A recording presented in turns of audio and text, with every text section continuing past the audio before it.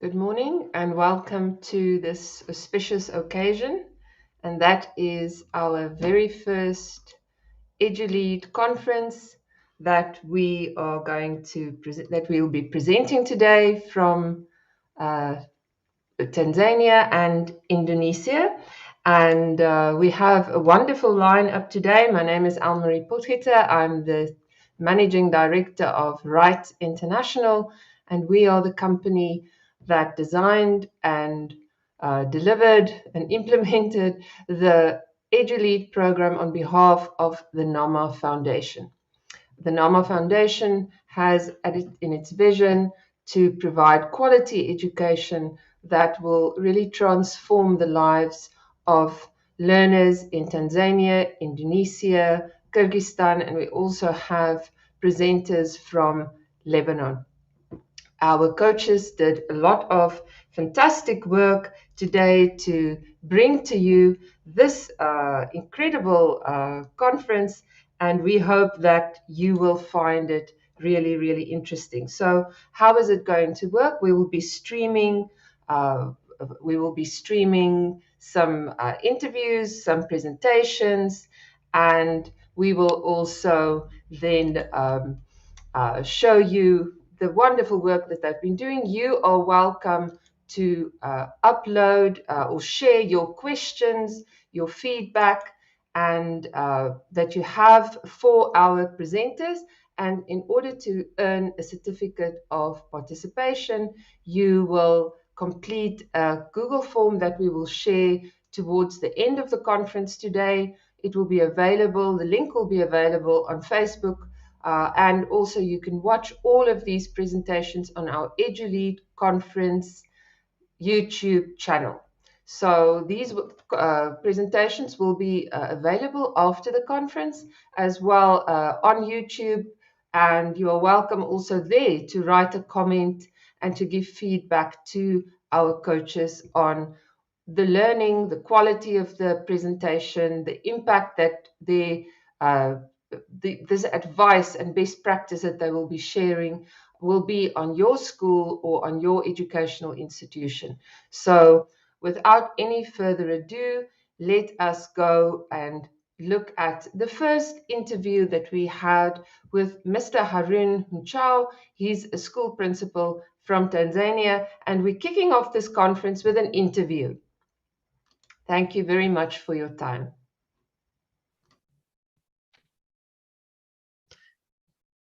Welcome, Mr. Harun, to the EduLead Conference.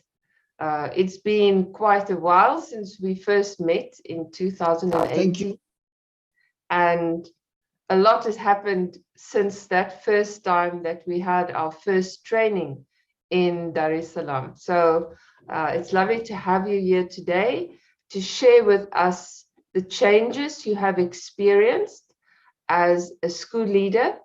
So Mr. Harun Mchao is a school leader from Tanzania, from Sirajul Munir Primary School, a very enthusiastic school principal and enthusiastic edu leader. So Mr. Harun, let's just quickly, before we start talking about all the topics, just tell us a little bit about how you experienced the EduLead program. Thank you, Madam Welmarie, Right International and NAMA. I'm so happy to be here today, and I think I have this opportunity of joining the EduLead programs through NAMA. I'm so happy because I've gained a lot. I've seen some of the changes in myself as a school leader after I've attended the EduLead programs. And for this matter, I can speak of communication skills, right? Communication skills in my side before joining EduLead programs. You know, I used to communicate with various people in my school, my staff members, the parents and the leaders, the way I thought that it was correct. But after I have joined this program, I found that there were some kind of things that I didn't do well. So in EduLead, I learned that when you talk to staff members, for example, first of all, you need to listen to them. Listen to what they want to tell you, and you discuss with them together so that you reach an agreement. Because sometimes you can plan, you can have your own plan and say, my staff will do this. That is not very good. The better is to go and talk to the staffs and tell them, I have this idea. What do you say? Then they'll give you their opinions. From there, you can discuss together and reach to an agreement that let us do this way. So the planning is going to be yours together. If it is a project, it is a project of everybody. So implementing it is not very difficult because everybody thinks that he owns that project. So this knowledge, I got it from EduLead. For the side of my employers, before joining EduLead, I didn't have the program of writing maybe reports and sending to them, maybe telling them that there is this problem. I was just waiting for them to ask me. When they ask me, I give them answers. But sometimes my answers are not working because maybe what they want is different from what I'm saying. So after joining EduLead, I learned that it is not until when you are asked.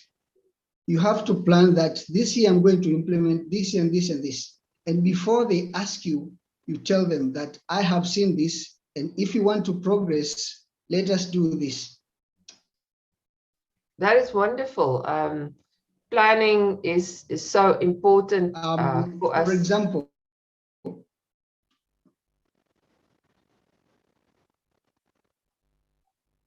yes. For example, if you want to decorate the school, okay, you sit with a teacher and plan.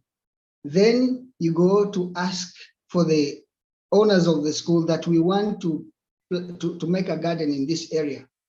So maybe they'll tell you, bring a budget, we set the budget there. After sending the budget, maybe they give you money so that you complete the project. But every step that you are doing, you have to give them information that I've started this, now I'm in the second step, now we have finished the project. So I am not waiting until when they come to ask me, because now I have learned that it is better to answer the questions before you are being asked. That's a good one for everybody to remember, Mr. Harun. Answer the questions before they ask you. It's being proactive, right? And Yes. looking at what you need and planning and getting stakeholder engagement. That is really important. So before you started with the EduLead program. Let's talk about the quality of teaching and learning in your school 4 years ago. What has changed and how did you manage to get that done? Okay, thank you. Before joining EduLead, in my school, you know, we have teachers, and I can say competent teachers, and they're going to the class. They find the children there, the students there sitting in the classroom, and they're sitting in rows. Every student is sitting in his own chair, listening to the teacher. And the teacher is the one who did all the talkings. The students were just listening. In the end, they are given an exercise to do.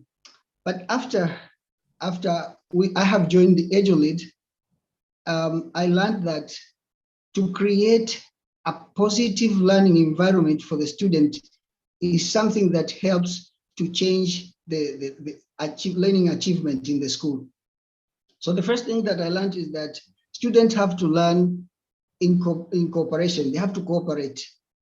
They have to sit in a group and the teacher just give them something, maybe a guidance that today, maybe we want to learn about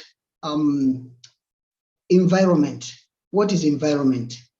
Now, when he posed that question, he gives the students in groups, a group of 4 or a group of 3, according to the size of the class. Then he let the students discuss, they think together, they share the idea, and then they share to the whole class. Then from there, students will have produced something that they own from their hearts, that this is what we have learned, this is what we have discovered. And the teacher will be there to assist them. If maybe something is not correct, then he will have to correct them. Okay. So the learning achievement from there changed, because before that, it was a content-based system of teaching. But now we go to competence-based, right? And the achievement, my school has improved a lot. The performance of the students now is going up, because in 2017, my school ranked in number 5 in the district. But in 2018, we went up to number 1. Then from there, 2019 and 2020, we went to number 2. So my school is going up every year. So I'm going to edit this bit out, Mr. Harun. You said they were number 1 and then they went to number 2. So people will say, but you're not going up, you went down. I will continue with this just now. Mr. Harun is going to explain to us how he has made changes in his school and all the amazing things that have happened. And would like to share with you some of the pictures and some of the incredible changes and things that have happened in his school during the last few years. So I'm just going to give me 1 minute. I just would like to share that version of this video with you, where I have added for you all these pictures and all the graphics that Mr. Harun has shared with us during his interview, which makes it so much more exciting to watch. So I would just like to let's start from this point. Listening to the teacher, and the teacher is the one who did all the talkings. The students were just listening. In the end, they are given an exercise to do. But after I have joined the EduLead, I learned that to create a positive learning environment for the student is something that helps to change the learning achievement in the school. So the first thing that I learned is that students have to learn in cooperation. They have to cooperate. They have to sit in a group, and the teacher just give them something, maybe a guidance that today, maybe we want to learn about environment. What is environment? Now, when he posed that question, he gives the students in groups, a group of 4 or a group of 3, according to the size of the class. Then he let the students discuss, they think together, they share the idea, and then they share to the whole class. Then from there, students will have produced something that they own from their hearts, that this is what we have learned, this is what we have discovered. And the teacher will be there to assist them. If maybe something is not correct, then he will have to correct them. Okay. So the learning achievement from there changed, because before that, it was a content-based system of teaching. But now we go to competence-based, right? The performance of my student has changed from where it was before joining EduLead, and now the performance has gone up. Before that, the school average was 176, which is the average of B. But now My school has gone up to 212, which this is average of A. Okay, so my student is, my school is ranking #1 in the district. That is fantastic, Mr. Harun. So let's talk a little bit more about positive environment. What are the things that changed for the students? So when they discuss in groups, do you also, I know your teachers use cooperative learning strategies, Yes. but a part of this positive environment, what else changes for the students? So before they were sitting in rows, listening to the teacher, and not feeling their own learning. What else do you think what skills have the students learned by learning like this that is helping them to achieve better in the exams? Well, another learning that they have learned for this time after joining, after I have joined EduLead and trained my fellow teachers, our students now have the thinking culture. You see, they are able to think and show their thinking because they are given opportunity to make their thinking visible by using various thinking tools. Okay, like graphic organizers, questioning. There is some different tools of thinking my teachers are using with the students, and now my students have changed. They can even write the stories. If they are given something to write about, they are capable of researching and writing stories that are maybe their experiences. For example, we took our children to a national park where they went to visit a national park called Saadani. They went there and teachers told them that we are going to Saadani. What do you think that Saadani is? So they started writing what they think they're going to see there in Saadani. Now, when they went there, they saw things they wrote down. Then when they came back, teachers asked them, now what have you learned there in Sadani? So before they were asked what they expect to see there in Sadani, and they went when they went to Sadani, they saw some things and they learned about the geography and it may be history also. They learned something like environment, and they saw animals, those carnivorous animals, herbivorous, they saw them practically. So they learned practically. When they came back, they wrote some kind of a research that we thought that Sudan was something like this and this, and we thought that we're going to see this, but now we have seen this, and we know that Sudan is like this. That is fantastic. So they are able to express themselves, they are using thinking skills. What has changed in the way that because we are talking about a positive environment, so giving students ownership of their learning, making them think and express themselves. Do you think the students are more independent now? Yeah, for now, our students are more independent because they have learned a lot on how to search for knowledge. They know how to search for knowledge. So if you just give them a topic and leave them alone, then after 30 minutes when you come back, you'll find that they are telling you something that maybe you didn't expect for them to say. So now they're really independent and they're happy because before that, when a teacher comes, students start shaking because some of the teachers were very harsh. But now even the teachers have changed. They have changed the way they deal with the students. Now students are happy. They can even learn by themselves. You just give them direction that I want you to do something like this. Do this. Research for maybe the sake of the insect.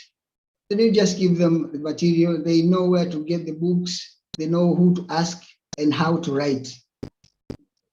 So that's quite interesting when you mentioned the attitude of the teachers have changed, right? Because how do you go about to change the, because this is a question that many people will ask us, right, after this conference. My teachers don't want to change. My teachers are still following the old method. It's so hard to get my teachers to change the way that they are used to teaching. And we know that in Tanzania now there is this emphasis on, really changing the way learning happens. So how did you get your teachers to change as a leader of learning? How did you make Yeah. this change happen? Well, I was able to make this change happen by doing the following. First, when I came back from the first module, I sat with my fellow teachers and I talked to them and I gave them the first training. From there, I discovered there are some people who accepted right away, and there were some people who did not accept it. So what I did, I I I I, I went to those who accepted right away, and I encouraged them that they can do this. So these were my like pilot.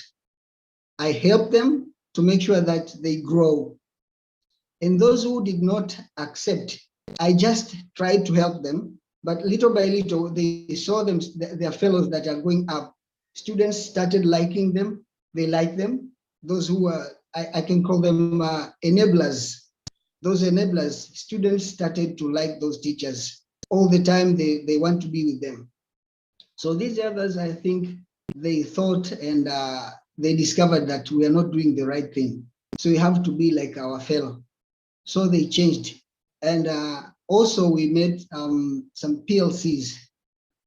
I mixed them. I know the blockers and the enablers, but in the PLC, the first PLC, I made it by myself. I chose some teachers that these three and these three, three blockers and three enablers, I put them together so that those blockers can learn from those enablers. And really this helped me because those blockers eventually changed and become like those others.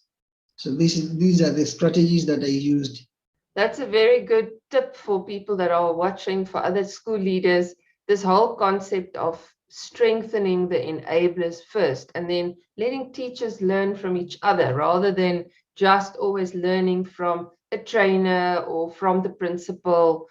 So how do you know, what is the role that monitoring and data plays for you as a school leader in knowing what's going on in the classrooms? Well, to know what is going on in the classroom, through the PLC, we started conducting learning walks. That's the first. So through learning walks, we were able to know what is going on in the classroom. And also we did some learning observation. Learning observation also helped us to know what is real going on in the classroom. But we did not end in learning walks and learning observation. We also interviewed the students. We interviewed the students. They told us what they are seeing there in the class, the way they are receiving teaching from the teachers. Are they happy or not?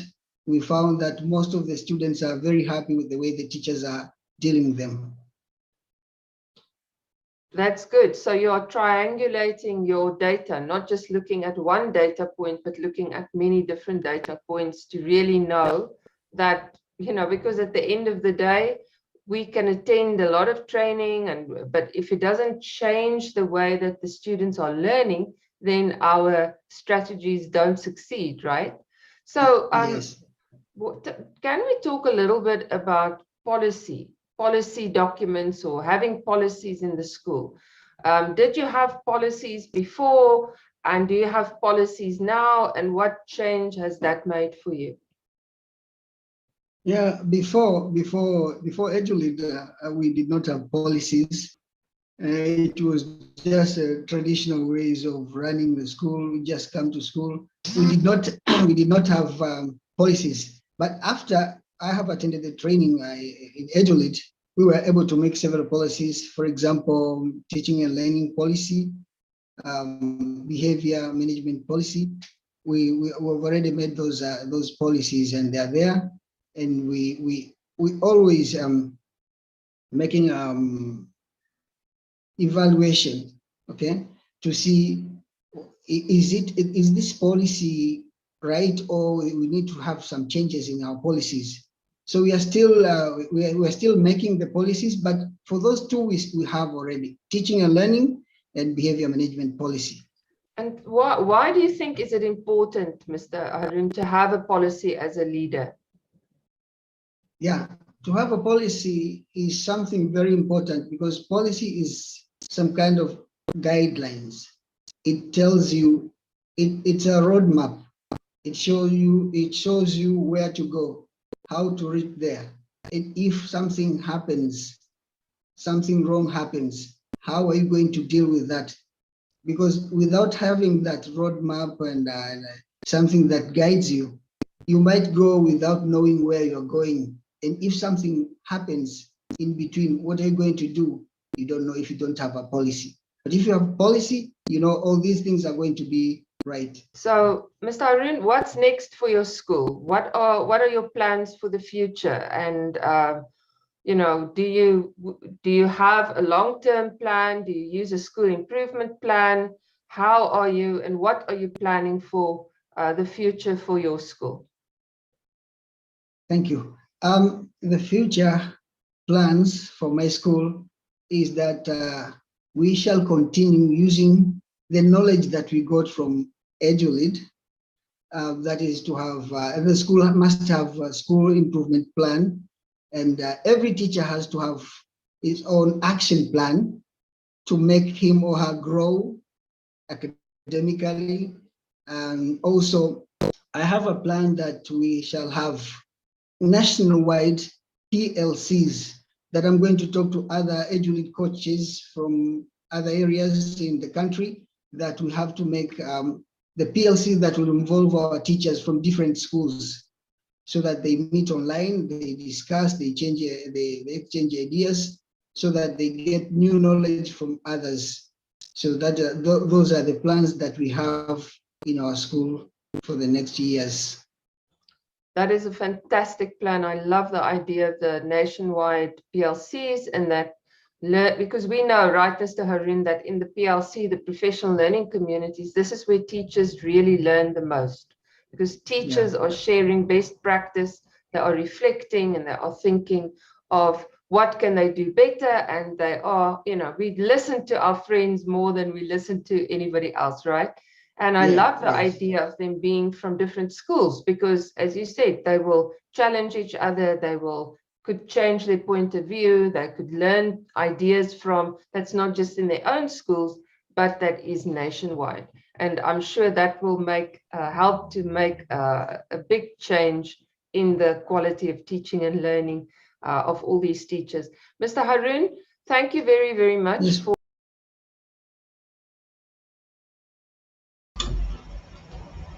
That was Mr. Harun.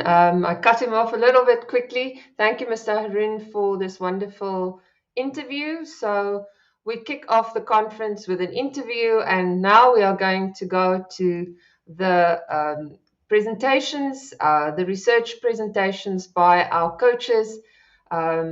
It's still early morning here in France, where I'm situated, so dark outside, but I hope that everybody are enjoying this, and that they will please keep note of the presentations that you're watching.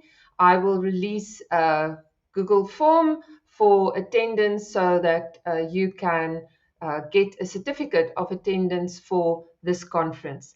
So our next presenter for today, or our first research presentation, is by Mrs. Amira Sanjar from Lebanon, and she will be talking about how she used data, how their school used data to improve grade one's reading skills. So over to Mrs. Amira. Hello, everyone. So this is Amira Sanjar, a teacher and a coordinator at Iman High School, Lebanon. Today, I will be talking about how data can be used to improve students' performance in general, and how data was used to improve grade 1 students' reading skills in particular. So let's start. The contents of this slideshow: first, there will be an introduction about today's topic, the research question, the theoretical framework which shapes this research, the inquiry circle and its 6 activities, the methodology used, the strategies and the activities that were implemented with the grade 1 students, the results of the action plan, and finally, there will be some recommendations regarding today's topic. So let's move on. James Baldwin once said, "Not everything that is faced can be changed, but nothing can be changed until it is faced." Actually, Baldwin meant here that we might not be able to achieve all our dreams of change, but that change can't happen unless people collectively acknowledge that there is a problem. So we might not be able to have any change, we might not be able to achieve all our dreams of change if we are not able to acknowledge that there is a problem and to find out more about this problem. So referring to this saying, and because I strongly believe in this saying and this quote, actually I decided to solve the problem that I faced last year by collecting data in order to know more about the problem that we were facing in grade 1, thus finding a solution for this problem. So this study actually was inspired by EduLead Benchmark 4, Indicator 4.1, which is about collecting, analyzing, and using data, which I have learned a lot about throughout the EduLead program. Sometimes some decisions are made depending on emotions and rancor, and this is absolutely wrong. So in data-driven schools, data-driven decision-making is something substantial for school improvement. And it is about collecting and gathering data in order to find out whether this school is achieving its purposes and its vision. And in data-driven schools, the principal works side by side with the teachers, with the parents, and with the administrators to ensure that all the students achieve and that they are all striving towards a common goal, and whether this goal is being achieved or not. So in data-driven decision-making, data provide us with a quantifiable proof, which will keep the emotions and the rancor out of the process, which is something very important. So referring to what is mentioned, taking into consideration what is mentioned above, and because I strongly believe in data-driven decision-making, I decided to solve the problem that I faced last year with the grade 1 students by collecting data from different stakeholders, using different resources and different methods in order to help the students improve their reading skills, which was something very important before they get up to grade 2. The students were unable to read short texts fluently, although we were in the middle of the school year. So I had to find a solution for this problem with the grade 1 teachers, and I had to collect some types of data in order to help me solve this problem. So in general, in this research, we are going to talk about the effect of data-driven decision-making on grade 1 students' reading skills at Iman High School. Regarding the theoretical framework, actually, although data-driven decision-making is a buzz phrase in educational leadership today, it has deep roots and deep theoretical origins in the organizational theory literature on continuous improvement and learning curves. According to Zangul and Cantor, continuous improvement unceasingly strives to improve the performance of production. And the learning curve is a mean that observes and tracks that improvement. Actually, in the learning cycle, in every period of the learning cycle, the management has to take an action in order to improve the process and to observe the results. And thus, this will help more to learn more about the process and to learn more about the ways to improve this process more and more, furthermore over time. Moving to Mitchell and Herman, which they also talked about data-driven decision-making. And actually, according to them, data-driven decision-making enables the school leaders and teachers to use data to understand the students' academic level and to know where their students are and whether they are achieving their goals or not. It also enables them to establish a targeted, responsive, and flexible action plan. And actually, this action plan has to be flexible because we are going to monitor those actions while we are implementing our action plan. And we have to find out whether we are achieving our desired outcomes. And if we are not, then we have to change some of these actions in order to achieve our goal. Now, in order to talk more about collecting, analyzing, and using data, to explain more about that, let's have a look at the inquiry circle and its 6 activities. The inquiry circle was developed by the Amberg Institute for School Reforms. And actually, it has 6 activities, and all of them are essential. None may be omitted. It starts with defining the questions and ends with establishing desired outcomes. So first, the school has to define the questions. Those questions will be answered by different stakeholders. And once answered, data will be collected and organized. And we have to make meaning of this data and make sense of this data, else this data is useless. And when collecting and organizing data, this will help us show the gap in the students' performance. And consequently, this will help us to set an action plan, and actions must be taken. Those actions have to be assessed and evaluated on an ongoing basis. And finally, we have to look at the established desired outcomes and whether those outcomes have been achieved or not. And we have to measure the percentage of the performance of those outcomes in order to know whether we have to set another action plan or whether we have achieved our goal. In my action plan, actually, I used 3 tools in order to collect data to help me solve this problem. Tool 1, it was a Google Form survey for the teachers. Tool 2, it was a Google Form survey for the parents. And the third tool is a self-evaluation marking sheet for the students themselves. And I'm going to show you some sample questions and some samples regarding these 3 tools in the coming slides. So let's start with the first tool, which is a Google Form survey for the teachers. Actually, at the first step in my action plan was to conduct a PLC meeting with the teachers, with the grade 1 teachers. We discussed the problem that the teachers are facing, and we agreed that grade 1 students actually are facing a problem and they need to improve their reading skills. So I also prepared a Google Form survey for the teachers to help them acknowledge or recognize maybe some of the strategies that they have not been implementing in the classroom, and that might help them to improve their students' reading skills.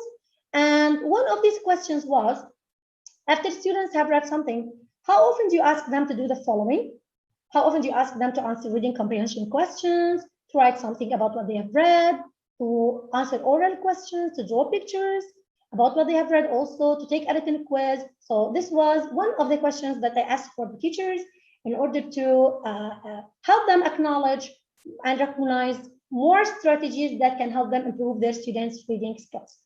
Regarding the parents, and as I said before, I engaged all the stakeholders in my action plan, and I collect different types of data from different stakeholders. I sent a Google Form survey with 6 statements. Your child can identify the sounds corresponding to the given vowels and consonants. Your child can decode and blend 3-letter words. Your child can apply strategies to decode unknown words. Your child can read sight words easily. Your child can read first grade texts fluently. And your child can read independently.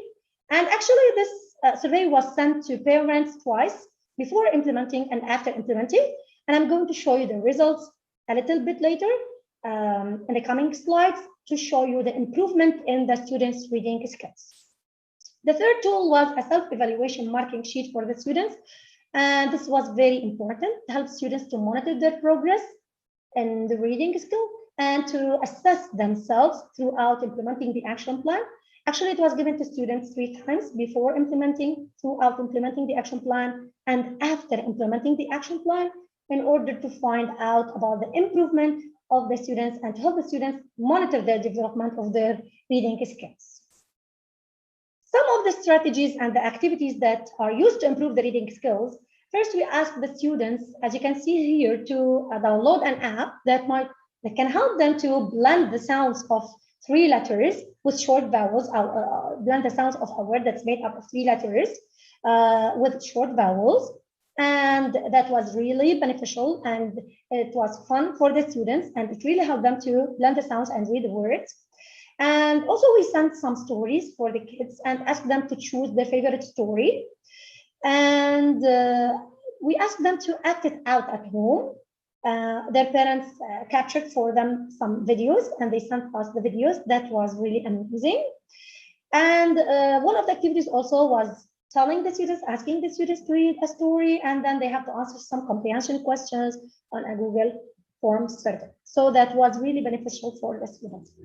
These are the results of the Google form survey before and after the implementation. As you can see, regarding this sentence, your child can identify, regarding this criterion, your child can identify the sounds corresponding to the given vowels and consonants. Strongly agree was 36%, it became 54%. And strongly, for example, here your child can apply strategies. Here, for example, your child can decode and blend three-letter words. Disagree, it was 9%. Here, we have nothing. So this shows the improvement of the reading skills. Your child can apply strategies to decode unknown words. Here, for example, your child can read sight words easily. It was 42, it became 54. And here it was, your child can read first grade text fluently, it was 92, it became 33. And here your child can read independently, it was 45 agreed, and it became 57% agreed. This was not the only tool to recognize or to identify whether our students are achieving their reading skills. Also, I asked the teachers to take some reading scores before and after implementation. We can see here, for example, grade 1A, the average of this class regarding reading was 72 before the implementation, and it became 82 after the implementation. Regarding grade 1B, it was 83 before implementing the action plan, and it became 86 after implementing the action plan. And this can really show us how students were really encouraged to read. And regarding grade 1C, the average was 85, and it became 89 after implementing this action plan, thus showing us the improvement of the reading of grade 1 students' reading skills. At the end, I would like to have some recommendations for you. Actually, while collecting data, try to use a multitude of strategies to analyze this data.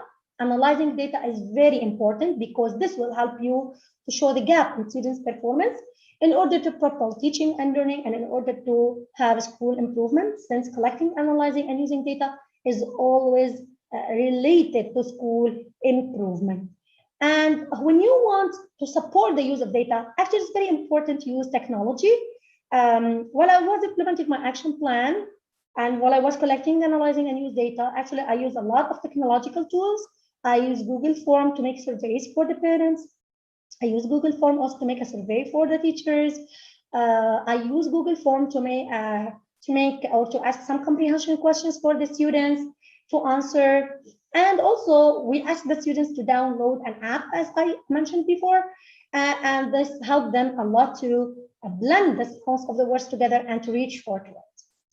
It's very important also to engage the school community, teachers, parents, and students, and getting different types of data from them. This will help you to analyze the strengths, the weaknesses, the threats, and opportunities, SWOT, for school improvement. Finally, it's very important to collect different types of data from different stakeholders before making your decision.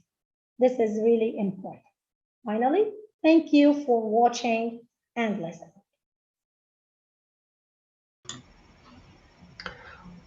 What a wonderful presentation by our amazing coach from Lebanon.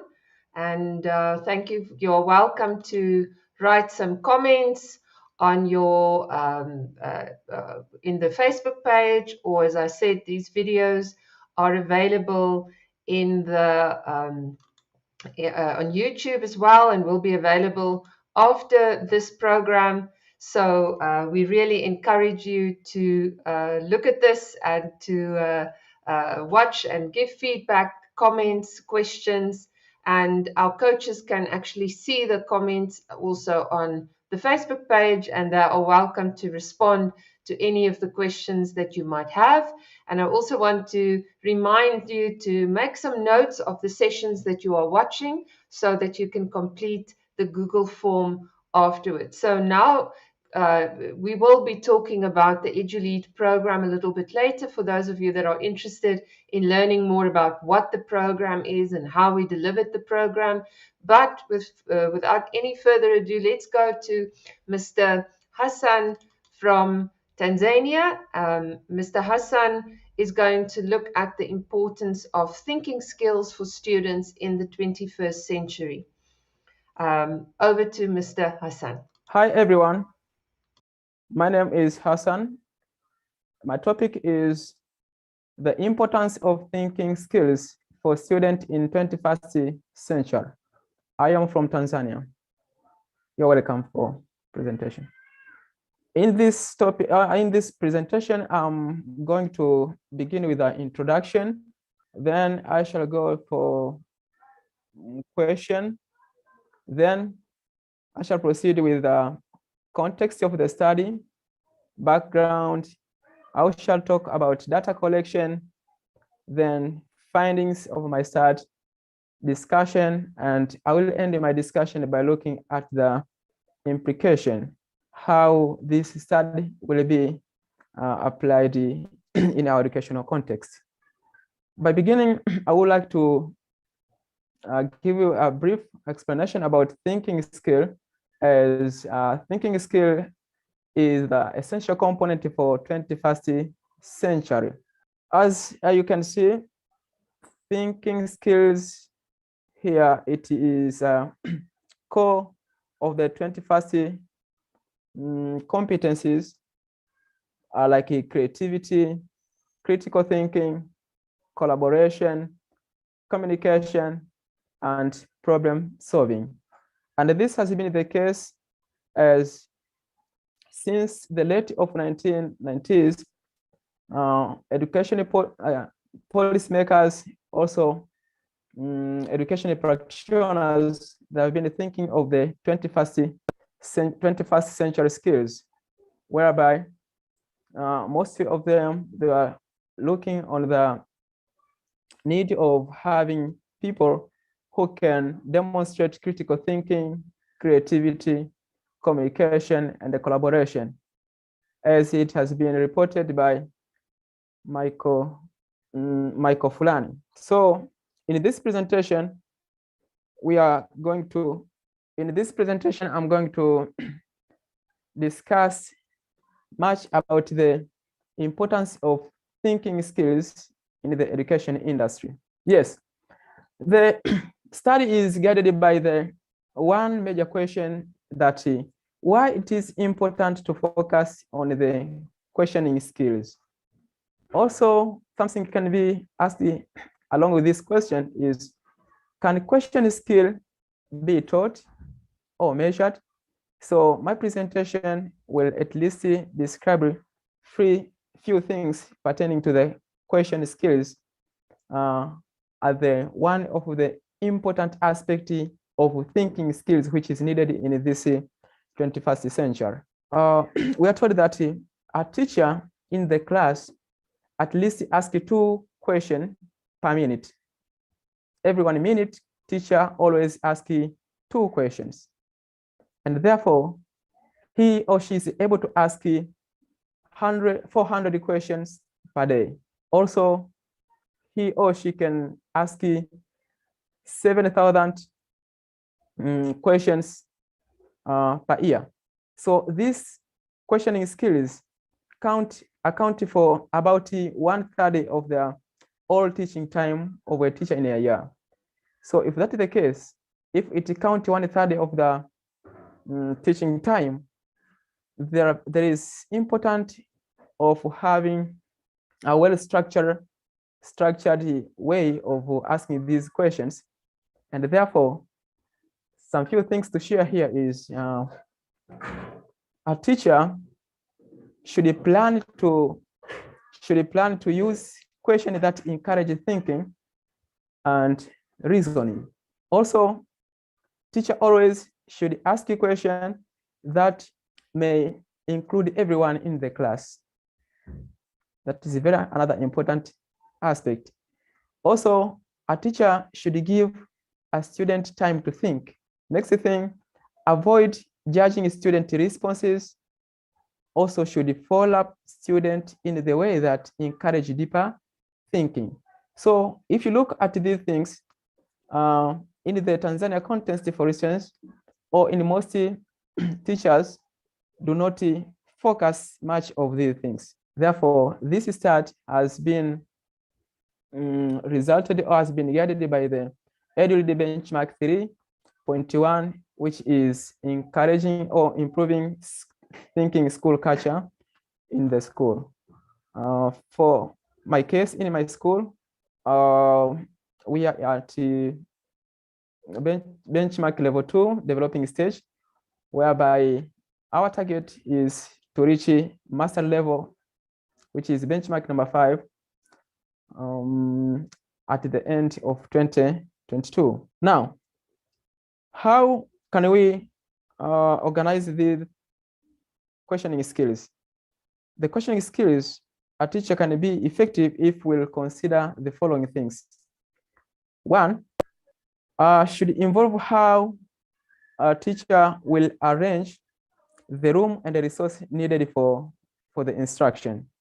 Also, how he introduces questioning session. Next thing is how he or she establishes ground rules, plan first question that he will use, also give thinking time.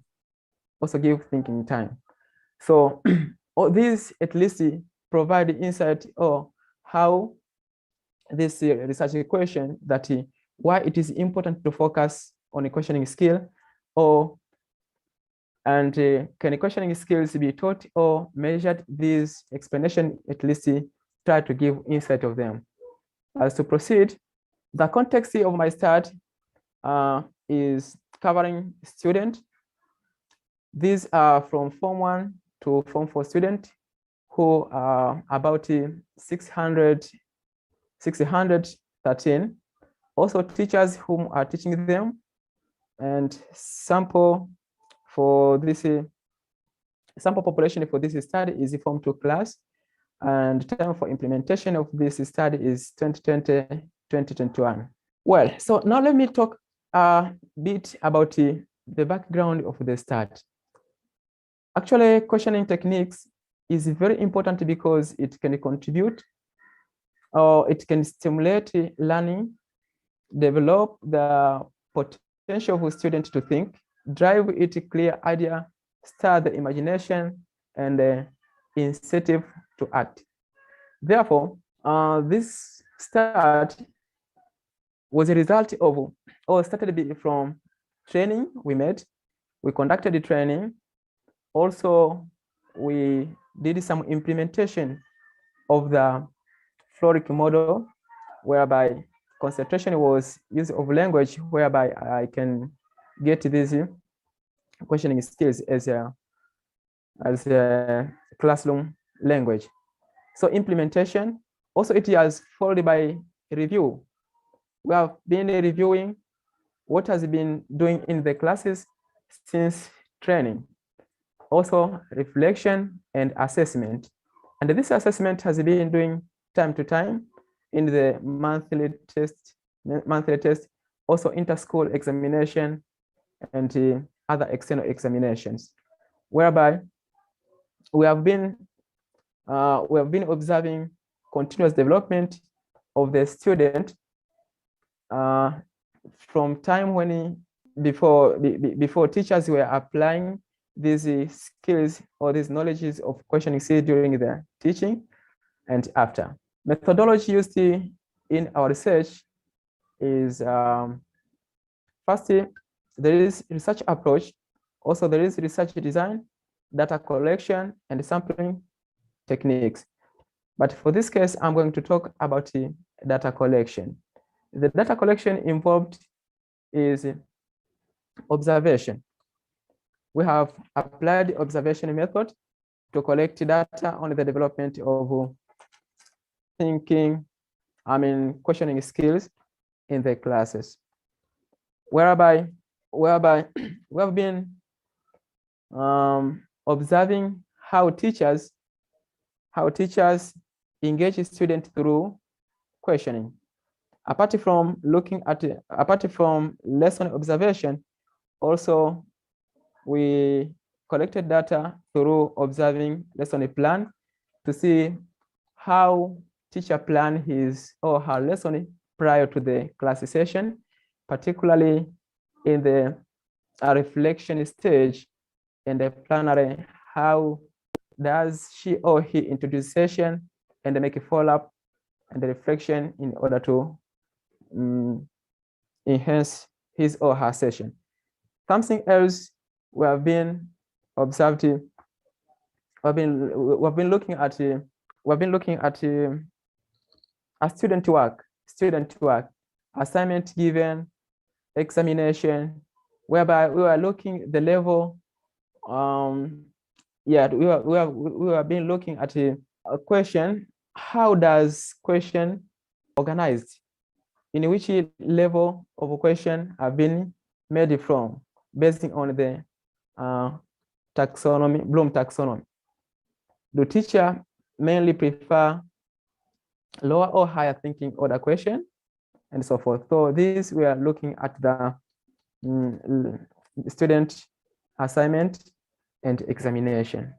Well, so when we were observing teachers' lesson in different classes, we interested in looking at the following area, or looking at the following questioning strategies. One, it was waiting time. To what extent do teacher allow student to think? How long do teacher allow student to think of the question shared? And what gesture do teacher use as to guide the student to think about the concept shared? Something else, it was safe to fail. Is there any positive climate? Do students feel safe if we commit mistake as part of trying to find a solution for the question? Also, we are looking at the way teacher encourages students to attempt questions. Also, we are looking at the follow-up. How do teacher making follow-up about it, student response? Next thing is model the type of answers. Do teacher giving a model answer to student? And the next is the kind of feedback or response do teachers were giving to student. The level of mirroring, where they, where teacher able to do mirroring. That means to connect the student response and his or her explanation as per clarification. Also, the way teachers were using 5 whys as a probing, like what, why, what if, what if for, how does it, and things of such kind. So we were interested much on how do teacher organize the questions to drive the session, And therefore, we were examining here in the probing and assessing the way teacher is able to ask a question of different purpose, like a question which is seeking for clarification, question which is seeking for reason, question which need for more information, and so forth. Well, so the study was conducted, learning observation was involved 26 students, 26 teachers.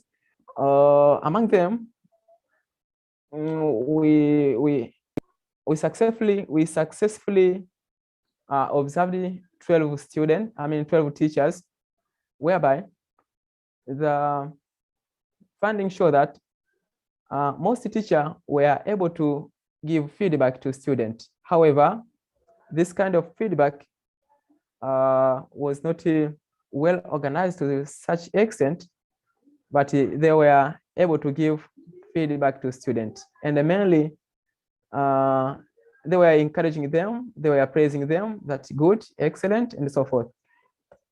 But there was a lack of constructive feedback, especially on what students should do to improve the level he has reached. But another area where teachers were doing good is waiting time. They were able to give a student time to think for their for the response. Also, safe to fail. This is not much done with many teachers. Also, to model answers. Most teachers were neglecting this part to model the answer, to show the way student how to approach the question. So here is a pie chart which show the percentage practice of the questioning strategy by the most teachers whom we have observed. This is pie chart, and up here is the same presentation, but this is organized in the chart, and that is pie chart. So this start has come with the following discussion. Actually, because the study began with a training to teachers, so we have come to realize that it is not easy to change practice in teachers' performance, because most teachers they have their own experience. So it has been difficult for them to adapt the changes, especially to include these different ways to engage a student through questioning. Also, teachers rely on inclusive type of question. That means these skills, these questioning skills, are very rare used in the class. Teachers, in most cases, use inclusive question, where there is no probing to seek deeper understanding from the student. Questions that require higher order thinking during session are least asked despite training. And this has been reflected on the review activities and the reflection. When we were observing, we could see that the teachers do not use the higher order thinking question in the reflection. Also, the practice before training impacted after training performance to some subject. That means there are some a slight changes or improvement in some question, that when you look at the performance of a student in both academic performance, also in the social context,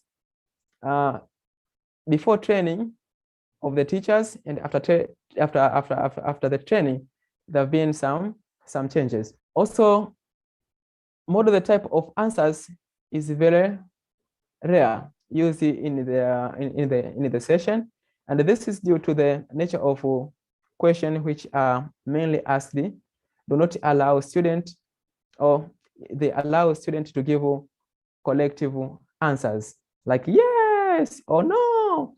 That means teachers do not individualize.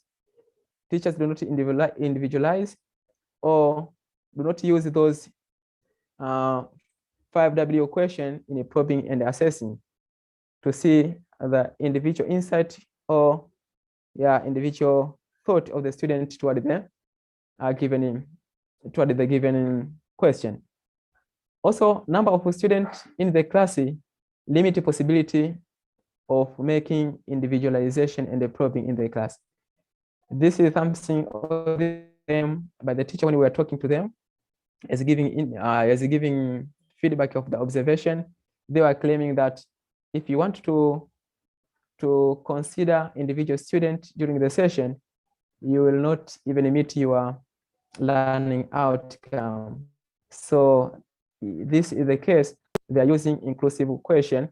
Mainly, they're asking whether students have understood or not. And students mainly either they keep quiet or sometimes they reply by saying yes. Well, so this study has some implication. One of them is to minimize the gap between teacher and the student during the session, because if teacher will not use the effective questioning strategy, there is a possibility of most students left behind. That means they don't feel that they are part of the session. They just keep watching and wondering what is going on. But if teacher will adopt these questioning skills, will enable to engage most students in the session. Also, another implication is that our school should review teaching policy, also to customize the session flow according to the need and the background of the student. Because when looking at the lesson plan, teacher do not customize those lesson plans. So they should customize and include some important things regarding to the questioning techniques in order to drive their session. Well, so to end up, I'm having some few recommendations as per questioning techniques. It is one, in order to improve thinking school culture, there should be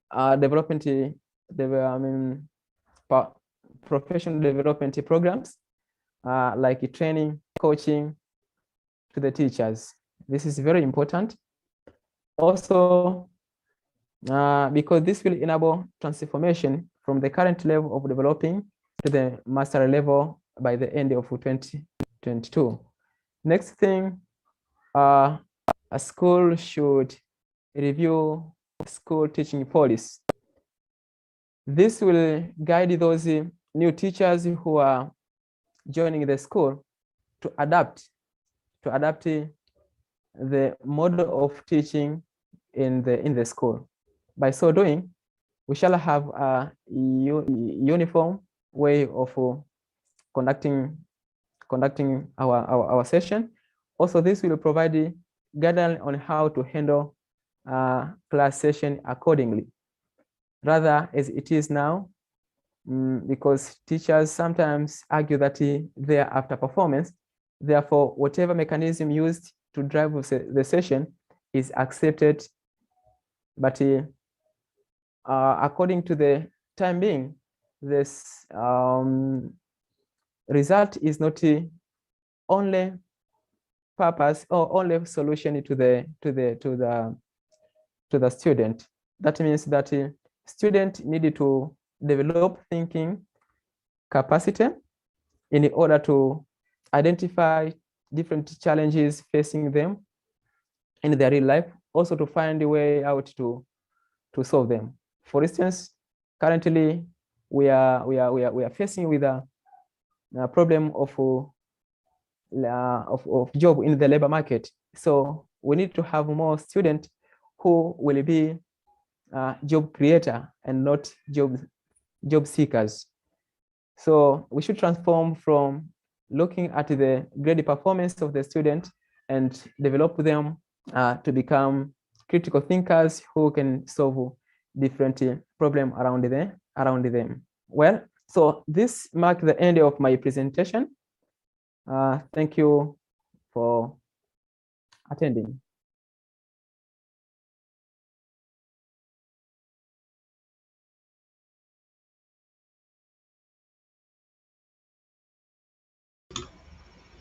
Thinking skills have always been really important to us in the EduLead program, and it is delightful for me to see how the coaches are transferring the knowledge from the modules that I've attended to actually really looking at how it is transforming practice of teachers in schools. And it is essential to measure the impact, to measure the change, and use that data to inform the decisions that you make in your school improvement plan as well as all the plans that you have to promote learning in your school. So now we go on to one of our coaches in Lebanon, Dr. Amal Farhat. And Dr. Amal is a teacher trainer, and she works at the university, and she also supports schools. And she's looking at how does training really transform teacher practice. So a very, very interesting session. And let us listen to Dr. Amal.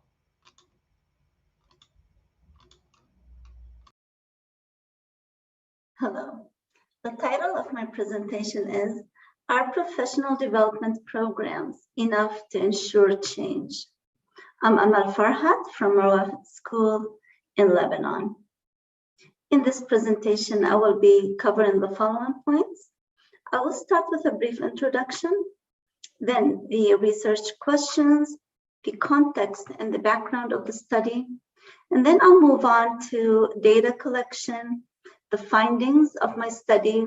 I will have a discussion of these findings, and I will end with what these findings imply for educators and practitioners. First, professional development is usually done by schools in order to improve the quality of education. And schools, they have high hopes from professional development, and they hope to improve practices for the purpose of improving students' outcomes and achievement. Now, a lot of the times, professional development becomes synonymous to teacher training.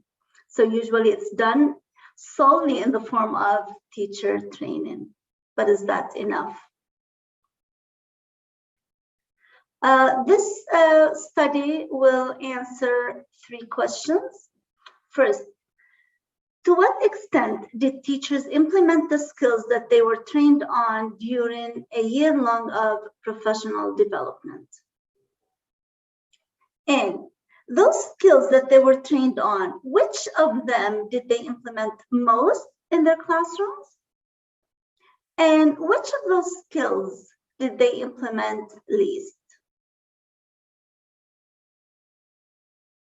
The context of the study, it was in a K-9 school. It's a small school, and by small we mean less than 400 students. Everybody was involved in the training, in the professional development program, and in the data collection. All the teachers and all the coordinators of all subjects. The professional development program took place in 2018, 2019. To test the impact of that program, we did that in 2019 and 2020. Now, at the time of testing the impact of the professional program, the professional development program, Lebanon had undergone major events that impacted education and school attendance.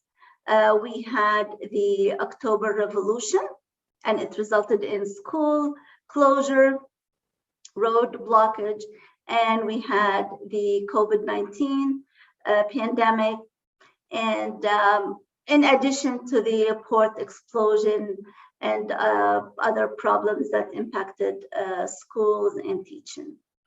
A little background of the study.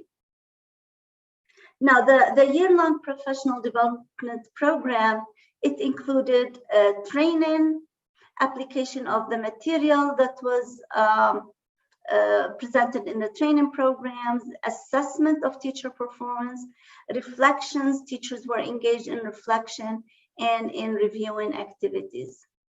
Now, each of these was done in a cyclic manner, and the year-long program was done, consisted of 4 cycles that ended with summative evaluation.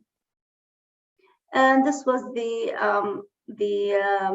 framework or the structure of the professional development, with the consultant overlooking the whole process. We had the trainers, we had coaches coaching groups of teachers.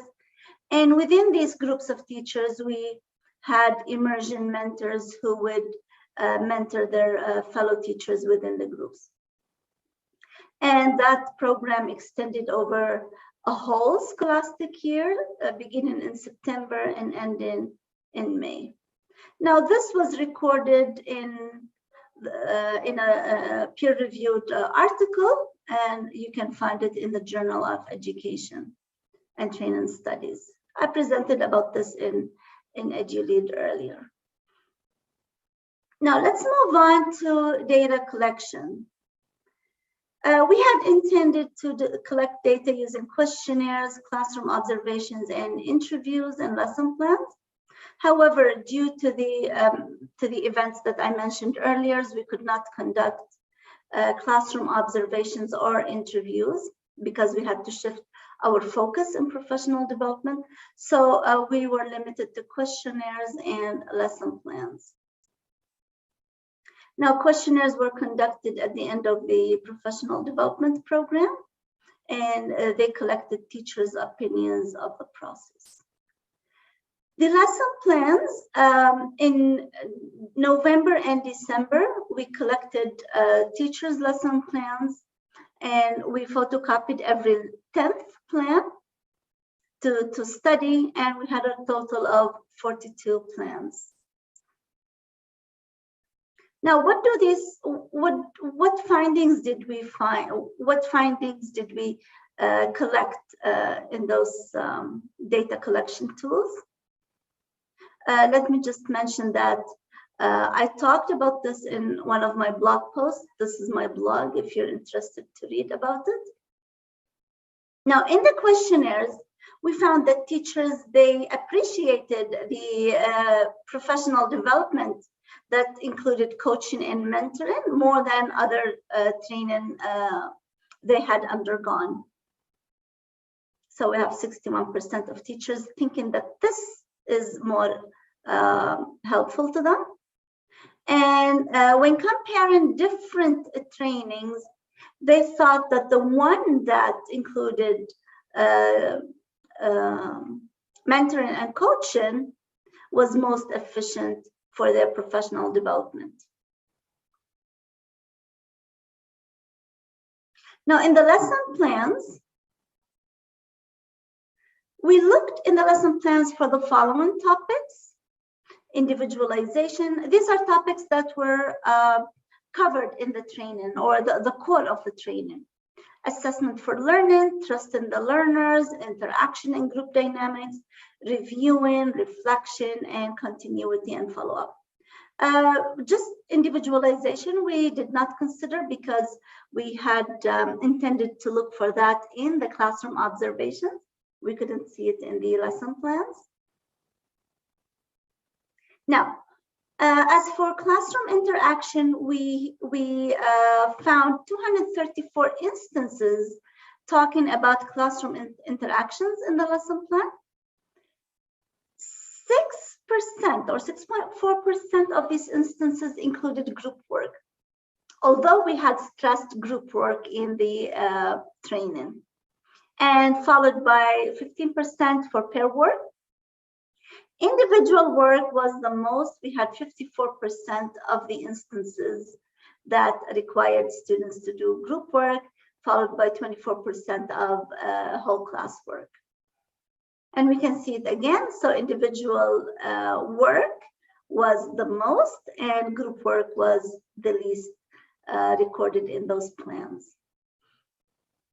If we move on to reviewing activities, we had stressed 3 types of reviewing activities. Now, bridging activities are those that take place at the beginning of the class. We had 33% of those. We had end of class reviewing activities at 67%, and we had 0% of reviewing activities within the lesson, although this was stressed during the training. Now, it's important to note that our lesson plan template in Arabic and in English, it specifies that there should be a bridging activity or reviewing at the beginning of the lesson and reviewing at the end, post-lesson. But we don't have a space allocated for during lesson reviewing activities in both templates. So that's why probably we don't have, we didn't see it in the lesson plans. Assessment for learning was mostly done in the form of quizzes, exercises, and answering questions. Just a little bit of games, word storm, and tossing the ball. These were introduced in the training. Now, this table summarizes the findings. So we talked about reviewing, we talked about assessment for learning. Trust in the learner, we had 19 instances. And they were in the form of discussion, social events, independent application, and presentation. We had 0 instances of reflection where students were required to reflect. Continuity and follow-up were only in the form of homework or assignments. Now, to discuss those findings, we say it's not easy to change practices. The practices that we already do, it's not easy to change them because these are fossilized in the teacher's performance, because that's how they learned as students, or maybe because they've been doing them for such a long time. Teachers tend to rely on activities that they are accustomed to, although they undergo long professional development programs, but they tend to do things in the way that they are accustomed to do them. Now, practices that require higher order thinking are least implemented. So that's why we had 0 instances of reflection activities. However, we had a lot of reviewing activities in the lesson plans. Practices before the training impacted practices after the training. So reviewing activities that are in the form of bridging and end of the lesson activities, these were already done before the training. Now, we introduced during lesson reviewing, and these were not abided by. So things that teachers already did before, they tended to keep on doing them after the training. Visual reminders are very necessary to implement new practices. And this could be, this is deducted from the fact that we have bridging and reviewing activities in the pre and the post stages of the lesson plan, and teachers, they abided by these. However, they did not do a during lesson reviewing, and it could be because they didn't have that visual reminder in the lesson plan template. We assume that training that is followed by coaching and mentoring to result in better teacher performance. And what we recommend for practitioners and educators is that not to rely on self-reported data. So sometimes we report that things are going so well, but in actual performance, it does not, that's not reflected. Although it's important to collect such data, but we should not take it as actually what is happening in the classroom. Pedagogy and theory should be integrated in training. So it's not enough to just equip the teacher with activities. They should understand the pedagogy and the theory behind those to ensure better implementation. Coaches need pedagogical knowledge to use during coaching. So although we had assigned coaches to coach groups, we believe that those coaches, they needed more training on how to coach. Data about performance should be continuously collected. So sometimes we do those excellent professional development programs and we think everybody is happy and we're happy. But we need to collect data to see if these programs are actually impacting teachers' performance and students' achievement. Teachers as learners can benefit from feedback on their practice. They need to receive appropriate, constructive feedback from others, and they need to reflect on their own work. Visual reminders we found that are very necessary to remind teachers of necessary practices. It could be in the lesson plan template. It could be in an infographic you have in the teacher's room. It could be in a poster you have in the hallways. Visual reminders are always a good way to remind us of what to do. And that's it. Thank you very much.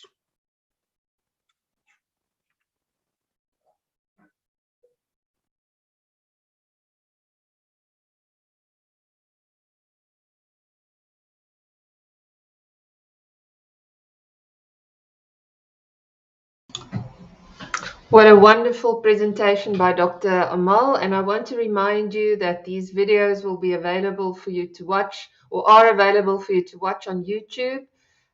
You have to at least attend 3 sessions, complete the form that we will share on the EduLead page for you to access or to get your certificate today.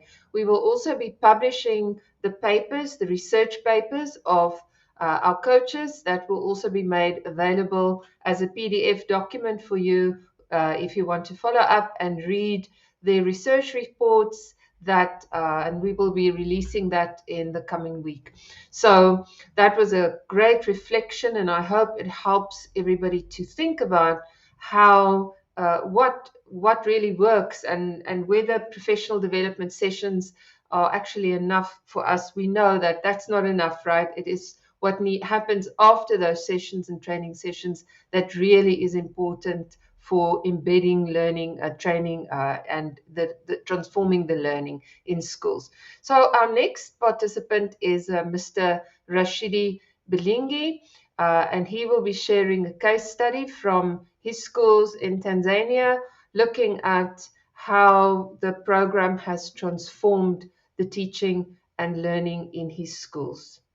Thank you, Mr. Rashidi. Hello, hi everybody.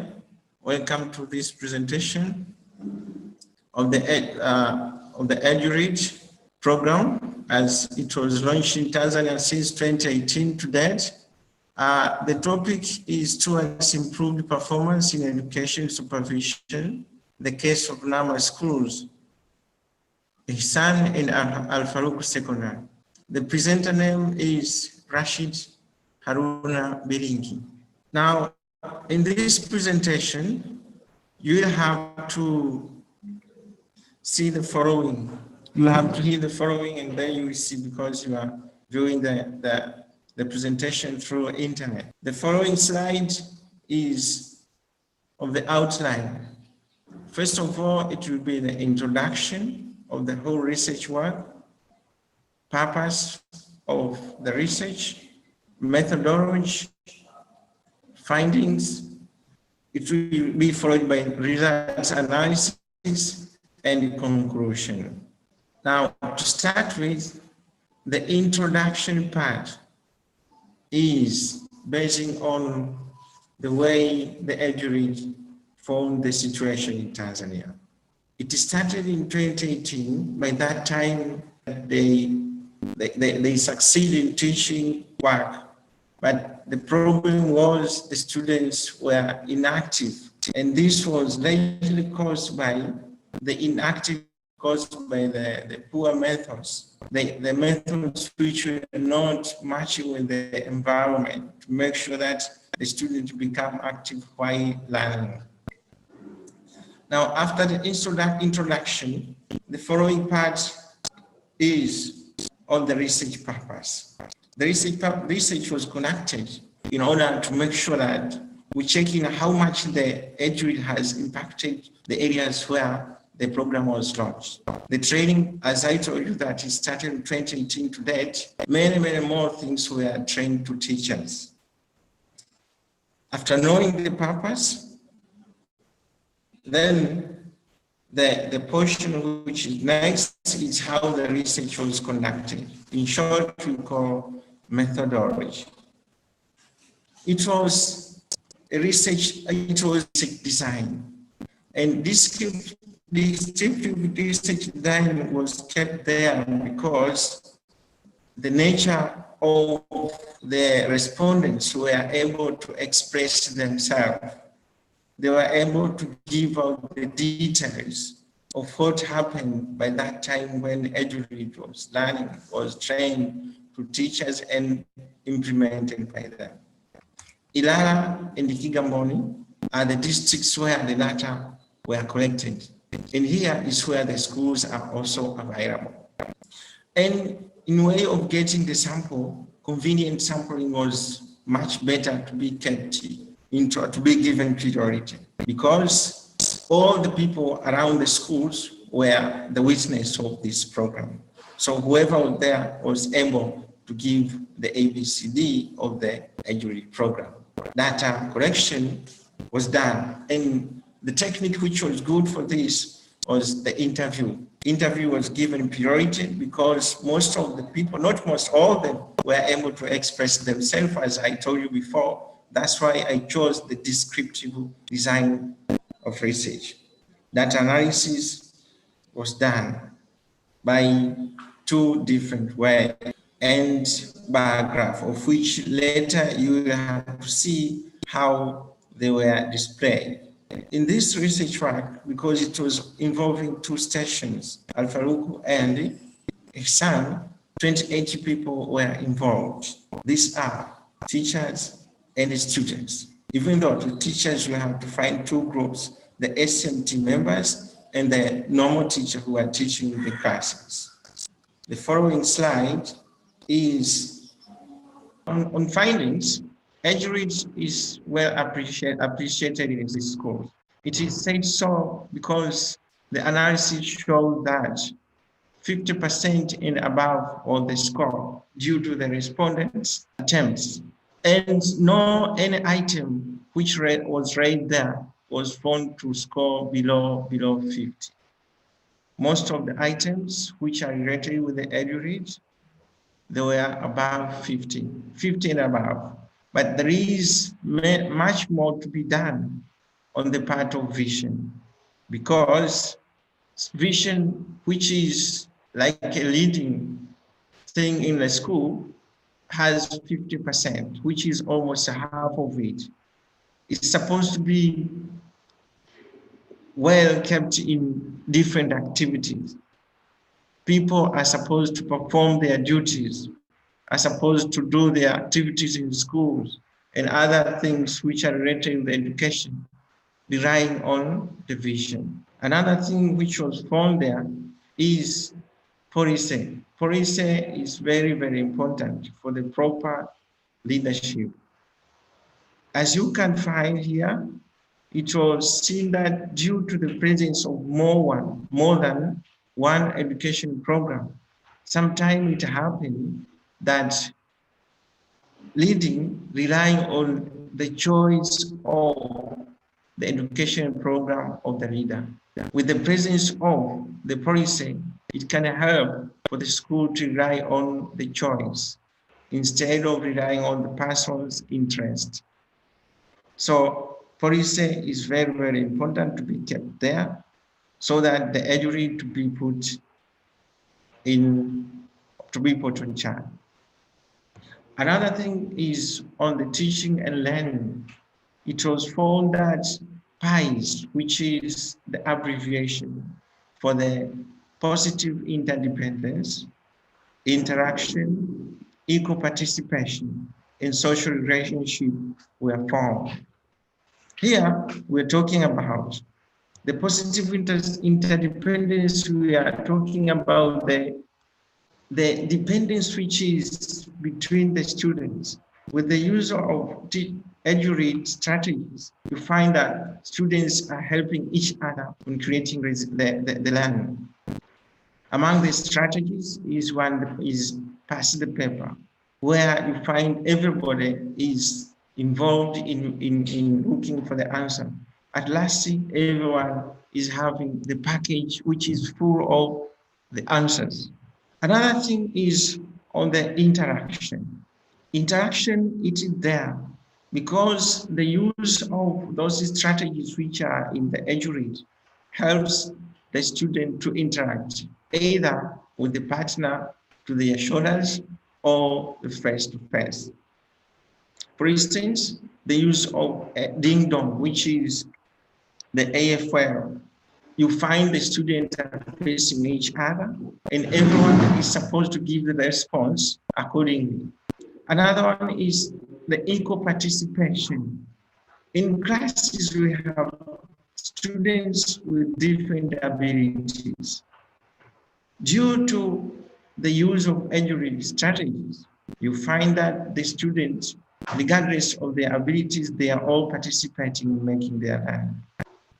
The slow learners and quick learners all are involved because everyone is depending on each other. So now no one is dominating the group or no one is kept silent waiting for the answers to copy. Another thing which is also very, very valuable is social relationship. As you know, relationship creates a lot of things positively. With the use of EduLead strategies, there is very strong relationship which is created by those methods. For example, the use of teaching time. You find one student help another person to learn from him. A person is explaining on a certain concept, while the partner is listening on him or her. At last, the role is exchanged. You find the one who was listening also learn from another. So they all participate here. You find social relationship. And after findings, here you find the next slide, part which is also findings.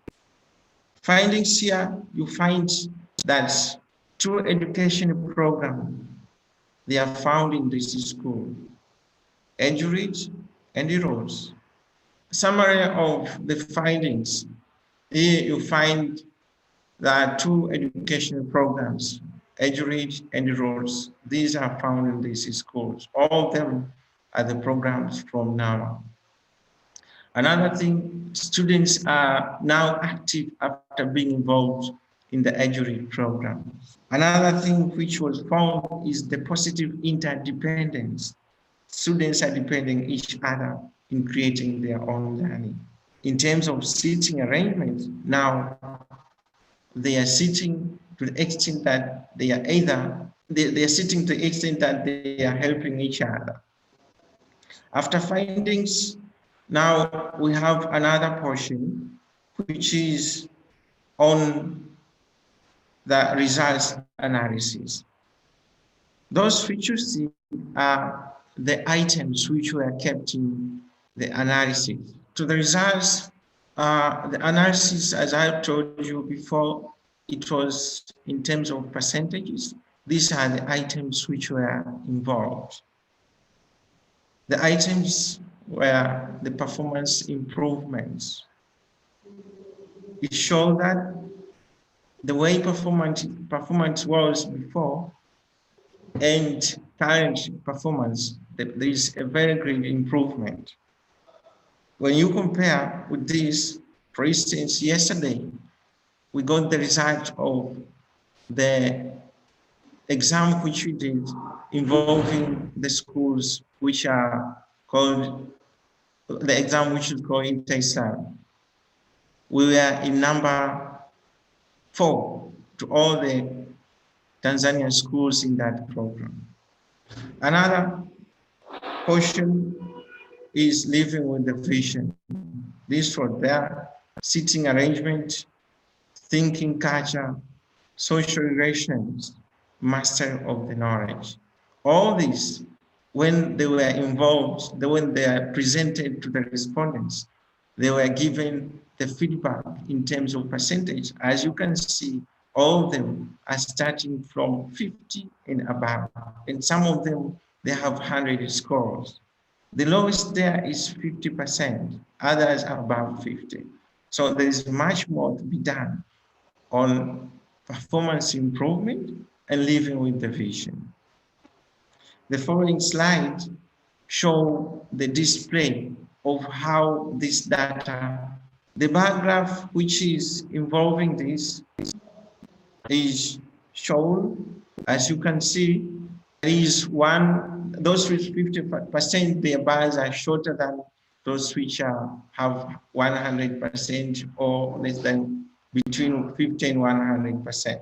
To a large extent, I can say EduLead has done a lot to make changes in our schools. Leaders, students, and teachers are all benefited with this program. And at last, results here, I have already explained these results. You can see the bars. The last part, which is on the conclusion, due to the fact that all the components which were presented are well accepted, strongly agreed by the respondents, the EduLead program is better to be taught in teachers' colleges, so that when the teachers get out of the colleges and go to the schools, they teach this strategy to make the students active, well involved in making their learning, and many more benefits. In fact, the strong point with this is on that which we say the presence of PIEs, which is presence, positive interdependence, which stands for P, I, interdependence, then E, equal participation of the students, E, social relationship. The presence of all these helps learners, students, and teachers as well to enjoy the learning. Thank you for your passions. Thank you for listening. Welcome back the other day when I'll be doing this, if God wishes. Best wishes on your side for spending much of your time listening to me. Thank you. Thank you, Mr. Rashidi. It's so encouraging to see that the program is making changes in your school, and we will give a short presentation about, for those of you who are interested in how the EduLead program is actually constructed and how it affected change across all the various schools. Now, we have one more presenter from Lebanon, that is Doa Arnous. After Doa's presentation, we will have show you a short introduction on the NAMA Foundation by sharing what the NAMA Foundation's vision is and what they are doing to promote learning and quality outcomes for people across so many different countries. And then we will also have a presentation by Mr. Suleiman from Tanzania, who will be presenting about what NICE Tanzania is doing and the future for the NICE Tanzania organization. After that, I will be presenting something short about the EduLead program, and we will then continue with our research papers. Again, a reminder for those of you that might have only joined just now, the videos of all these presentations are available on the EduLead program YouTube channel. You can view the presentations there, and you can also please write some comments underneath, to encourage our speakers.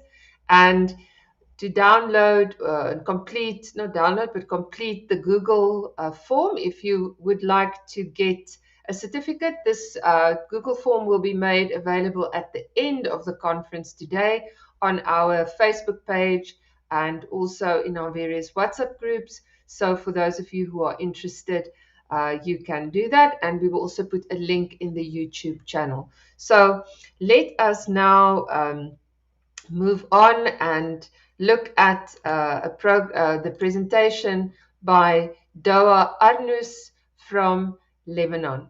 She's a kindergarten teacher and has demonstrated that the Think the strategies that we implement in the EduLead program can also be implemented across all age groups. Her focus is on the efficiency of differentiated practices, and she reflects on, does it really make a difference?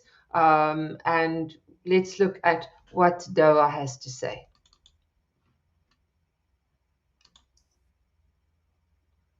Hello, I'm Doha Arnous, a passionate kindergarten teacher at Al Ufuq Al Jadid School, Lebanon. Today, I'd like to share with you my story with differentiated instruction. In this presentation, I'll be sharing 1. Why there was a need to panic. 2. What's the question to be answered. 3. What did theories tell about differentiation? 4. How was differentiation conducted? 5. What were the findings? And 6. What did the findings mean? In fact, it all started in my classroom when one day, one of my students approached me and said, Ms. Doha, I feel bored. The activity is really boring. Can I do something different? And I went like, what? I wasn't able to believe what he was trying to tell me. That's because I've never ever expected that one day one of my students would give such a compliment. And this maybe because I've always thought I design very good plans for everyday's activities. Rethinking about it, let me believe that something has to be done in a different way. I need instructional strategies that will help me reach all my students and will help all my students reach their full potentials. In the EduLead program, benchmark 3, leading culture, differentiated instruction received much attention as a possible strategy. Tomlinson, known as the guru of education, stated that differentiation is crucial to provide quality education while meeting students' different needs at the same time. Tomlinson believed that effective educational strategies are guided by the differentiated instruction approach. Differentiated instructional strategies were developed to enhance the learning of students, but little is known about the relation between differentiation and the better achievement results. Throughout this project, I will be looking for an answer to the following question. Does incorporating differentiated instructional practices lead to significant increase in students' achievement in the kindergarten classes? As we move into theories, it is important to mention that differentiation started as a criticism to the one-size-fits-all approach, where two extremes of students, the high and the low, are not appropriately challenged. In 2006, Salinger stated that teachers who practice differentiation are sensitive to the developmental differences among the children, and thus they plan, teach, and arrange the classroom environment in a way that accommodates each child's unique needs. In her study in 2008, Luster wanted to determine the most effective instructional strategy in an inclusive classroom.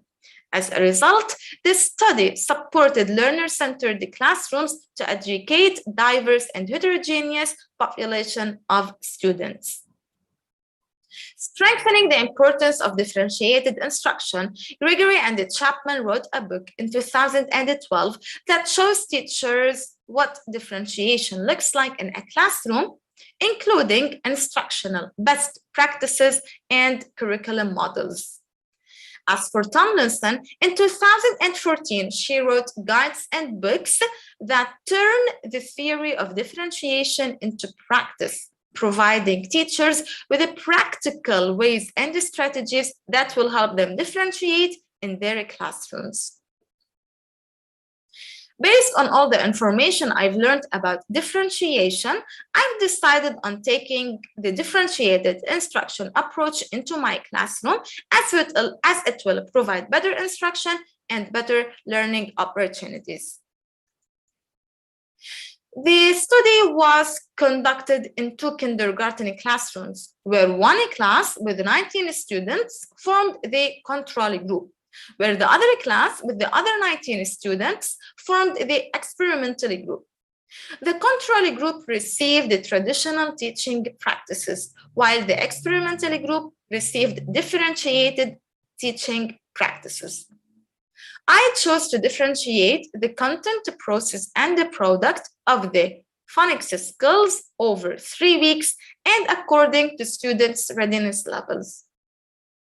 Now, to know the readiness level of every student at every new skill, I've designed and used entry cards that look like this.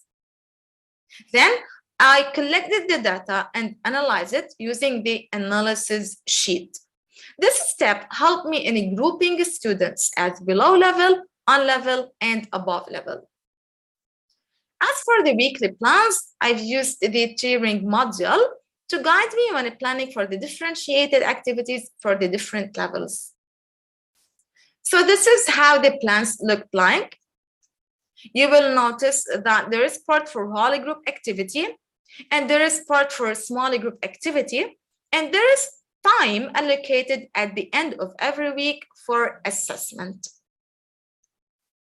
This is an example of a below level activity where students had to sort the cards as N and not N. This is an example of an on-level activity where students had to sort the cards as begin with N and don't begin with N.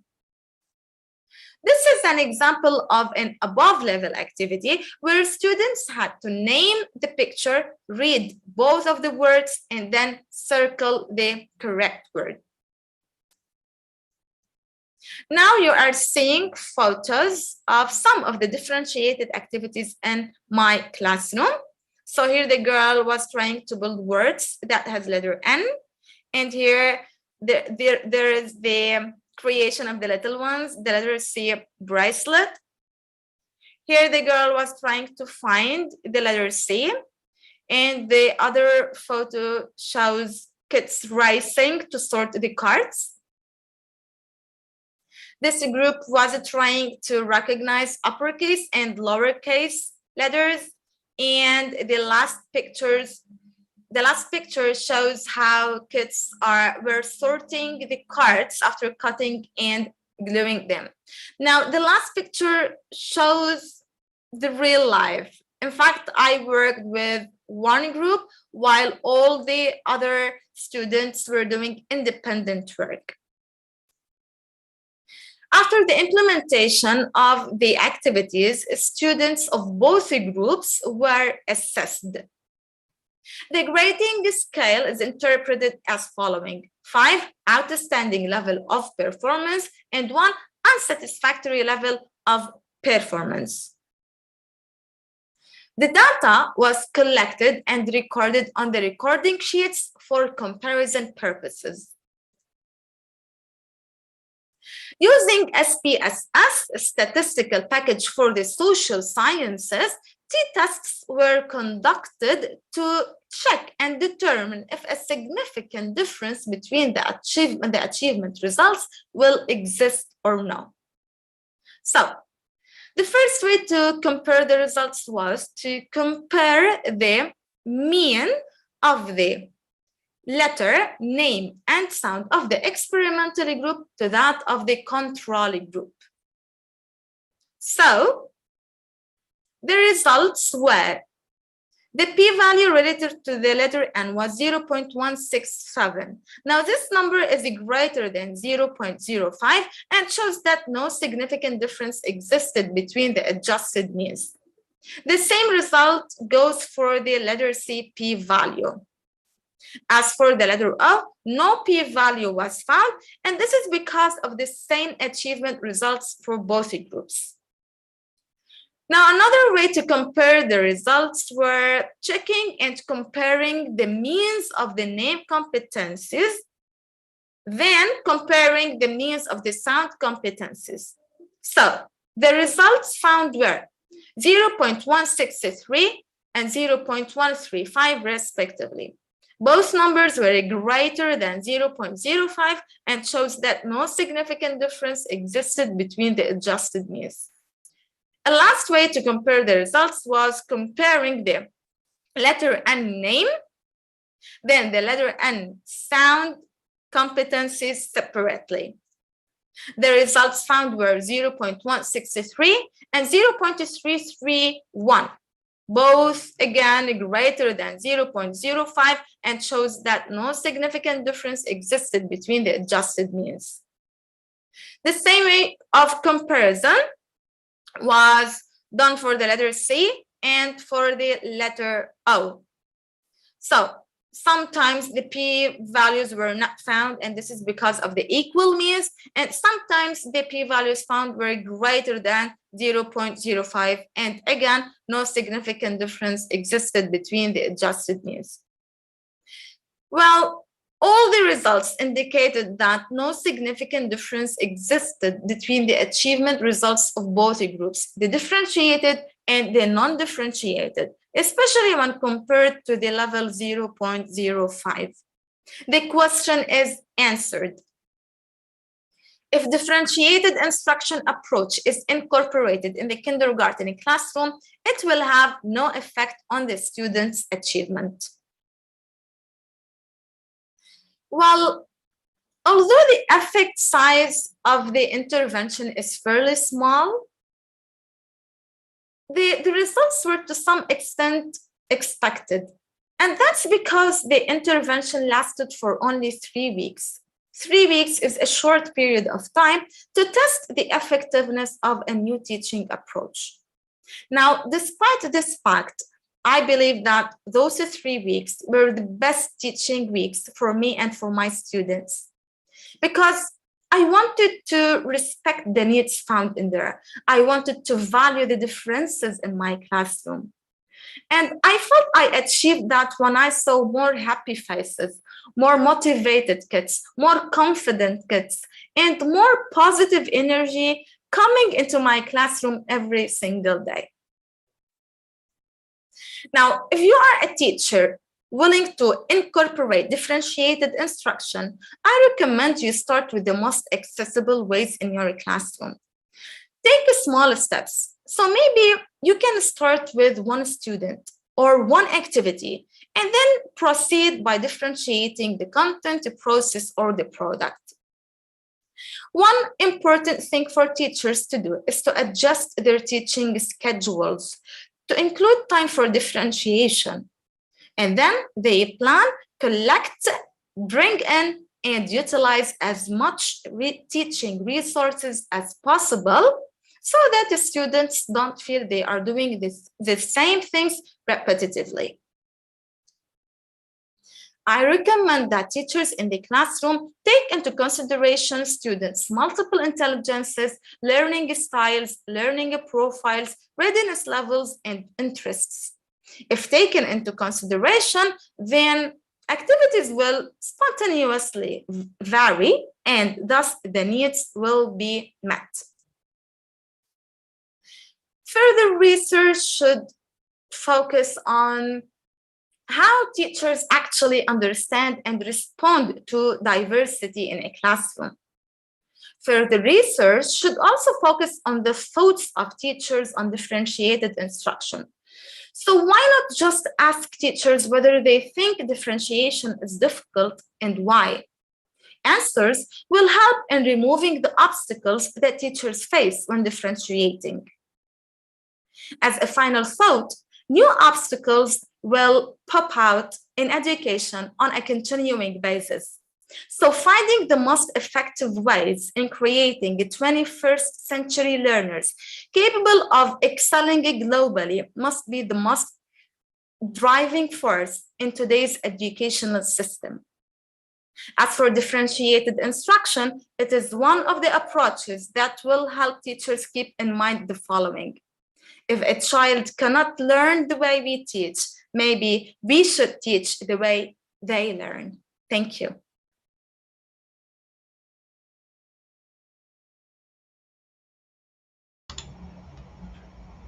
What a wonderful presentation, and it's so encouraging. And I really hope that the teachers and the leaders and the people from educational institutions who are watching this would share the link to this video with their teachers and start reflecting on the impact of our own approaches to learning. I love that last question or that last statement of Doha. If the students don't learn the way we teach, maybe we should teach the way that they learn, because there is diversity and our children do learn so differently.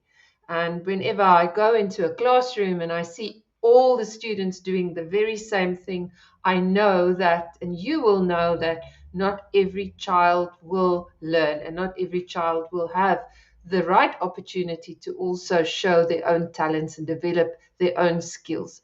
So that is a big task and a very important task for our school leaders. Now, let us listen to the NAMA corporate video, and we will continue this conversation as we go along. But I hope that you also realize the importance of reflection. What you do in the classroom might not work initially. It might take weeks or months to really make a difference. But if we don't create a culture where reflection is part of our teachers' development, and for us as a staff, we will not know whether the practices that we are, new practices or existing practices, whether these practices really impact positively on the learner outcomes. And that is something that is left behind so often, that we don't make enough time for us to actually use the data, reflect on the changes, and then change our practices or do more of something or less of something. And this is part of the reason why we have this conference here today, because reflection and data is a core element of our EduLead program. So I'm going to share with you now the NAMA corporate video, and directly after that, I will share the NICE Tanzania presentation.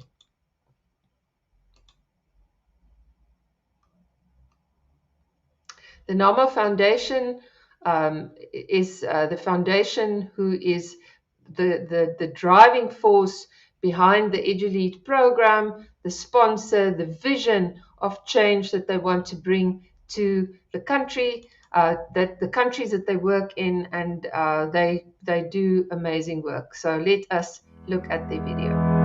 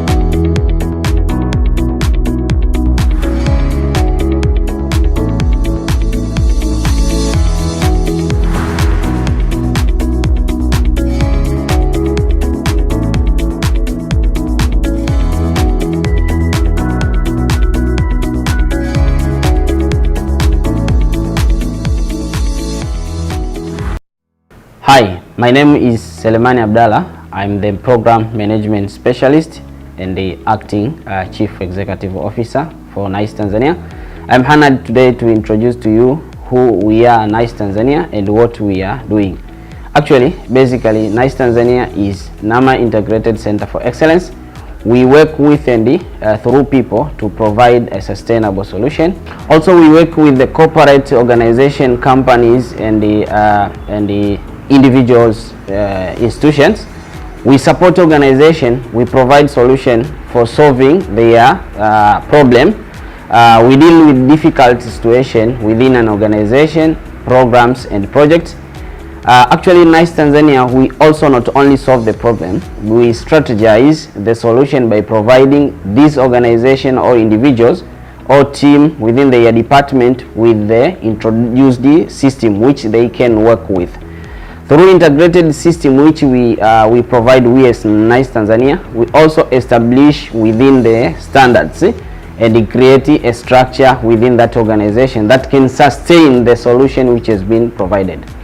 NICE Tanzania, we are honored to work with NAMA Foundation and other organizations and institutions through education support and the civil society empowerment. To start with, NICE Tanzania, we are grateful we have a team of more than 60 consultants which are our associates, and many of them or most of them are working with the education institution.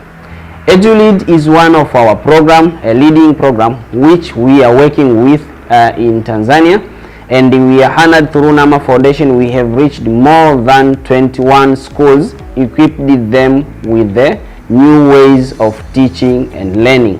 We have trained institutional leaders, we have trained educators, and also we have trained the students on how best to develop and improve the education system in Tanzania. NICE Tanzania, we have also worked with the civil society organization.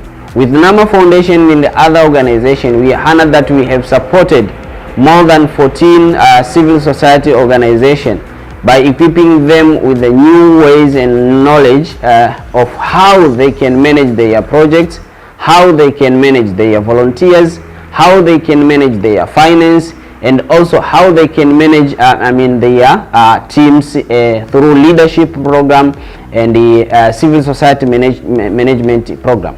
We have also supported them, the schools and this civil society organization, by providing them and supporting them on how they can strategize and develop the program.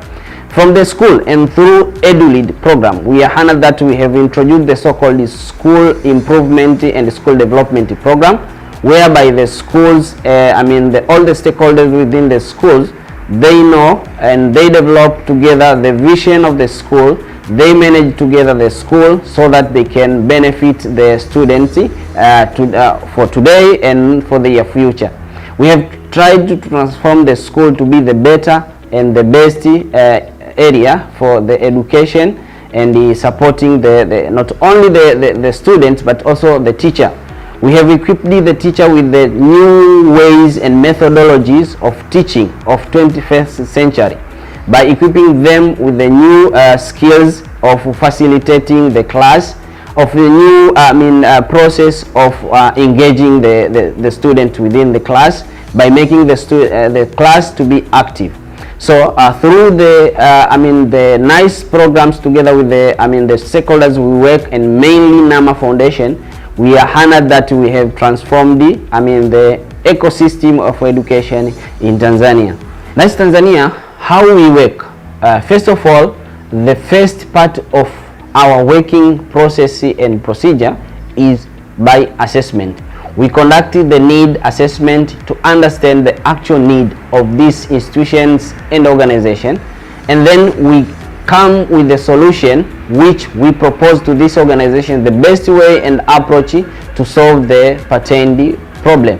How we do and how we provide this solution is through training, coaching, and mentoring. So we design a workshop and we build the capacity of their teams, institutions, leaders and institution practitioners by equipping them with the tools, process and procedures for them to manage their daily activities. Not only that, we also give them and support them with the coaching on how best they can practice by giving them the best ways to solve and to sustain the provided solution. Not only that, also we act as the mentors to them. We are mentoring them on to see how they progress with what we have provided within the particular solution. So NICE Tanzania, we work as the consultants as well by providing the strategies, by providing them the professionalism and the procedures on how they can best maximize their efficiency and effectiveness within the smallest and the minimum resources they have. So we are honored to have a team of well-equipped and professional people from various stages, including the higher and the lower learning institutions. This is as when we are talking with education. So we work in all levels of education, talking from the lower level of kindergarten to the higher level institution of education. We are honored that we have created a certain impact, and we have worked in all this level through and with NAMA Foundation. I want to share with you some few success stories which we have created. We are honored to share with you as NICE Tanzania. We have managed and through our programs like EduLead and the Roots and also Bright program, which are the main core program which we are doing in the education institution. We have managed to transform and develop the professional learning communities. We have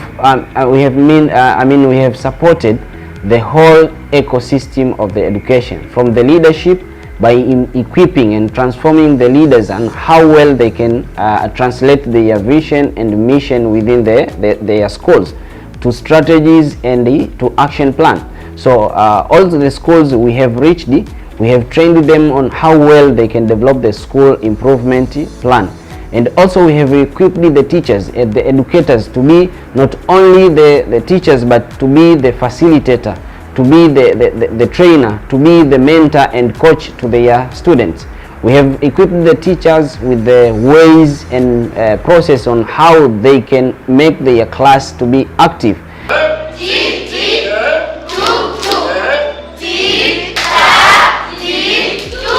And make the school also the best environment for the teachers, for their fellow teachers, for their students, and also for their parents. We have developed and equipped all the stakeholders to be on board. NICE Tanzania, we are honored also, we have introduced the parenting program within the schools we support. Not only that, our program also has produced the demand for the transformation of all our schools from the previous teaching and ways of learning to the digital ways of developing the teaching material, creating the studies and also engaging the students.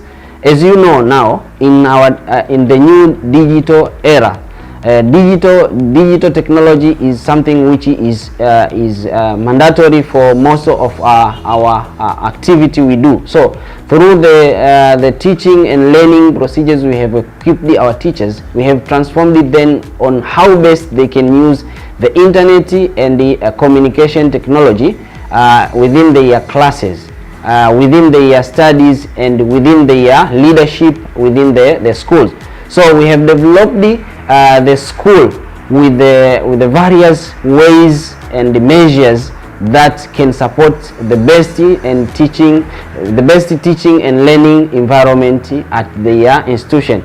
Not only that, but we have taken further these schools to introduce the policies within their schools to make this establishment to be in a systematic way, by introducing them and training them how they can develop it to be the policies. So NICE Tanzania, with support with our development stakeholders and mainly NAMA Foundation, we have transformed these schools, we have transformed this education system, and it's now demanded to all a majority of the schools which they hear these success stories with the schools which we have already reached. Now teachers are confident, and even not only teachers, and even the students, they are confident to interact with their school leaders, to interact with their school teachers, and making the school to be the better and the best area for providing education. Nice Tanzania for 2022, the year to come, we are planning to more support education organization, education institution, as well as the other civil society organization. Our main focus for 2022 will be the training on teaching and learning for the schools. The best ways of teaching and learning within the school. And also we want also to train the school leaders and the other school stakeholders like parents, like school managers, like school head of the schools, on best way also they can transform their schools to be the best area for the teaching and learning environment. And also we want to to train and empower youth, especially through our Bright program and the other program, other youth program, to transform them to be the best community leaders, the best social entrepreneurs, and also the best leaders for the future. So these are the strategy. These are the plans which we intend to do in the 2022. Not only that, but also we want also to empower the other civil society organization, the other corporate organization, with how best they can manage their plans, their projects, and their program, and how best they can transform and develop their organization through the other organization development program we have. And also mainly we want to transform the other individuals who want to be the change maker within the communities by empowering them with the volunteerism knowledge, how they can be the change maker within their society and so on. So these are the core area we are planning and we want to strategize in the 2022. So we call upon the other stakeholders like Nama Foundation to be part of our mission for 2022 and to see how best we can serve the people of Tanzania and East Africa in general. Thank you.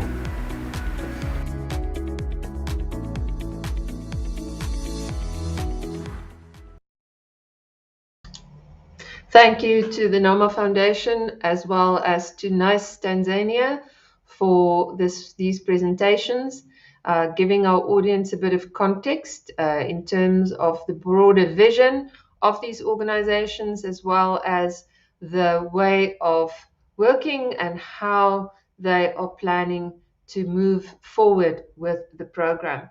So I thought, since there have been some questions as well, that I'm going to explain to you a little bit more about the EduLead program and how it works. So my name is Almarie. I am the Managing Director of Right International. We're an education company that was appointed by the Nama Foundation to design and deliver the EduLead program, which started in 2018. The program initially was created to develop a group of coaches or consultants who would be able to then transfer the learning that they have had through the program, not only into their own schools, but also to help transfer the learning to leaders from other schools, other educational institutions. And that, as Mr. Seleman, as you've heard him now say about the impact of this in Tanzania, we have seen tremendous growth and development in the other countries where we are working as well, Kyrgyzstan, Indonesia, Lebanon, and have seen the numbers of teachers and school leaders who've actually participated and who received this knowledge. The key focus of the EduLead program is building capacity. So everything we do, we ask that question: can this learning be transferred? Can this learning go beyond the training session? How will we measure the impact? how will schools build capacity within to sustain this learning, and also then for this learning or these schools where this is happening to become benchmarks and beacon schools for other schools in their community. And that has indeed happened, with thousands of teachers and leaders attending the training and implementing it, and in the end, thousands of learners benefiting. So, in terms of the program, I want you to just look at this photograph. This is a photograph from Kyrgyzstan. I know this is the EduLead Conference for Tanzania and Lebanon, and we could produce hundreds of photographs. This is classrooms in Tanzania, and to see the difference from where we started, where students were sitting in rows, as Mr. Harun showed you as well, to where students are now working collaboratively, discussing, applying their work, and with teachers handing over the learning to the students. But nothing of this is possible without the school leaders and without the teachers. And research has shown us that apart from teaching and learning, the teaching that's provided to students, it is also the leadership of the school that is one of the biggest factors in determining student outcomes and student achievement. So leadership is core, leadership is essential, and this is therefore the focus of our program. And we focus on 5 core areas: the leadership in the 21st century, the change in leadership styles, the change in change management, distributed leadership. We take our participants through these modules and also the related indicators for each of these areas. We also look at leading learning. What is the role of the school leader? The core role is to be the lead learner and leading learning in the institution. Another very important part is leading the learning culture in the school. What kinds of learning strategies prevail in your school? How do students learn effectively? And what is that culture? Is your school focusing on learning or on other aspects? Is it based on results or is it based on learning? And that is the trend in the educational community, to focus on the learning, not just on the quantitative results that students achieve in their examinations. Another core element of our program is that we focus on the use of data, and that school improvement should be driven through through data-based planning, and to triangulate that data and let people really approach teaching in a scientific manner. That is a core element of our program. And then lastly, there's leading the organization. So what does it mean to lead efficiently? What systems do you have in place? How do you manage the performance of your teachers?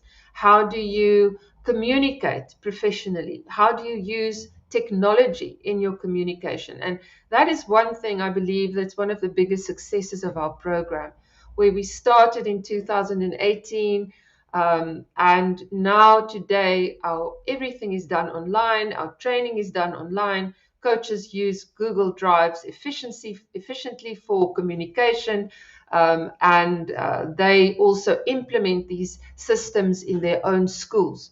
So technology is taken into the school improvement sphere.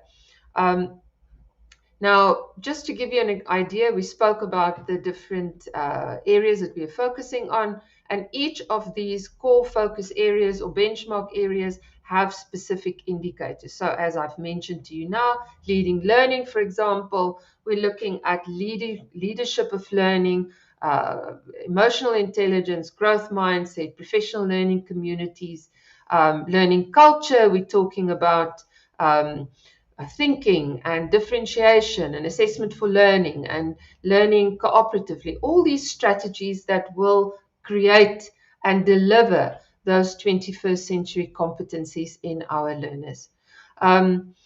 We have formal modules. So over the past few years, our participants have participated in face-to-face modules. And then with the onset of COVID, we switched to online modules, which have been working really well. And have also equipped our leaders with that technology experience so that they could then also transfer that to their teachers and in their own schools. And you will see the copy, the different topics that we've covered in and that will be covered in future EduLead modules.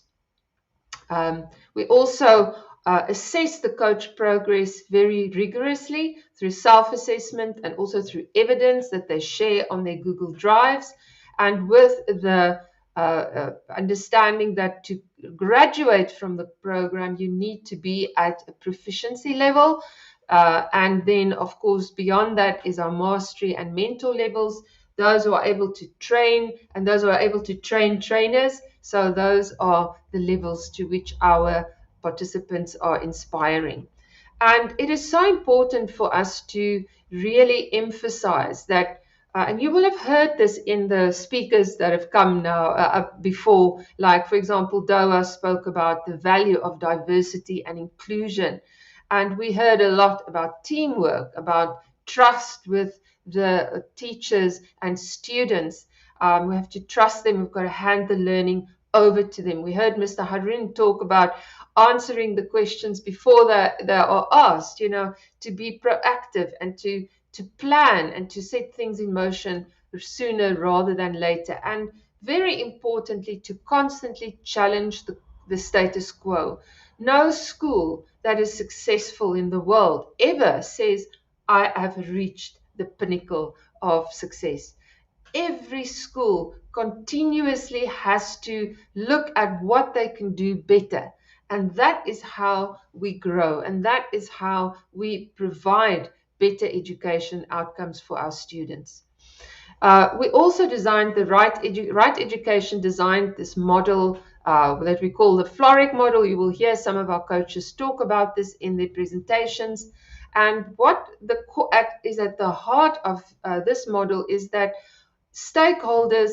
all stakeholders have a responsibility towards achieving or promoting success of the students who are at the center of education. So not only the parents, not only the teachers, but the parents, the leaders, and even the environment around it, other schools, businesses, the government, everybody has a role to play to improve education standards. And we used or referred to the visible thinking structures and the visible thinking program, and looked at Ron Richards' forces that he identified to transform thinking in a school. But we then thought it would be really relevant to apply this to a more broader theme, and that is to look at what the responsibilities are of all these stakeholders in improving the school outcomes. So, for example, when we look at the force of opportunity, opportunities need to be created for our students, and these opportunities are created by parents, by the way they interact with their children, the opportunities they give their children. Do they trust their kids? Do they give them projects to do? Do they allow them to be part of decision making in the family? Do teachers in the classroom give students opportunities to use their thinking skills, opportunities to communicate, opportunities to express themselves, opportunities to learn the way that they learn best? Do leaders in the school ensure that teachers get the opportunity to also develop their own skills? And do they also monitor whether those opportunities are given to the students in the classroom? So that is how all of the different stakeholder groups then get involved. on a more external level, do the businesses in the community support the school in providing opportunities for kids, like, participating in competitions, participating or coming on for learning trips, or do they provide sponsorship? So that would provide those opportunities for the school. So that is how these forces work. Planning is at the heart of everything we do. And right from the first module in 2018, we introduced several planning models, but the bridge planning model has been part of it's been essential to the planning, the delivery of the program. We always look at, where do you want to be? Just like Stephen Covey would say, begin with the end in mind. And a goal setting is so important. So where do you want to be? Then the reflection on where are you now, using the data and really saying, this is the situation, this is where we want to be. What do we need to do to cross this divide? And that's where the action plan comes in, where schools have to ask, what needs to be done? Who will do it? What will they need? When will they finish? What are the milestones? And that planning methodology and approach has been embedded, we believe, in the schools now. Schools therefore use their school improvement plans, they reflect on the process, and school improvement planning is a core of in all our EduLead leaders' schools. And of course, all planning has to happen according to a vision. What is that vision? How do you develop that vision? How do you review that vision? And how is that vision translated into practice? Because so often we have these vision statements, but it's not really practiced. It's not really part and parcel of the culture of your organization or your school. Our program is supported and rests on deep educational research. So throughout the program, our coaches are exposed to so many educational theories. For example, I just mentioned here, for example, change management theory. This is Michael Fullen, who's one of the gurus that we really refer to often in the program. But there are so many other research-based knowledge that forms the foundation of the EduLead course. We also embed throughout the course information around neuroscience, and we feel that emotional intelligence is a core element of any successful learner. So this is also knowledge that our coaches are exposed to. We also provide the coaches with knowledge on how to train best, how to be an effective trainer, how to deliver engaging training sessions, but also that cycle of implementation afterwards. Training, modeling, practicing, coaching, and also reflection. And coaching and embedding professional learning communities are then core elements of the training that happens in the schools.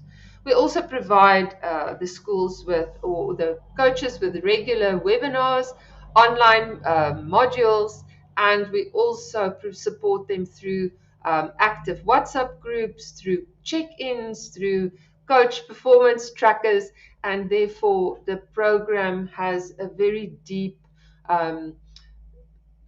data and progress monitoring and measurement element that really has contributed towards the success and the progress of the program. So we are at that stage now that we are seeing the product, we see how our coaches are reflecting on the success of their program and of their learning, of what's happening in their schools, and we are extremely proud to listen to them today. And should you be interested in the EduLead program, please reach out to your local nice nice office. You will find them on Instagram, on Facebook, on the internet, or of course approach the NAMA Foundation for any information. And you can also reach out to Right International for leadership development programs in your school. We have had a lot of, let me just close this. This is just a very brief overview of the program and what we do in EduLead. So now it's, I think, time for just a quick break so that you can go and grab a coffee and come back to us in, let's say, in 15 minutes or so. Time for you to start reflecting on your what is happening, in what you've learned, what you've seen, because there's so much talking and so much sharing. So we wish to encourage you to just take a bit of time, take a brain break, and we will meet up again or continue with our live streaming in 15 minutes.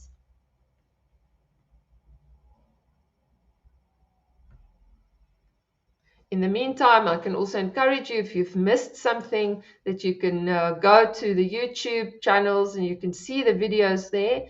And I will, make a few notes, because you have to complete the form for 3 people or 3 sessions in order to get your certificate of participation. So in the meantime, while you're on your break, interesting to see the comments in our Facebook group that I will now, during the break, be addressing. And I'm just going to look at the Facebook comments, and then I will be responding here on to some of the questions. So you're welcome to type some questions, share some questions that you might have, and we will respond to that during this break. So a few minutes for you to just take a break and just relax while we will come back to you with more presentations in a few minutes.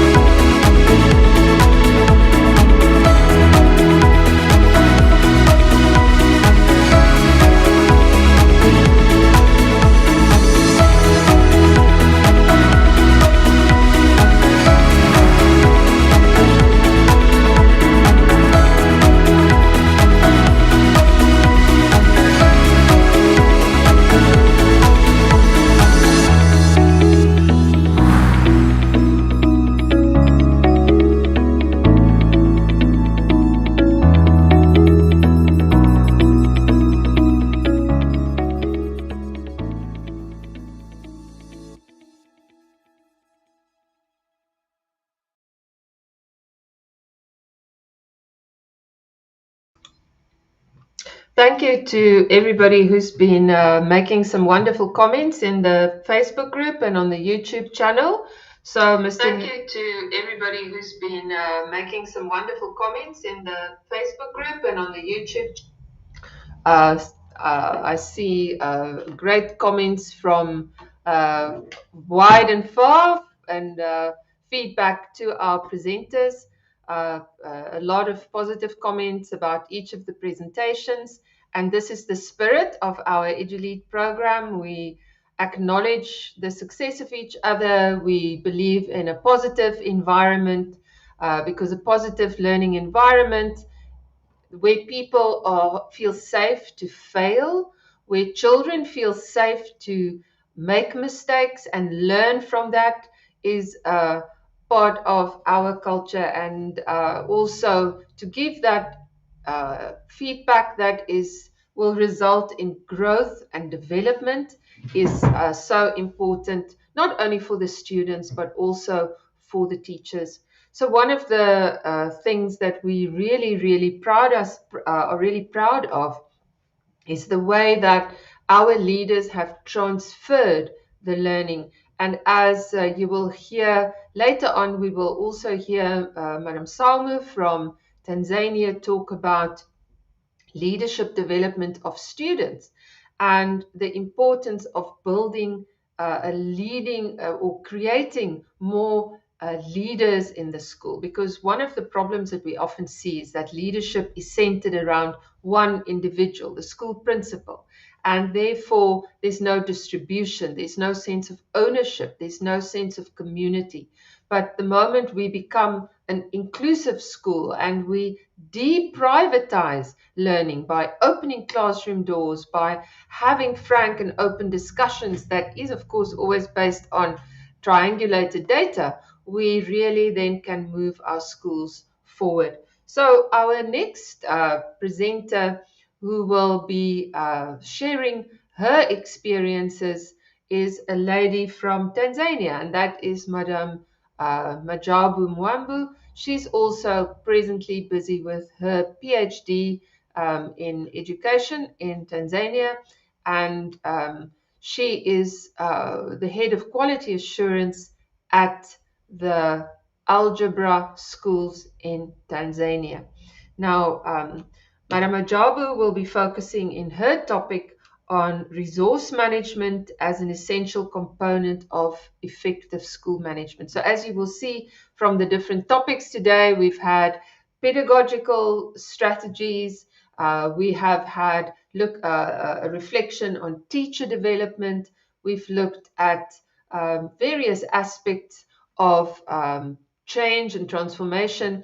So the next few speakers who will follow are, as I said, Madam Ajabu. Then we have Mrs. Magda Saleh from Lebanon, who will be talking about stakeholders and the role that they play in problem solving during a crisis. Because as we know, in Lebanon especially, they've had several tremendous crises over the last 2 years.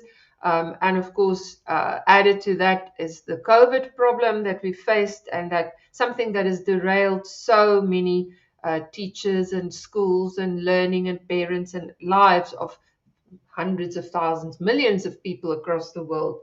Then we have Mr. Kombo Ramadan, also from Tanzania, who will be looking at parent engagement and strategies for parent engagement to strengthen the school-home partnership.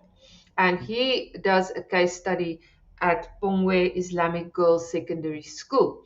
Followed by Mr. Muhammad Abdelaziz from Lebanon, who is looking at improving organizational management through planning and communication structures. Then we have Mr. Nuruddin Barakeh from Lebanon, who looks at data collection and looking at how that improved the online examination process in Lebanon during COVID. Mr. Salem Slemi from Tanzania then follows with developing leadership competence to elevate school management processes. And we end the conference with Madam Salmu Salimu,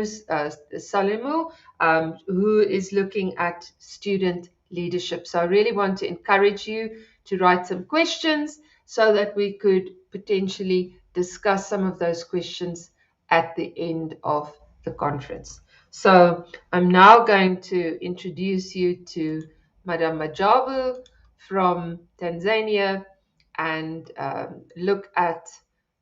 share with you her view on what resource management is, why it is necessary for school leaders to also have good resource management strategies.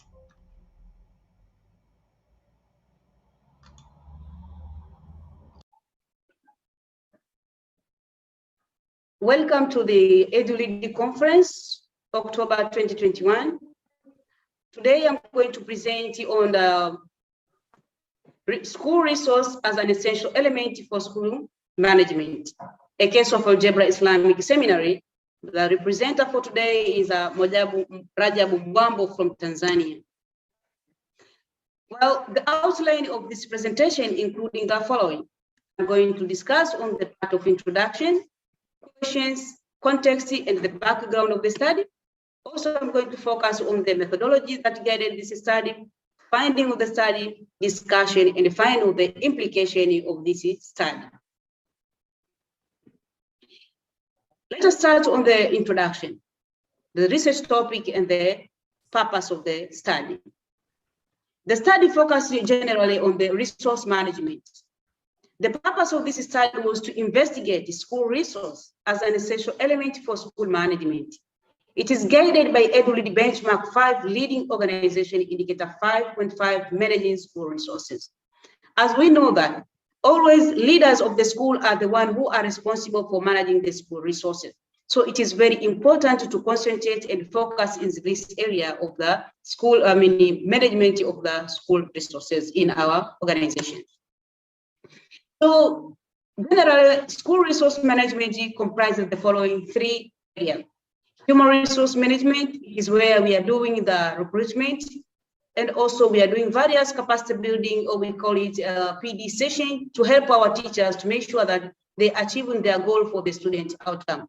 Also, it's including material resources, or sometimes they call it physical resources. These are the same thing. When you focus on these material resources, including the building, including the IT facility within the school, various school facilities like teaching and learning materials, stationaries, and so on. In the part of financial resource management, this is including all financial issues regarding to the cash which are available in the school, grants and loan provided for the purpose of improving our school. So generally, you can see that the school resource management is very important topic for our school. If we really need to improve our school, we need also to focus in this area of managing the school resources.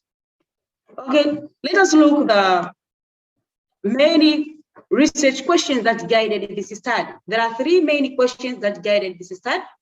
The first one was, what are the many types of school resources available for effective school management?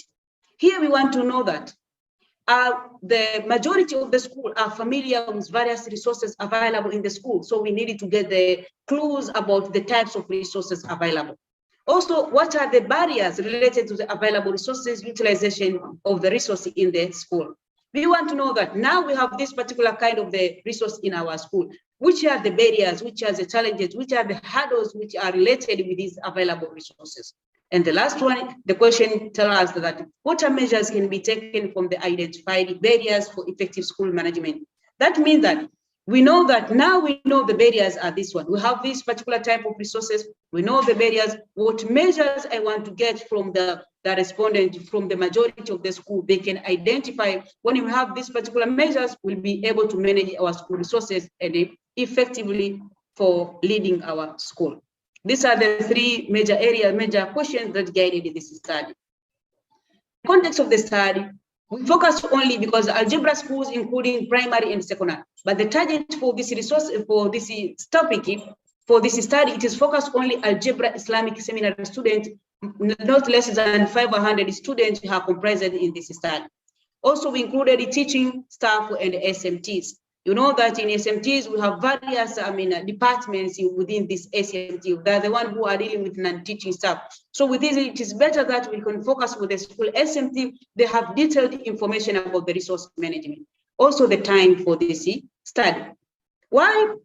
We look on from 2018 and 2018, the school establishing the school resource management within the school strategic plan of the duration of 5 years. So in 2021, we needed to test the impact of this policy implementation. Already we have the resources which guide us. Are really the policy are implemented? That is what is interested for the researcher want to get a clue about the implementation of the policy of managing, the school resource management in the study. Let us look on the background of the study. We know that in our school resource management policy, it focuses on these 3 major areas. Human resource management, where there is recruitment and hiring are conducted, and also there is a guideline which are indicated how we are recruiting and hiring the teachers. Within these policies also show the performance management and performance development. Through the performance management,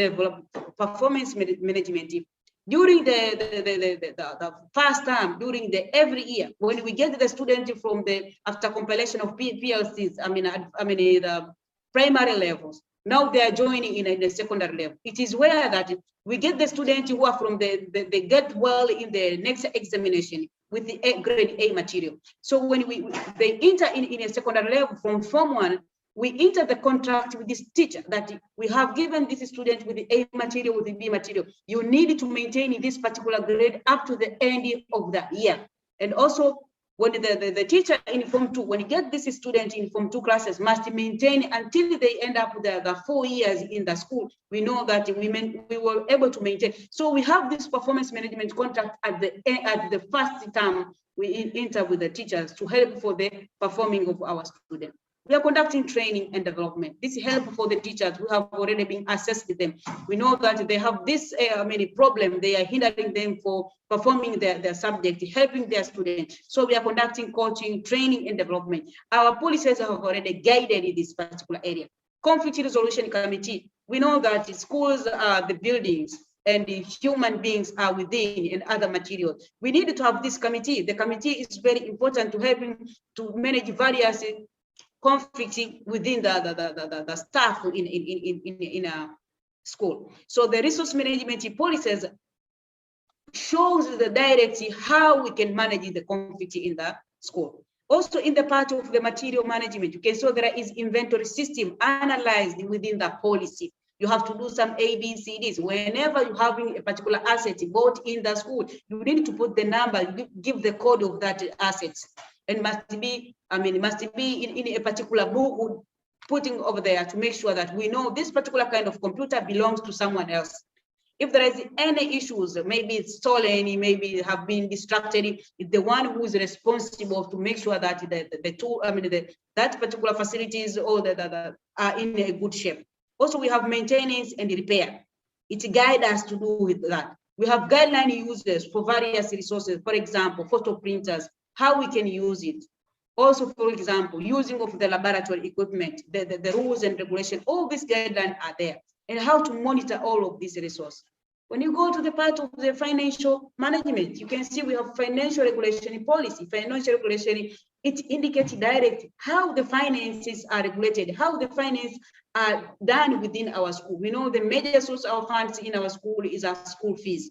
So within the financial regulation, it indicated that all the staff, all the school stakeholders, they are not allowed to receive cash money from the parent when they are paying the school fee. There is a banking account they have to deposit it and to bring the bank slip at the school. Also, we have also procurement of the funds. We have requisition system.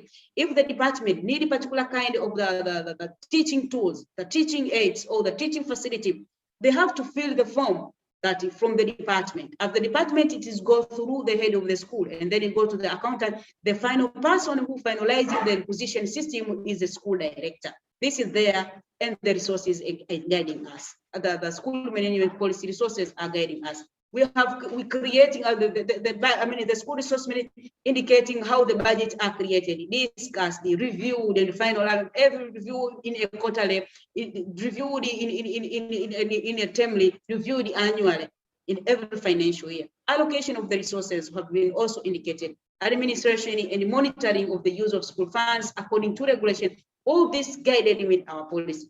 But even though we have all of these things in a human resource, material, and financial, and good resource management policy, and the internal quality assurance committee is there, still we have some challenging in managing our resources, managing resources in the school. We know that school resource management is a crucial role for the head of the school in collaboration with the SMTs and other school stakeholders, including teachers and the students. So this is bring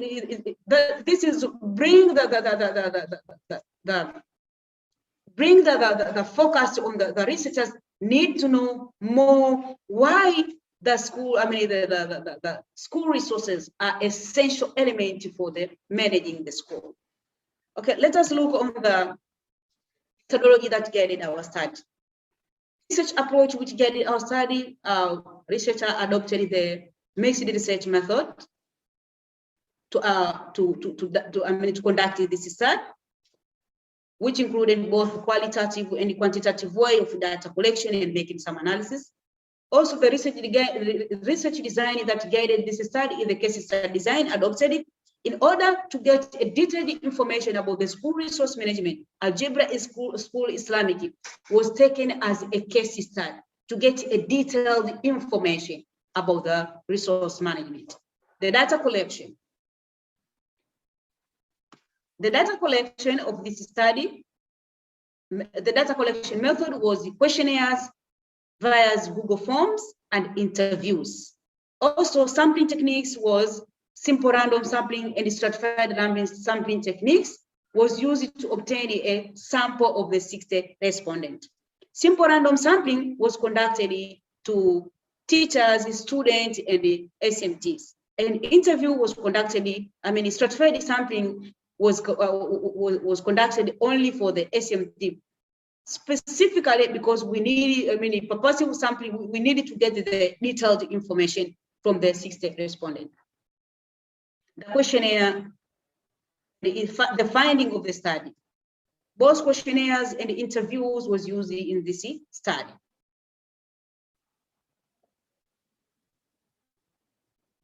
The self-reported questionnaire, the main type of the school resources available, which was the first question, what are the many types of school resources available?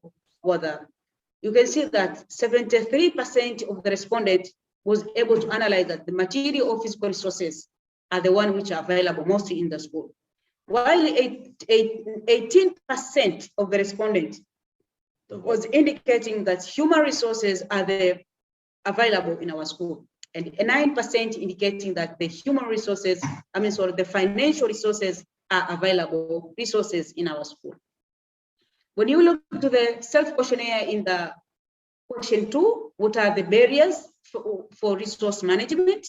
In this area, it is where about 38% of the respondents indicating that unaware of school leaders' responsibilities are the main cause for the poor resource management, while the 5% indicated that negligence among school stakeholders, teachers, students, and also some of SMTs are the main causes as barriers for the school resource management. Interview respondent indicating that, asked the question about what are the measures for effective management of the school resources. So as you can see that about 18 respondents indicating the suggestion, the measure that can be taken rely on the school leaders who are responsible to make sure that the resources are managed effectively. Also, they indicating the percentage indicated that the developing motivation staff for teachers or developing motivation staff system can also help act as effective measure for school resource management. Now, let us look on the discussion of the findings.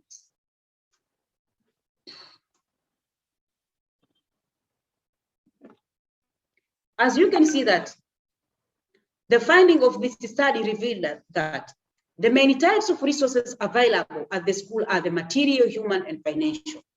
The study also revealed that the material resources are well known by the majority in the school. Unfortunately, financial and human resources are not well known by the majority of the school.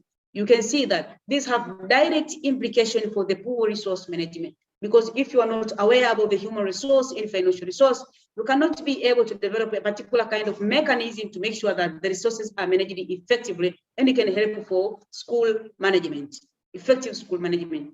So the study also revealed that the barriers for school resource management, including unaware of the school leaders' responsibility. You can see that most of the school leaders are not aware that they are part and parcel of the managing resources effectively. So they are not aware about their responsibilities. So these are among of the barriers that are hindering resource management effectively. Poor budget implementation. School have a budget and also are reviewed annually, but unfortunately, fail to implement the budget effectively, it creates a lot of problems, including delaying of the salary for the staff, including buying of some of the laboratory equipment on time. So all of these needs to be clear. You can see that lack of the skills for SMT teachers and the students for resource management, lack of proper coding system, and also negligence among the school stakeholders. You can see that misuse of water, misuse of electricity, misuse of the school facility due to the negligence, because they are not aware how they can manage it. So negligence is among the barriers that was analyzed in this study. Also, you can see measures that have been revealed in this study that can help for effective school resource management, including the following. School leaders need to be motivated, develop system for proper use and maintenance of the resource.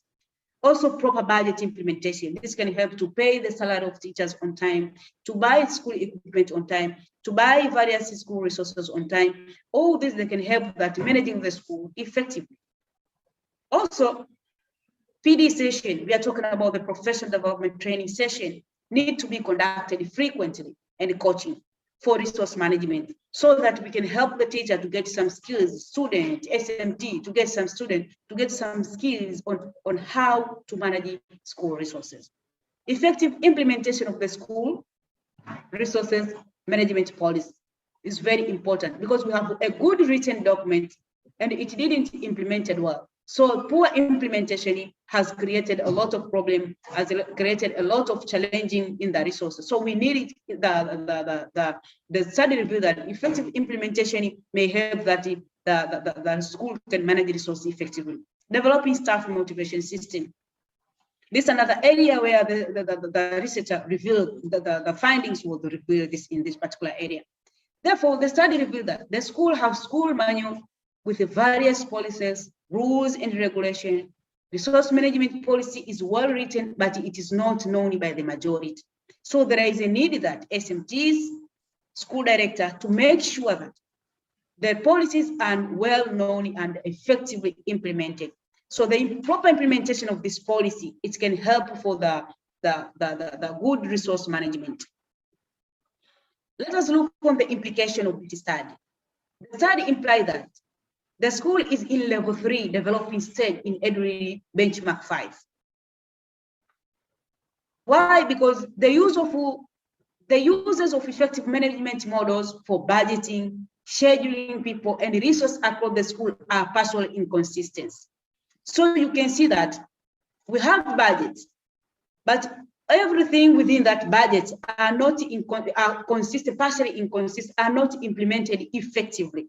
So this situation creates hurdles for proper school management as a result of ineffective school management. So this is the implication of this study. So let us look on the recommendation of the study. This study have the following recommendation. The school must be in level 5 benchmark by 2022 by doing the following, as the study recommended: deploying resources strategically with a good understanding of financial planning, execution, and accountability. So you can see that By deploying resources strategically with the good understanding, all the majority of the school stakeholders are understanding well about the resources, various resources available. Financially are also planned the execution, and all peoples, all the staff, students, teachers, and other school stakeholders are accountable for make sure that the resources are managed effectively. SMTs should organize and use the resources in innovative ways to advance students' learning priorities and meet financial targets. Budget and the resource management plan must be established for future priorities. And also, there is the study recommended that engaging in records and the calendars, analysis, calendars to make some, to assess the use of the resource. And finally, the study recommended that SMTs should set management model with a clear limit with the self and other around use of the resources in the school. So when the school are able to implement all these 5 recommendations, it will be in the benchmark level 5 by 2022. Thank you a lot. This is the end of my presentation.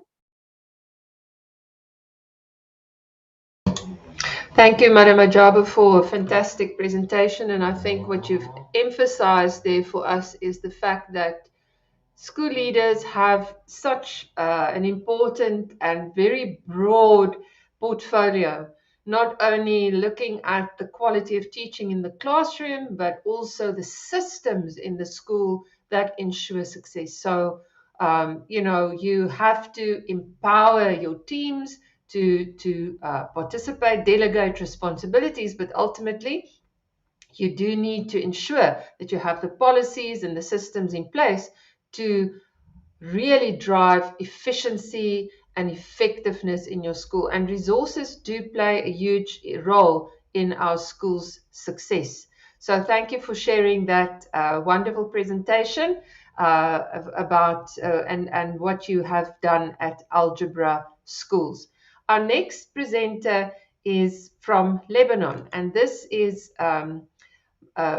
Magda, who is working at, well, let me allow her to share her information, but Ms. Magda is going to look at problem solving, and also especially looking at solving problems in a crisis and how important it is to bring stakeholders on board, parents on board, other stakeholders on board, so that you can solve problems as a community and not as just a mere individual. So welcome to Magda, and let us look at her wonderful presentation. Hi, I'm Majda Saleh from Al Abrar Educational Center, and the title of my presentation is Engaging Stakeholders in Co-Creating Solutions During a Crisis. In this presentation, we are going to look at the objectives and purposes of the study that I conducted at Al Abrar Educational Center, the background behind this study and the methodology used, the findings that we got from the stakeholders' input, the results analysis, until we reach the conclusion at the end of this study. So the purpose of this study is to investigate the impact of implementation of visible thinking routines on different schools, stakeholders' engagement to co-create solutions during a crisis. We assume that involving stakeholders in problem solving in times of a crisis is unavoidable, and we put a framework to address this issue. We analyze the different perspectives of various stakeholders and take into consideration their suggestions in order to help them at arriving at a decision. This study raises 2 main questions. 1, what are the stakeholders' view on returning to school during a crisis? 2, what is the impact of visible thinking routine in promoting stakeholders' engagement in co-creating solutions for a crisis? So in order for you to understand better what crisis we're talking about, it's the Lebanese crisis, and that has gone beyond the COVID-19 and the pandemic. It has more than one dimension, and it is threatening education in Lebanon. It all started in 2019 when the school year began with disturbance in learning and the school closures brought on by the revolution, and the situation becoming even worse as many parents lost their occupation and saw their salaries cut as the country is slipping deeper and deeper into an economic crisis. It also finished with school closures on the 29th of February 2020 due to COVID-19 and a shift to remote learning. However, access to online learning and the digital infrastructure is altogether challenging for many children in Lebanon, since the internet availability is a considerable issue due to limited connectivity and constant power cutouts. The following year, 2020, 2021, started with also conflicts between guardians and private schools, as many parents were incapable of paying school expenses due to the undermining living condition and people's deposit being withheld by the banks. Furthermore, the Lebanese lira has lost an estimated 90% of its value,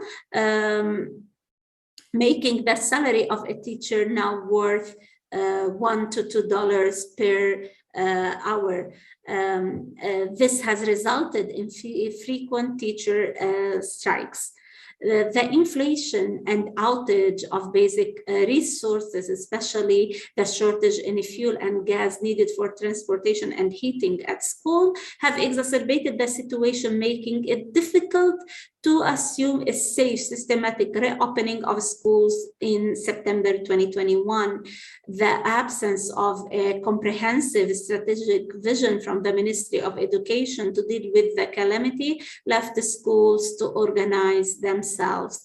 Notably speaking, that till now, public schools are still closed. They are teachers are in strikes, and private schools, although open, they are on a threat of a closure. So in this paper, we try to find solutions for a safe and systematic reopening of schools, taking Al-Abrar Educational Center as a case study. Now, why involving stakeholders in co-creating solutions?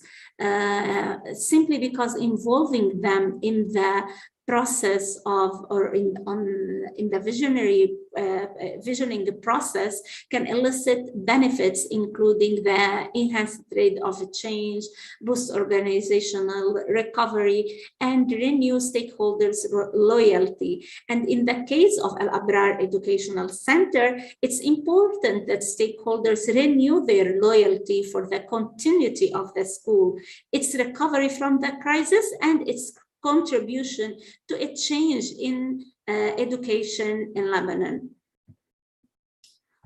Also because both internal and external stakeholders think and work in various contexts, they are more likely to afford distinctive views on the issues and thus broaden the organization's views and understanding of the crisis and foster a joint commitment to possible ways of resolving the problems. A qualitative approach to the reality of the excitements and worries of stakeholders concerning reopening of Al-Abrar Educational Center has been adopted in this study. We conducted a survey following a visible thinking framework with various stakeholders. 167 stakeholders participated in this survey. The survey followed a visible thinking pathway. Here, researchers believe researchers such as Muller, Coulter, Fidler believe that visual thinking strategies reinforce critical thinking. And our suggestion here is that making thinking visible through the application of a thinking routine such as compass point has the potential to assist the stakeholders in articulating their thoughts and their understanding of the crisis. So what is a compass point? A compass point is a routine that explores various facets of a proposition before taking a stand.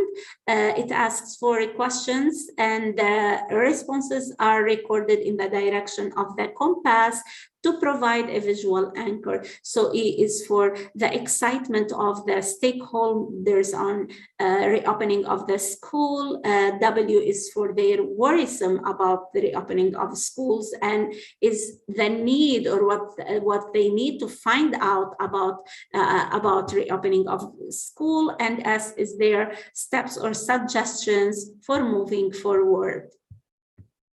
So as you can see in this study, the first question was, what excites you about the school year 2021-2022? And we can see that 31.1 said that nothing excites them. And this is a negative point. The excitement is very low.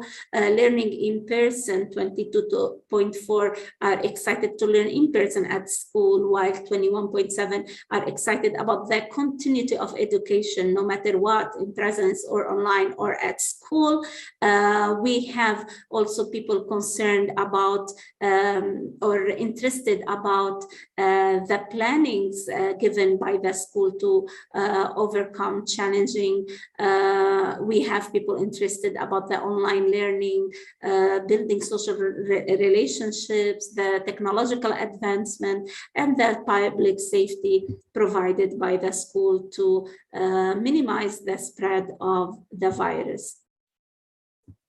The second question was about the worries, and it's clear that the high cost of living is a major cause of worry among stakeholders. Also, online learning causes some worry and stress on our stakeholders. We have some that are worried about school closures and their kids staying at home for the third consecutive year. For the what else do you need to know, or what are your questions concerning the new school year? We can see that 56.9 need to know about the strategy of teaching, whether it's online or in person or blended. We have 15% that need to know when the school will open, and also 15.6 need to know about the tuitions and school expenses. 4.6 need to know about the curriculum development, especially for cycle 1, where they are still learning to read and write. We have 0.6% that need to know about the plan of the Ministry of Education, which is still unclear, and 6% don't need to know anything about the school year. So in this findings, the last question was their suggestions, or what are their suggestions, or what should our next step be. So we can see here that 36.9 suggests that we start a school in presence, and we speed that up because we can gain now learning days at the school, since the weather is still warm before the frost comes, and we have to pay for more expenses such as heating. We have also the suggestion to continue school online, stakeholders asking for financial support from the school, people asking to update our curriculums to compensate the shortfalls of 2 years of online learning, people asking to raise awareness of the parents concerning online learning and to create plans for emergency. We have some suggesting that all the staff is vaccinated against COVID-19, and we have people asking us to postpone the school until things are clear. But notably, we have 25.6% asking us to cancel the school year just to put pressure on the government to find sustainable solutions for the crisis hitting the country. We have a suggestion to make our school a mobile one where kids of a certain region gather on a certain place there, and teachers move from region to region to teach these kids. As we can see, the excitement of our stakeholders are very low, and this shows that they are not okay, and the crisis has affected them deeply, and they need mental health support. We can see that the needs to know the fate of the school year is very high, and their worries also the worries of stakeholders is very high. So we can say that this is affecting their suggestions in a way that they have high worries and low interest in the school year. So there are no creative suggestions. Their suggestions or stances in between. And this is a kind of limitation for our study. They have no incentive to create solutions or to continue the school year. Now, as a final part, we can say that visible thinking helped us in knowing the worries and excitements and the needs of our stakeholders. We could also see their suggestions, and thus we helped stakeholders in creating a deep understanding of the crisis. And this is something that helps in creating a culture of thinking among stakeholders.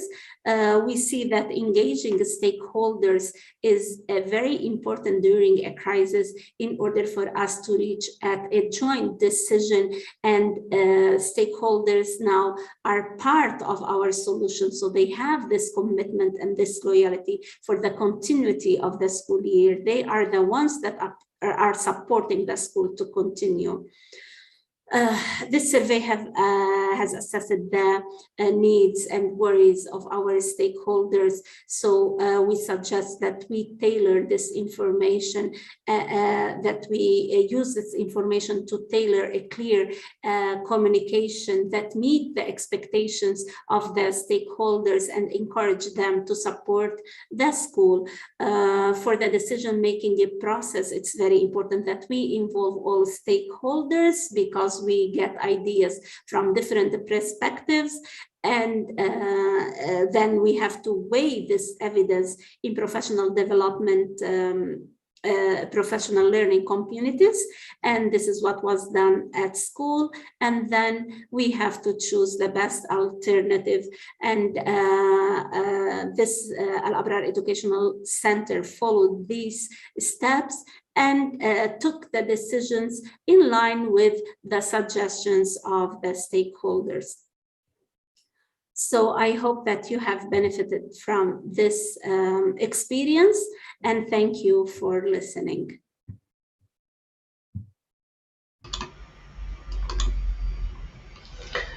Well, thank you, Ms. Makda. I'm sure that those of you that are watching this presentation will go back to your schools with wonderful ideas, lots of ideas of how, and a deeper understanding of how important it is to not only always try and solve the problems yourself, but to involve others in the problem-solving process. And in that way, you get a much more lasting solution, and you have buy-in from your various stakeholders, which is what you want, because the more buy-in you get, the less of a problem you have with implementing whatever decisions have been made.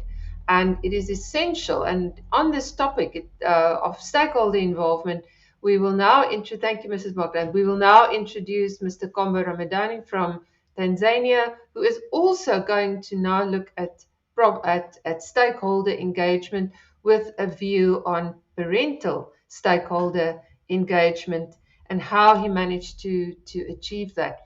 And it's so interesting because not everybody always regards stakeholder engagement as something important, especially parents. And I can recall when I was a principal, when I was an education consultant working in the Emirates, where was it? No, it was in Malaysia.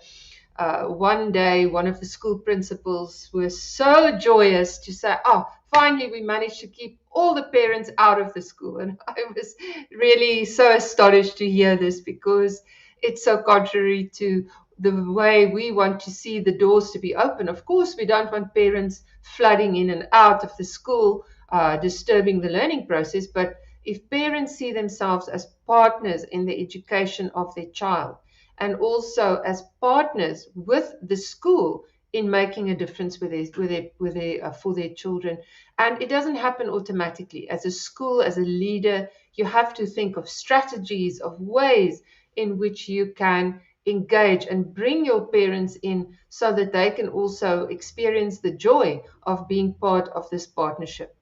Today, so often parents just see the school as solely responsible for everything, the learning success of the child, the teaching the child discipline, self-discipline, communication skills. But as parent, you are the primary educator of your child. And therefore, a school has to plan all kinds of ways in which they can involve and engage their stakeholders. So let us look at Mr. Kombo Hi everyone, and his session. I'm Mr. Kombo Ramadhani from Congo Sun Hill Secondary School. Today, I would like to talk about the strategies for parent engagement in school so that we can strengthen the school-home partnership. A case study of Congo Sun Hill Secondary School. In my presentation, I'm going to talk about the introduction, the question, methodology, findings, discussion, and the recommendation we made through this study. To start with the introduction, I can say that the purpose of this study, which is it focuses on the focus is parent engagement in school, and the purpose of this study was to identify strategies to involve and engage parents in the school to strengthen a school-home partnership for student academic achievement. This part of my presentation is fall under EduLead Benchmark 1, which talk about the 21st century leadership. And this benchmark 1.4 is about identifying, managing, and engaging other stakeholders. In this part of introduction, we are going to see what is the school stakeholders and the parent engagement. So in short, we can say that a school stakeholder or a stakeholder is just a person or group or organization that has an interest or concern in one's school or in one's organization. And this can be, one of them can be a parent. And the parent engagement can simply be to make parent involved in the process of running the school. Or in the other way, you can say that engagement is just about the process to involve people who are affected by the decision or can influence the implementation of decision we are going to make, particularly in running of the school. This study attempts or answers 3 questions, and these questions are as follows. The first is, what is the performance of the student whose parents were actively engaged in their academic progression while at school? And the second is, how should the parent be involved in school affairs to support student learning at Tongwe Islamic Girls Secondary School. And the third question is, what are the strategies needed to strengthen parent-teacher partnership in the school? So these were the questions to see in detail in the coming chapter. To answer the question, the methodology of my study were involve the following: that research approach. I used a mixed approach where mixed method research approach were used in this study. Why? Because we wanted to collect varieties of data to get deep information, a wide understanding of what is really taking place across the school. And the design of our research, or design of this study, is just a case study design, which is adopted in order to get detailed information of the school, particularly in the parent engagement. And the data collection has been made using 3 methods: the observation, the questionnaire, and the interview. And then sample which has been selected in this study, it was just a random sampling from parents. And also we do purposeful sample for higher performed student, and the school leaders were also involved in the sample. To proceed in the findings, through observation, school leaders' observation, student score versus parent involvement in the school has been deeply assessed or deeply analyzed. Parent had been given a questionnaire. It's full of parents who have been given questionnaire, and the parents were also being interviewed. So in the findings, at first we see about the reported questionnaire. In this parent, school used to give parent to involve parent. We wanted to know that the parents who are being engaged at school, what is their role? How being engaged in the school can affect the performance of the student or performance of their student. So one of the parent satisfaction survey which has been shared by the school to parent, it was a scaled linear question. We found out that it is scaled 1 to 5, but more than 79% of the parents indicated that they are pleased with the development of their progression of their student in the school. So having more than 70% of the parents who are pleased with the result shared by the school, this implies that the parents are being involved and they are aware of what is really taking place at school. And you find out that not all the parents are able to attempt or to follow to give the feedback to the school. Only those parents whom their children are really their children do well in the school, they usually tend to send feedback to the school. And in the same self-reported questionnaire, it wanted to test parent involvement in the school affair to support student learning.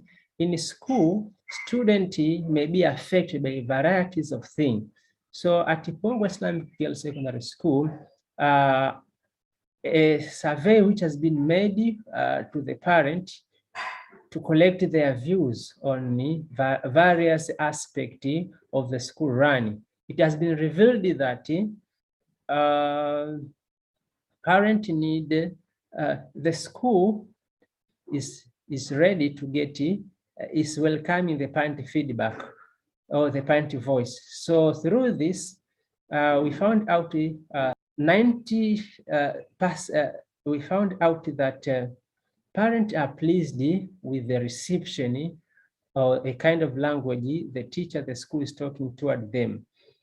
But they wanted an improvement in the area of sports and games, and also the general learning environment. They speak that it need to be improved. So 38.5% of the idea that learning environment should be improved, while games and sport, parent of 46% have such kind of feedback, provided such kind of feedback that the school has to make improvement in this area of games and sport. So we've also further gone to see in the interview responses. It was to answer question number 3, how the parent can be engaged in the school. So varieties of communication strategies or varieties of engagement strategy has been given here, such as physical and online meeting, communications, parent visit, volunteering, and fundraising. So these were the responses recorded from interviewed parent. So it is commonly known that Pongo Islamic Girls Secondary School, a major means of engaging, a strategy to engage a parent in the school is communication, whereby 80.5% of the parent are engaged via communication. Also, the physical or online meeting is about 30.80%. And normally, the parent visit, which is done monthly, they come, they see that being engaged through that amount. Very low strategy which has been used is this volunteering and the fundraising. It's seen that only 7.7% of the strategy is being used in the school. So from this data, what can we get? From the data, we can see that parents who are effectively engaged with the school programs lead to academic success of their children. It shows that all the parents, or most of the students who do well in school are the one whereby their parents are usually in line with the school norms. They pay visit at the school, they contact the teacher, whether academic or subject teacher. The general school leadership is being in contact with the student, with the parent. So by nature, once teachers see that the parent are closely following the progress of their student, the teacher has the tendency to be close to the student, and more effort is being emphasized to such student whose parent is so close to the teacher. But also it shows that sharing periodical satisfaction survey to involve parent in the school to welcome a parent voice. This is a good strategy that parents have been given a chances to air out their voice, and the school is also welcoming the parent to speak so that they can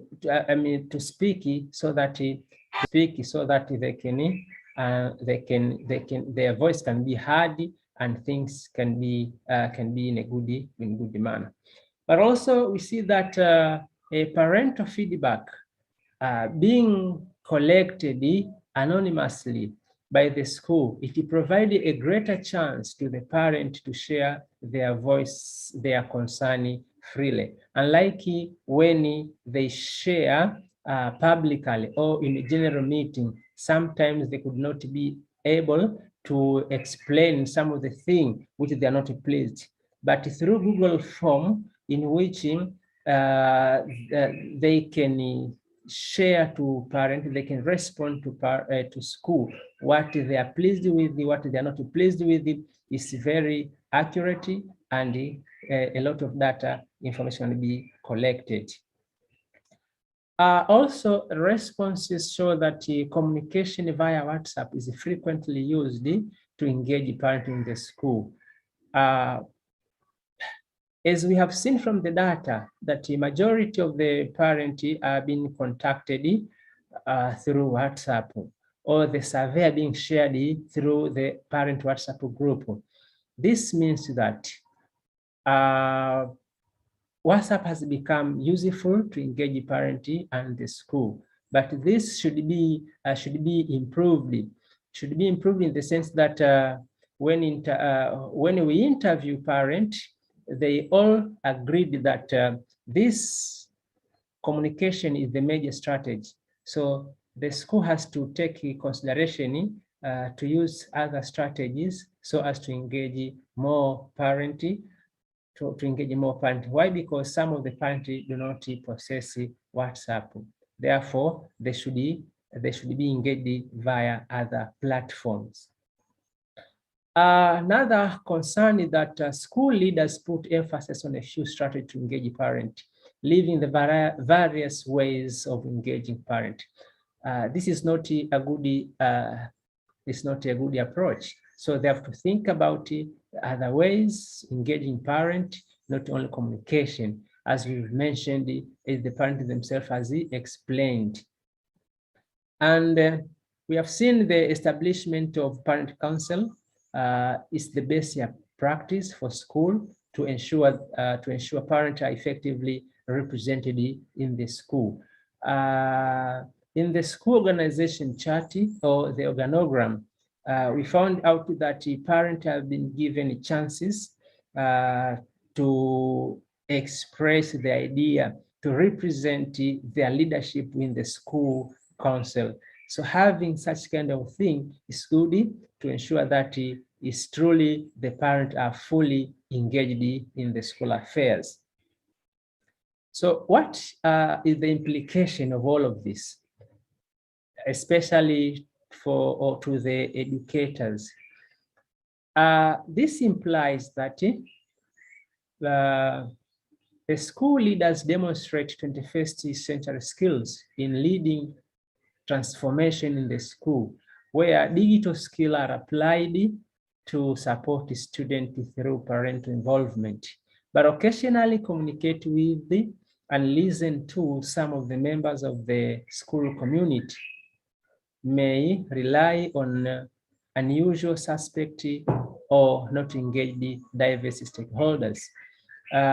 This shows that the school is in this benchmark 1 of leading in the 21st century. It is in level 3, which is in the developing stage. So it has been in the program. The school has, together with the leaders, has to ensure that they improve and reach target maybe level 4.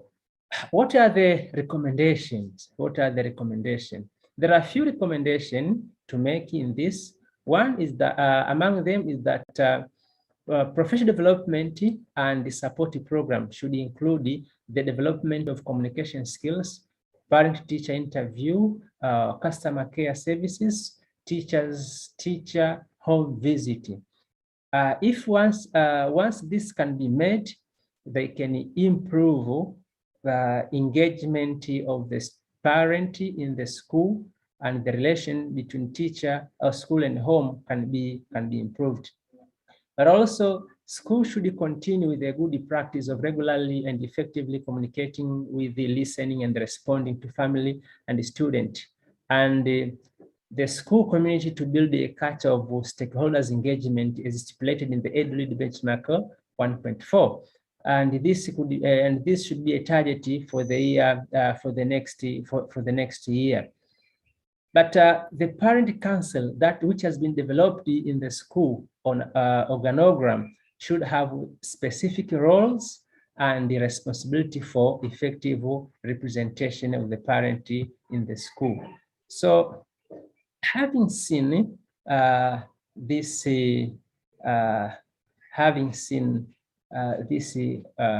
organogram, is that it shows us that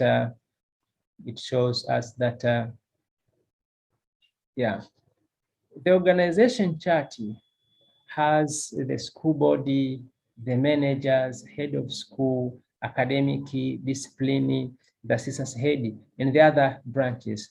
So parents have been, parent council has been put into the corner, into a core of this chart, meaning that they can contact downward to all the stakeholders across the school, to all stakeholders across the school. Yeah, to all stakeholders across the school, as you have seen there. So another recommendation is that school leaders should not only talk to parents and ask them for money, but have to be welcoming, responsive, and listening to create a learning partnership. And lastly, is that a parent and community engagement policy should be shared among the stakeholders and reviewed accordingly. This will make parent involvement more meaningful to the parent. After this, mark the end of this presentation. Thank you very much.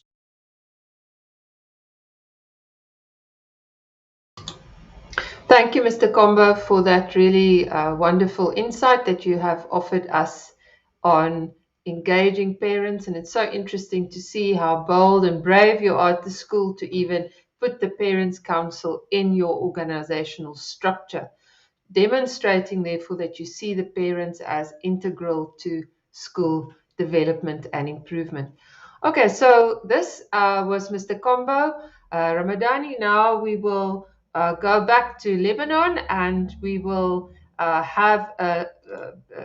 share the work done by Mr. Muhammad Aziz.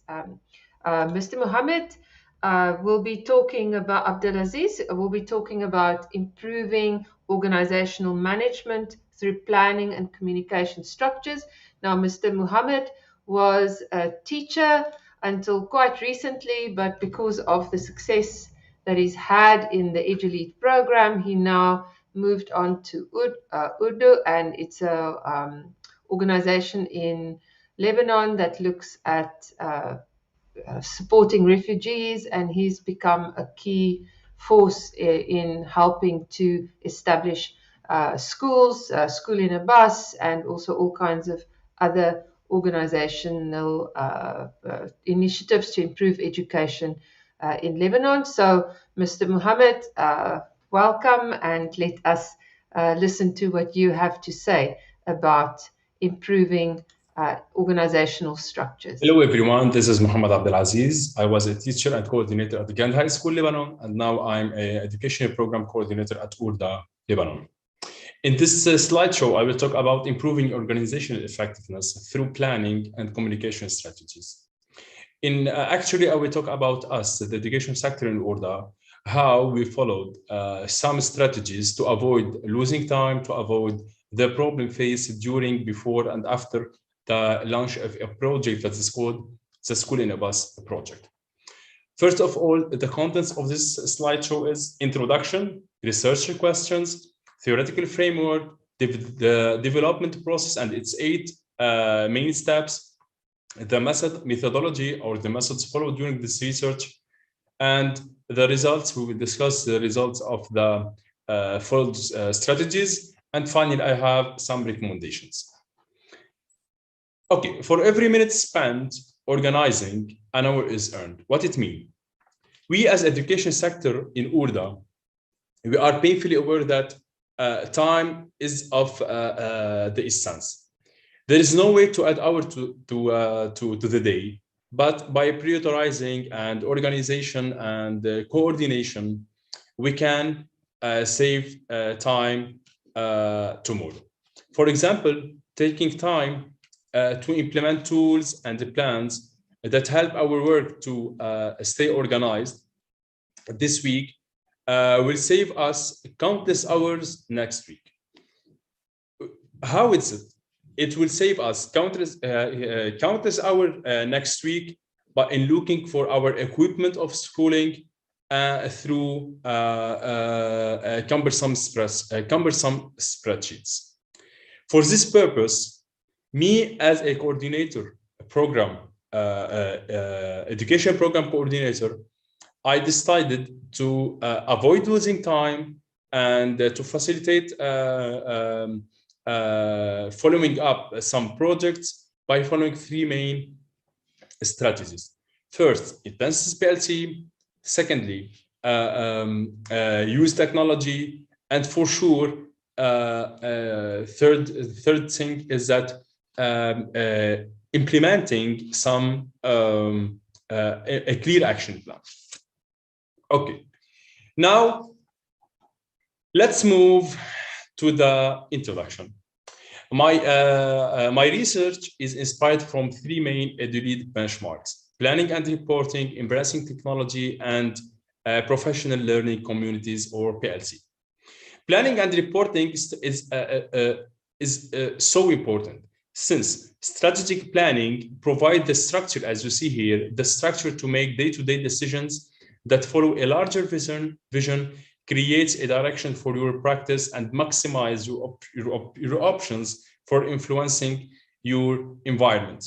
And also embracing technologies. It helps to automate the processes. It helps to reduce the workload for employees, freeing them up to work on other projects and assignments, and can also be used to help improve work process and in turn increase productivity for both employee and organization. Finally, PLCs help people feel included, trusted, and that are important team member, as well as giving them the opportunity to contribute, to innovate, to create, to express, help them, or giving them the opportunity to contribute to the success of our organization.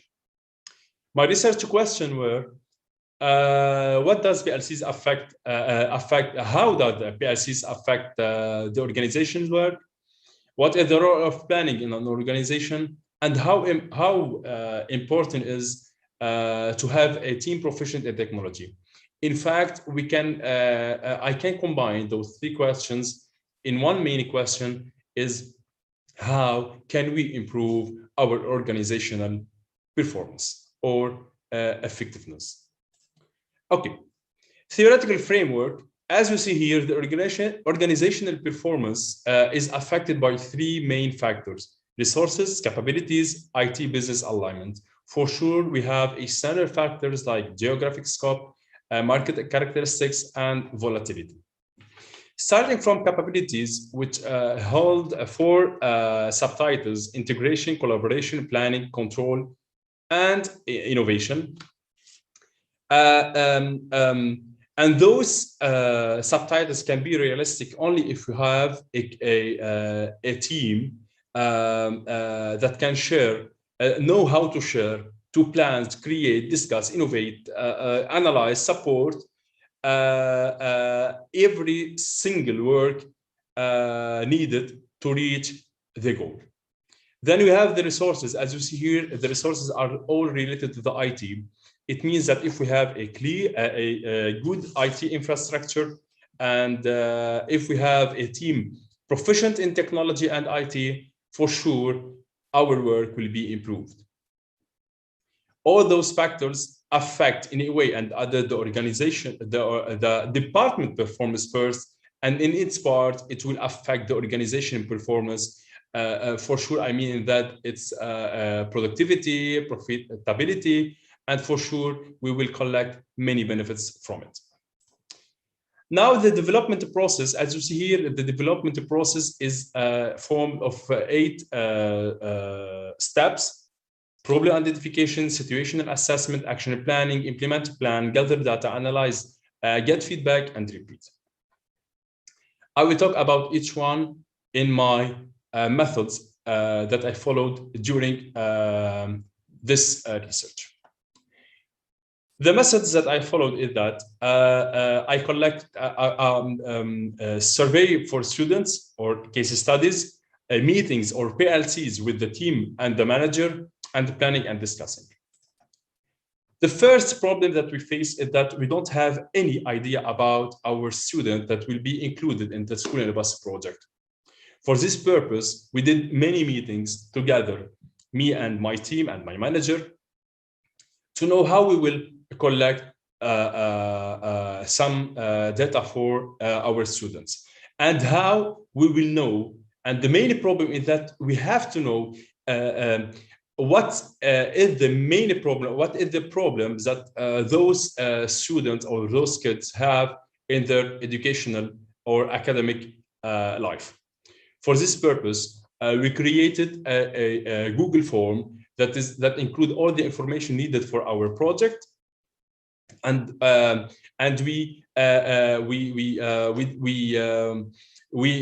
have to say that we decided that we don't need any more work paper. We don't need that our team will go to the camps and collect data by writing information. We only need some real information that in the end of the day, we will have a clear and statistics about our work. And here is the results that we found. And for sure, this method included the problem identification and the situational assessment. The results were that we know that now that we have the main age that is will be reached is that 6 years old. Then we have the 11-year-olds. For this purpose, we divided the students into 4 parts, from 6 to 8, and that from 8 to 10, 10 to 12, and also 12 to 14. Just to notice that those students, those kids are completely BLN. They don't have any idea about Arabic subject or English subjects or math or science. And the main things that we collected is that we know now each student, or the percentage, or let's say the percentage of how many students aren't able to know their letters, how many students are not able to know their colors, and how many students are not able to know the shapes now. For this purpose now, after analyzing those data, we can now decide what kind of curriculum we have to deliver for those students. Now we have the second problem, which is which curriculum we have to deliver to those students. For this purpose, we did intense PLCs in order to have a clear action plan and a clear curriculum for our students and for our projects. So for this purpose, we did, I think, as I remember, about 9 consecutive days about planning and to teach the team how to do a clear action plan, including in it the subjects, the main lessons, the timeline, the tools, and whatever. For this purpose, now or after that, we have a clear action plan form of 55 teaching days, where in each day we have those information, the subject, the goal, the tools, the actions, timeline, the responsible, the evidences, and if it is reached or not. I mean in that, what is the result of this action plan? Now each teacher knows its role and what he will deliver in each day. Each teacher knows that he is limited to a clear timeline, and each teacher knows the tools that he will use in its session. Finally, we have third problem. How can me, as education coordinator, collect the data and to know what it happens each day in the field? So for this purpose, I created 3 things on Google Form and Google Sheet. First, I created to a Google form about daily reports. So now I don't want. I'm not able to go to the field each day. I'm in the office, and there is a big distance between my location and the bus's location. For this purpose, the coordinators now are able to go click on the link and fill the information in the Google form. In this Google form, I have included many information like the student's behavior and performance, the teacher's also performance and behavior, the day summary, the attendance, the location, the number of the shift, the number of the cycle, and whatever. So I can follow up the project day per day just by clicking on the link in my office and see what it happens in the buses. And for sure, those is the result. And for sure, the coordinators now are able to fill the attendance sheet of each student. And now I'm able to know which student is attending the bus or which not, and which student is not. And for sure, to not forget that now I can easily call the coordinator to know why this children or why this kid, this child is absent or not, and to know if he have any problem, any other problem, if he has a health problem, so we can refer him to the healthcare department in our organization. Finally, I have some recommendations. Always think out of the box. Do not ever use the traditional ways to implement or to launch any project. Use a clear action plan for each project. Use technology to monitor, to evaluate, and supervise, and collect data and results. Collect data before any work or any project. You have to see what is the needs of your community, what is the need of your children, what is the need of your kids, for sure. And for sure, avoid huge virtual meetings. At least do one meeting per week to discuss and clarify the process. Finally, thank you for watching my presentation. Have a good day. Bye-bye.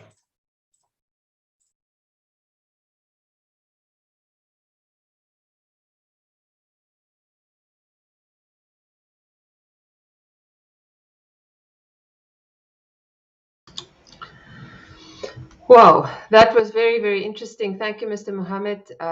I think the audience or the participants who are watching at home, their heads must be spinning with all this information. And this is why it's so wonderful that you can visit these presentations online that are available on our YouTube channel. And you can then watch them at your own leisure later on.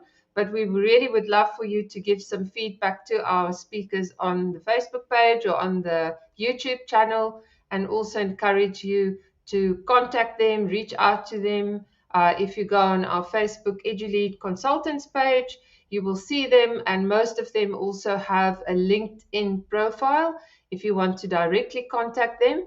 If you want to learn more about the EduLead program, and how you can be part of it.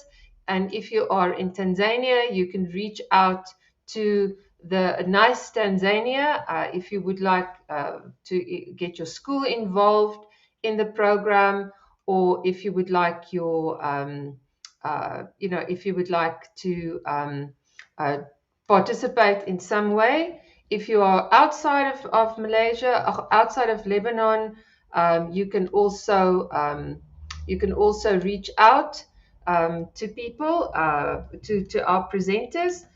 You can reach out to the Nama Foundation, and you can also discover more learning and more how you can implement, or how you can reach out, how you can participate in the EduLead conference. I also would just EduLead program. I also want to just encourage you to look at to complete the form, the Google form at the end of this conference that we will share with you, so that you can also participate there and get a certificate for your participation in the conference.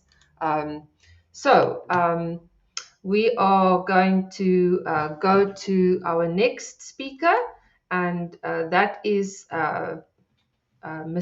Nuruddin. Nuruddin is also a participant from Lebanon, and he is now also moved recently to a new school where he is now in an IB school, and we are really looking forward to learning from him, to see what he is sharing with us in our EduLead conference. Thank you, Mr. Nuruddin.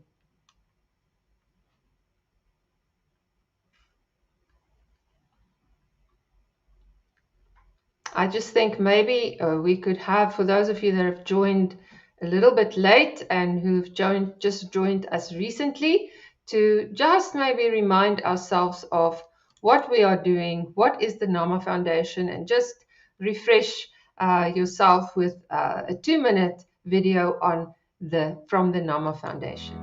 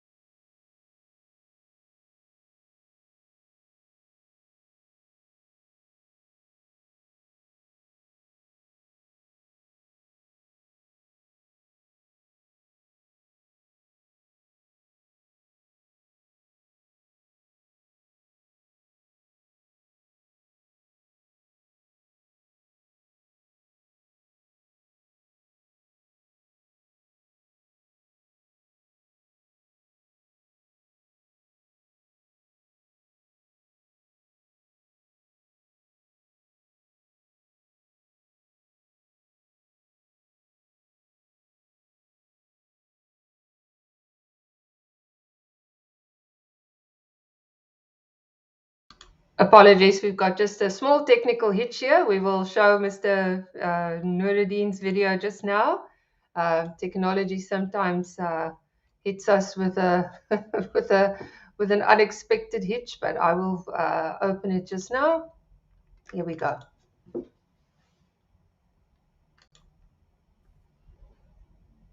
Hello everyone, this is Nuruddin. I'll be talking about the effect of collecting, analyzing, and using data on the online examination process during the COVID-19 pandemic.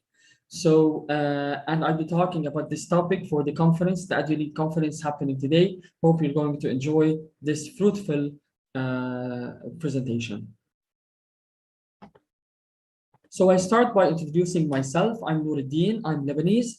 I'm a very proud EduLead group member. And currently, I'm working for the Wellspring Learning Community as an IB Middle Year Program Mathematics teacher. And I'm a computer and communication engineer, also now working for the United Lebanon Youth Project as also a mathematics teacher. I'm a former teacher at Iman High School and also currently Middle East Professional Learning Initiative member for the Harvard Graduate School of Education. And now I'm finalizing my master's in educational management. So we talked about so many benchmarks throughout the EduLead 4 years of EduLead experience. We covered benchmarks related to business, budgeting, accounting, related to leading learning, class management, assessments, cooperative learning structures, visible thinking structures, and so on. However, in my presentation, I'll be focusing mainly on the first benchmark, which is collecting, analyzing, and using data. Then I'll be covering monitoring and reviewing, how monitoring and reviewing, and mainly of data here, helped me to, or help the administration, let's say, to take the decisions, the proper decisions in the proper time, and also promoting the use of data. You're going to see that I'm not the person who used the data. No, the whole system, the whole school used the data. The IT department, the administration, the leadership team, and the teachers, all of them, they use data. So we're going to see this through all the presentation that we're going to deliver now. So what's my research topic? The study in hand proves the importance and how collecting and using and analyzing data is so much important, and specifically when talking about one of the most integral parts of the educational system, which is the assessment. We know that the COVID-19 stopped this process. No more assessments, no more normal exams, even big educational institutes, big universities had so many difficulties in doing the assessments. We cannot know what the level of the students now is, what they did understand from what we have done. We cannot measure how efficient was the learning experience, and especially the online learning experience. So we need a measurement. We need a measurement tool here. So we thought Iman High School thought of the online examination process, even though this process did not succeed with many institutes and many organizations. So how would online examinations be used properly to achieve the ultimate results? And Iman High School used here the perfect data, used a very important tool, which is the collection of data, so that it succeeded in the online examinations. Let's see how. First, online assessments and evaluation arise different major problems, including technical and non-technical issues. So Iman High School thought of these issues, the technical and the non-technical issues. Maybe, for example, the students are not aware of how open exams work. So we did not enter through this topic. However, many universities entered to this topic and they did not excel because students are not aware of this type of assessments. They are not trained on these types of assessments, even in their face-to-face learning experience. And I'm talking about Lebanon, by the way. So, for example, other non-technical issues and technical issues as the infrastructure in Lebanon couldn't help also. The internet couldn't help, the electricity couldn't help. So we should think of these stuff. Also, the technology knowledge, the technology literacy for the teachers and the students also wouldn't help so much. So all of these issues are to be taken into consideration. The second thing is assessing and evaluating students' understanding of concepts in different subjects is a very important pre-step before the official exams. Even though we have a COVID-19 lockdown, the administration unfortunately did not stop the official exams in the previous year. So we have to prepare the students for such an exams. They have to know the mood, what's going to happen there. And finally, data is the tool used by the schools in order to assess, monitor, and act during the online examination process. So we resulted, and the thing resulted over here that data is a very important tool that we should use in order to see, in order to check whether the students understood the thing or did not. So how would that be implemented? First, we thought of the theoretical framework, which is the following one. It's an iterative process of improvement. It's improving the quality of educational organizations through the use of data. And it's done by Dr. Kim Schinkamp, a study performed at the Elan University of Twente. So first, we set the goal. We need to use data in order to make the implementation of the online examination successful. This is the main goal. So we started by collecting data. We collected data from everywhere, from all stakeholders, teachers, students, parents, even other schools. So we managed to collect so many data. Even the data was collected before as a pre-step and during the examination process, and even after the examination process in order to have the correct feedback. Then we made sense making of the data that we have. So we're analyzing, does the data fit what we have? Will the data help us to continue? Do we have to continue? We have to take decisions. Actions should be taken, which is the third step. So in order to go deeper, we need to see how that was implemented. So first, we started by the need analysis. And in the need analysis, of course, we need data collection. So this is the pre-step. What do the staff, the teachers, and the students need in order to ensure a smooth process? This is as a management view. What do you need? Do you need a laptop? Do you need internet? Do you need a place to sit? Do you need a table? Do you need someone to help you with technology? Do you know how to go with Zoom? So all of these stuff are in the need analysis. What do the schools need? As a school, as a management team, they were saying that the school needs something. What is that something? So this is all dealt with the pre-step data collection. The second one is the making sense. We took this data and we thought of it. We start preparations. We're going to see what kinds of preparations we did. Then we collected data throughout the process. We asked the teachers, what's happening with you during the exams? What problems did you encounter during the exams? So all of these stuff were also considered throughout the process. And finally, we took actions. This is where decisions are made. And of course, based on the data that we have. So now in the upcoming slide, we're going to see how that started. First, we asked everyone, what is your job at school? Are you a student? Are you a parent? Are you a teacher? Are you an administrator? One of the leadership members, and so on. So what do you think about the exams, online examination process? Are you with or against? Most of the people mentioned that they are with. We need to know where the students are at the end of the day. So at the end of the day, the school job is to check where are the students now? What did they get? What is their performance? This is the main target of the school, I think. So what are your needs now? This is the third question. Of course, we did not meet all the needs. However, we met some of them. So stakeholders took a part in jotting down the needs and the requirements for a successful online examination process. So after taking all notes into consideration, other Google Forms are filled during and after the examination process by teachers who proctored in order to examine their needs during and after the process. So this is the form sent to the teachers. What is your name as a teacher proctoring? What is the date, the subject, the class, the group, and who is absent today? And of course, a notes section. In the notes section, we ask the teachers what happened during the exam, who went out, who did not have electricity, who has internet problems, who did not open the microphone, who did not open the camera, who did not know how to use the software, who did not submit his exam, who submitted late. So all of these questions were asked to the teachers and they responded efficiently. So the results here are very important to consider because this is what we acted upon. So first, we considered the first data for the need analysis. We made teachers technical training. The IT department thankfully made a very important training. So teachers are trained fully to use the Zoom, Adobe Acrobat, and Cam Scanner efficiently. And if I have the time, I should thank Ms. Mirna Baba and Mr. Abdul Wadud Naouzi for the huge work that they did and for the all data they collected. After that, disciplines technical problems. We have problems from the parents communicated problems regarding that they have 2 children at home, so they cannot afford 2 tabs or 2 mobiles and so on.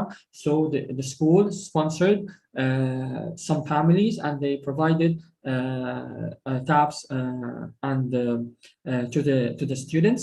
However, the students' mock examinations, math teachers were responsible to make trial exams so that the students feel as if they are in the exam, because this is their first trial and they have to do this before the exams.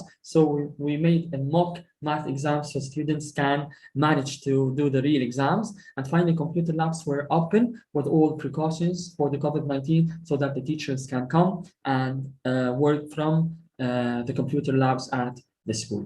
So this is what the first set of data helped us to do, helped us to manage. Right. Regarding the data collected during the exams. So you can see here that we had these are the problems written in Arabic that were communicated with the teachers. We have 13 students who entered late, 13 students who went out and into the exam after now and then. 18 students did not open the camera.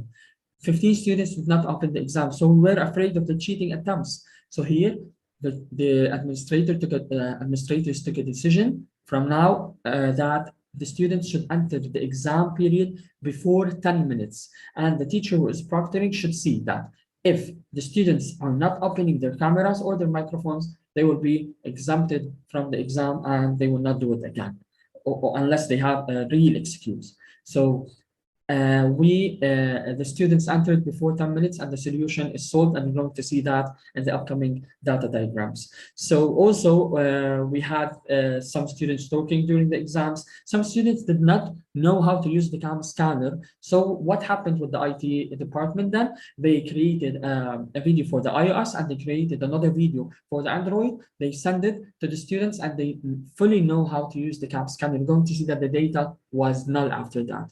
For example, here I compared day 1 and day 2 with the help, of course, of the IT department. They managed to put day 1 and day 2 together. You can see here that there is latency, 13 students at the beginning, now there is 7. Regarding the camera scanner, there were 3 students, now there is none. Students, they had problems with the camera, 18 students, now 8. What about the microphone? 15 students and now 3. So, and most of the problems were communicated that they are none. So I think this is amazing. And this is the 3rd day. You can see that most of the problems were none. So data helped in focusing the problem. We thought at the beginning that there would be so many problems. We need to think of, we need to think so much outside the box. No, the data help us concentrate the problem. So this is a very important idea, and also help the leadership team to take decision directly and on spot. And sometimes the teacher took the decision without even going back to the administration, and they were fully right regarding this. And for example, some of the students were outside the Zoom meeting during the exam, so the teachers took a decision to give them another version, and they are going to sit with the students afterwards in another meeting and do the exam. So we fully managed to work with the online examination process. Recommendations. First, I really recommend researchers to go for whether the data enhanced is considered a decisive factor in making most decisions, and whether the data enhanced are sufficient for such decisions. So is the data really trustworthy? Is the data really could be a decisive factor? This is what researchers, in my opinion, should work for. And also study whether education decision makers value the domestic data, value these types of data that we have in order to reflect local context and point to policy actions. And I hope this would reach all the Lebanese people over here and all the Lebanese leaders working for education. And improving the timeliness and accessibility of information will make it, of course, more helpful. And here comes the end of my presentation. Hope you really enjoyed it. I really enjoyed being a part of this conference. Thank you, Marie. Thank you, Right Education. Thank you, Nice. And do not hesitate to contact me for any topic or any idea or any question. Thank you so much and see you soon. Bye.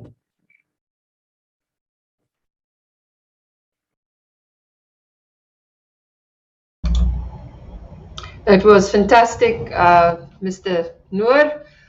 Thank you for your insights, and I really think people can see how data can help you in any aspect of your leadership role, your running of the school, management of the school, and also for solving problems, as we've seen not only you talking about that, but all of our speakers have referred to how they've been using data. We've got 2 more sessions left, so let's connect with Mr. Salim Slemi. He is a university lecturer. He's started his own foundation and education organization. He's also in charge of some schools, managing some schools in Zanzibar, Tanzania. A very busy man. And he is reflecting on how to improve management processes in school through leadership development. So we're looking forward to hearing what you have to say to us, Mr. Salim, and thank you for your efforts in preparing your presentation.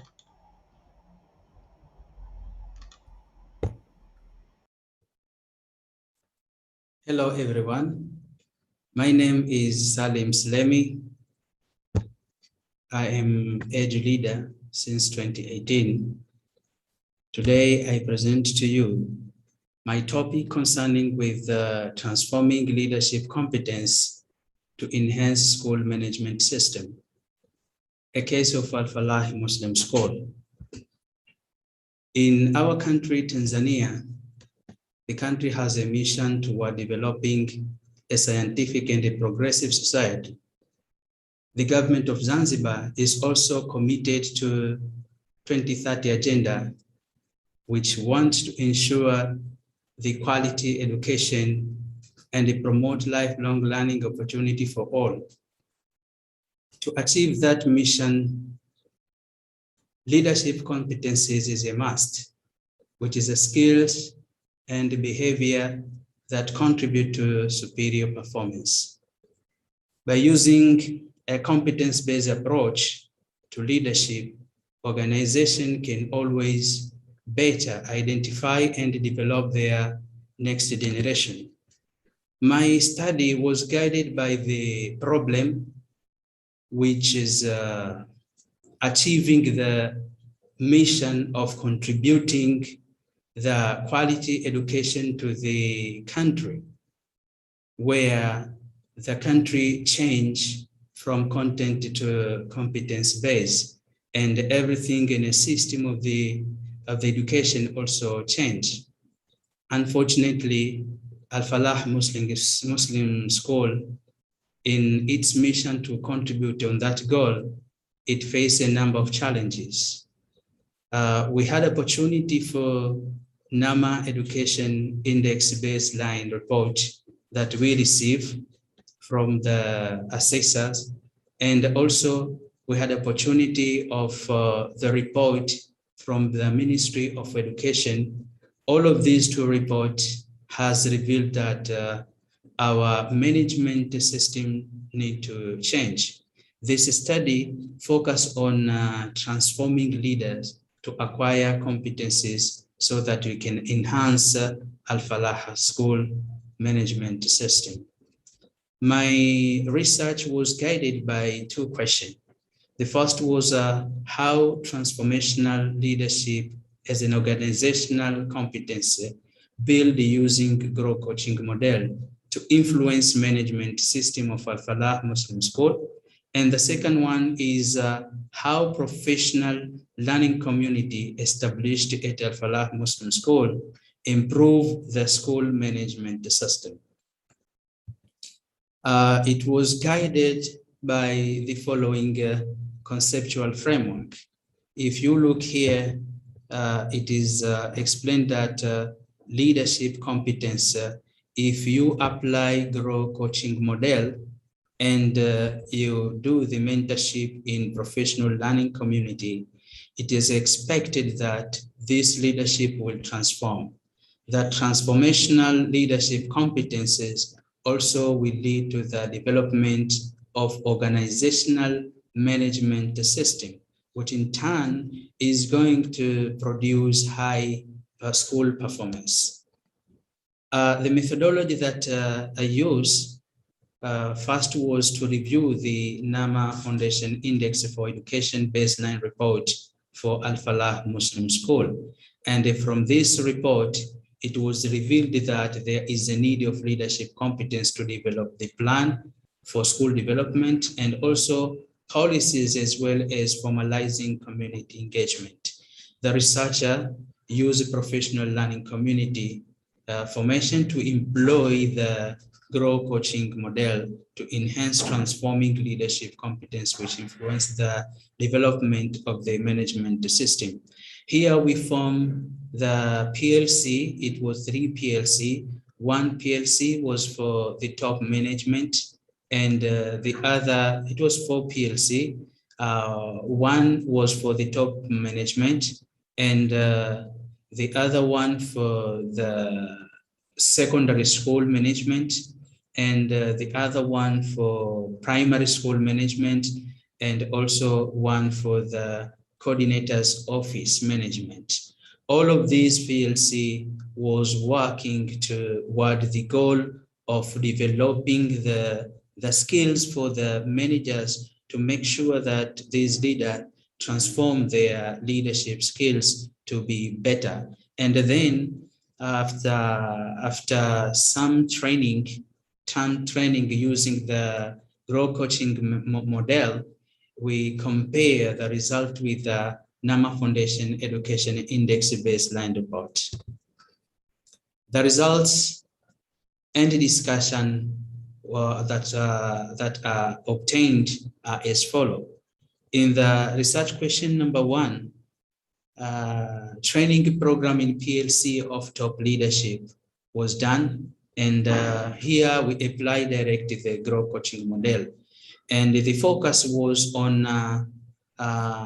the 4 competence.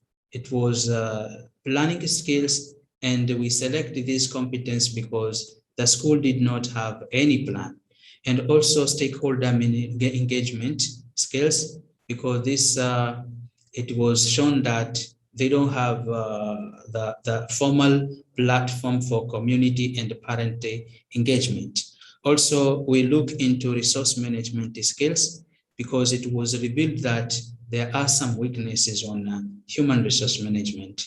Likewise, we deal with youth engagement skill because we found that there are minimum evidence that students are engaged in community work. After this training, it was found that the GROW coaching model transformed the ability of the leaders to implement these skills and to make some initiatives recommended by NAMA Education Index, which significantly changed management system. If you look at this graph shows the effect. Here we have the blue color, and we have the blue color, and we have red color. The blue color, it is before the GROW coaching model applied in a PLC, and the red color is after applying the training. So you will see here the school board by law, it was number 1, and number 1 is 0. That means does not exist. And number 2 is half exist, and number 3 now is existing. So school board by law did not exist. After training, it exists. That means we have already made the school board by law. Parent committee partially exists, and now is completely exists. That means we have a platform for engaging the parent. Community volunteer committee also, we didn't have the platform, and after training, we have a platform. Coordinator's office, it was present.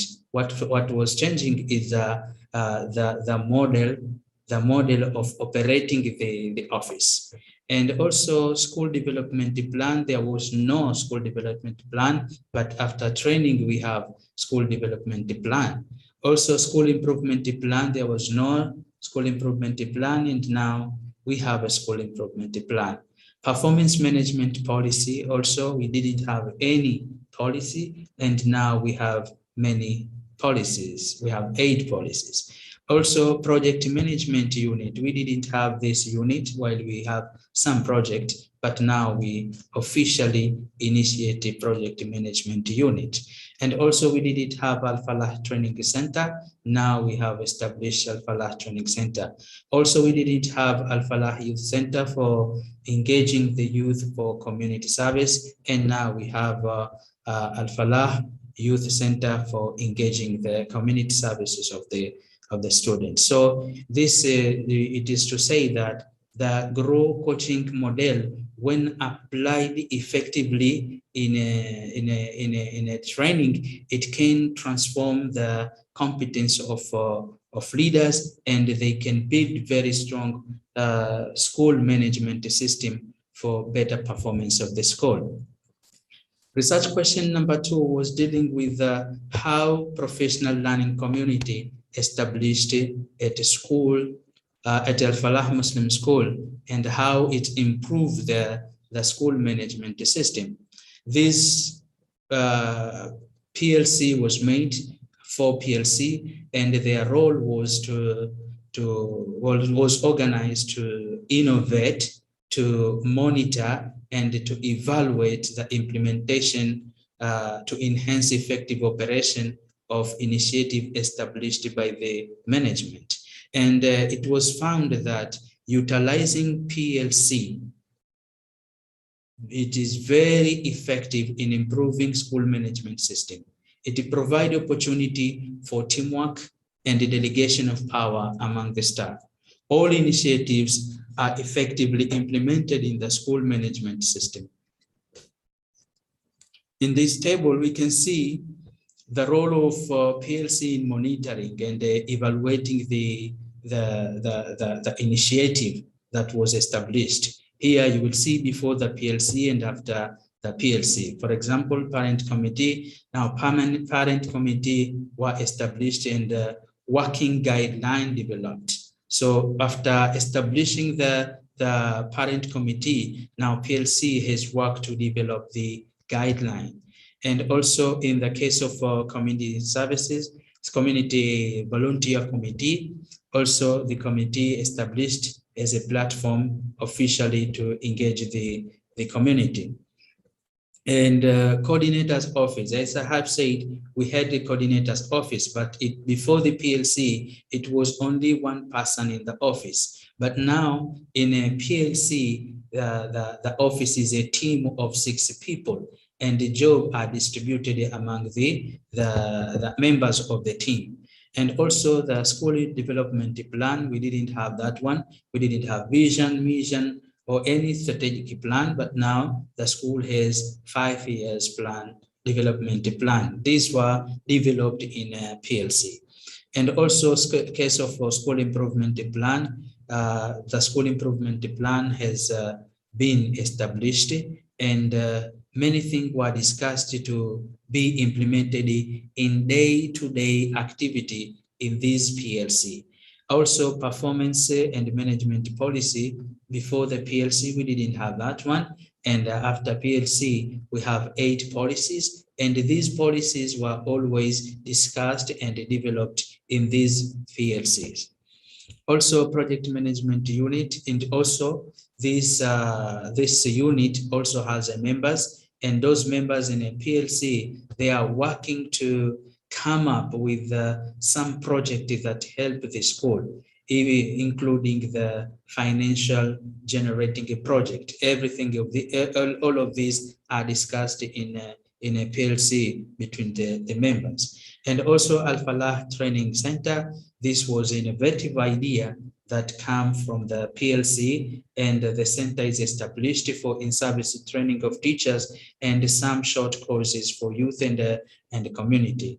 Also, in the case of Al Falah Youth Center, after being established, the center was established and engaged students for community services. So in a PLC, in their regular meeting, they were discussing how they will run this PLC. So we can also say that these PLC are very effective for the management system of the school.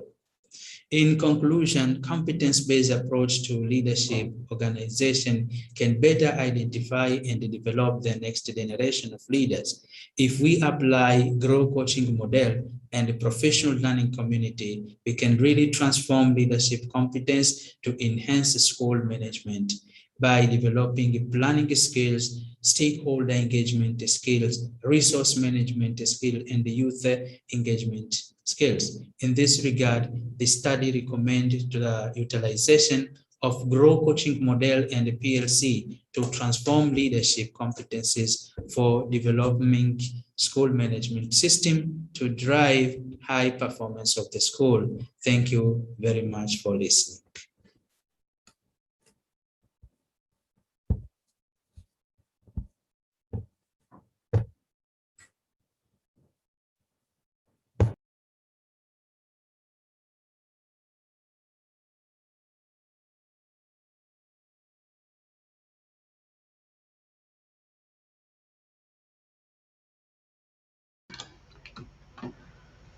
Very interesting analysis of the data there, Mr. Salem, and thank you very much for your presentation. And this brings us to the very last but not the least presentation in our conference, and that is by Madam Samu from Pongwe Islamic Girls School in Tanzania, and she will be looking at how student leadership and the development of student leadership programs have made a real difference in her school. It's very important to see how it's a very important topic, I think, for all schools to think about school leadership and the development of school leadership. It is an essential duty, an essential responsibility for all of our leaders.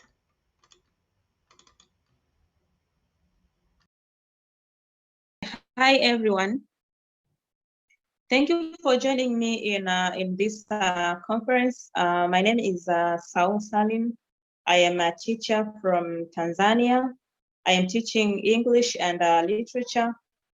In this conference today, I'm going to present to you my topic that I did research on it. The topic is all about developing student leadership through establishment of a student council. And the case study was Pongwe Islamic Girls Secondary School in Tanzania. And in this research, I have the content I'll pass through in part of the introduction, the research questions, abstract, the methodology I used to get together the data, findings and discussion, and the last one we are going to check the implication of my research. Yes, the topic, in establishing leadership to students through leadership counseling. This is a very wide term, as we can see that in 21st century wide, the leaders, teachers, and all education stakeholders, it is very important to develop leadership to students or to young, because previously we had the belief that leadership is an inborn character, but this is incorrect. And even here in Tanzania, most of people are still believing that when it comes to leadership, they believe that this is an inborn character. But this is through this research, we can see that it is incorrect by believing that leadership is an inborn character. This is because everybody can be a leader, even the young can be leaders through developing them. Through designing different activities, different programs, we can build these student leaders and even other leaders. As I told you that The case study is going to be Pongo Islamic Girls Secondary School. So in this research, we are going to pass through what are the activities we designed within the school, what were the programs were designed within the school to make sure that the students can be developed to be leaders, and to move up the notion that leadership is an inborn character. Okay, so in my research, I passed through 3 questions that guided me to pass through or to get out my findings and discussion in the research. The first question, it was, why is it important to develop leadership skills to students at PIGS? When you hear PIGS, means Pongo Islamic Girls Secondary School. And the next question, it was, what are the successful desired outcomes of student leadership activities at PIGS? And the last question, it was, is leadership in education program effective in creating student leadership with minimal prior leadership qualities? So as I told you, the research question, they acted like my engine. They guide me what to do and what to find and what to discuss within the research. So in this research, we are going to answer these 3 questions that I used in gathering the data and answering the 3 questions. It was interview, and the next year we had 15 students. 5 students were the leader in 2020, and 5 students were the leader in 2021, and the other 5 students who were not leaders, and 5 staff members. Yes, as I told you that leadership is not an inborn character, instead, but leadership is created, leadership is empowered, and everybody can be a leader. Among all the activities that we designed in the school, especially here at Pongo Islamic Girls Secondary School, is to empower the student leaders, to show them that they are very important. As we can see there in a school organization chart, most of the school organization chart, you just see from maybe from the administration up to the staffs, but in your organization chart, we didn't only look on the administrators and the teachers only. Even the student council or student leaders were included in our organization chart. This means what? This means that everything within the school cannot be run without including the student leaders. That means the student leaders are very important in implementing all curriculum activities and non-curriculum activities around the school. All we can say that student leaders are very important in making sure that we achieve the school culture. That's why we have included the student leaders or the student council in the organization chart. Okay, so the interviews, we did the interviews, as I told you, that the interview to student leaders of 2021 and 2020, and likewise to staffs, to show the difference. What was the difference to leaders in 2020 and something new that has been introduced to remove the notion that the leadership is not an inborn character. So as I told that we interviewed several students to give out their findings, their views, their ideas, how the school has changed from the notion that leadership is an inborn character, and it is not an inborn character, but can be created and empowered. So the videos there shows the voice of a student airing their views concerning about the difference of leadership activities, and the difference of leadership activities that were designed in 2021 that were very different from 2020. The student is trying to explain the difference of leadership in 2021 and the 2020. She's trying to give out the views that leadership is something that can be created.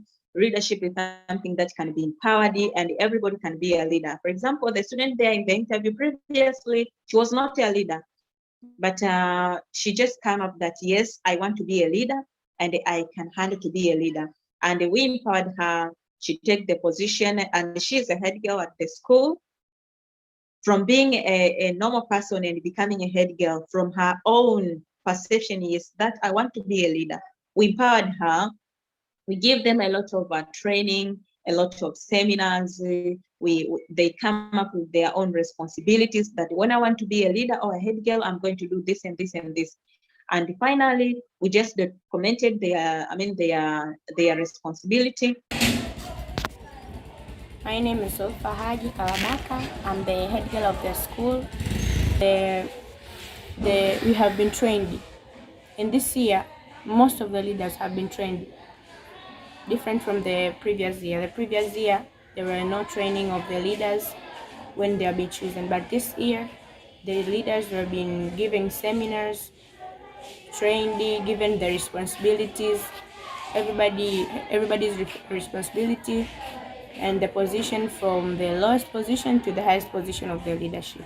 My achievement as being a leader, I achieve a lot. First, I gain confidence speaking in front of many people than before when I wasn't a leader.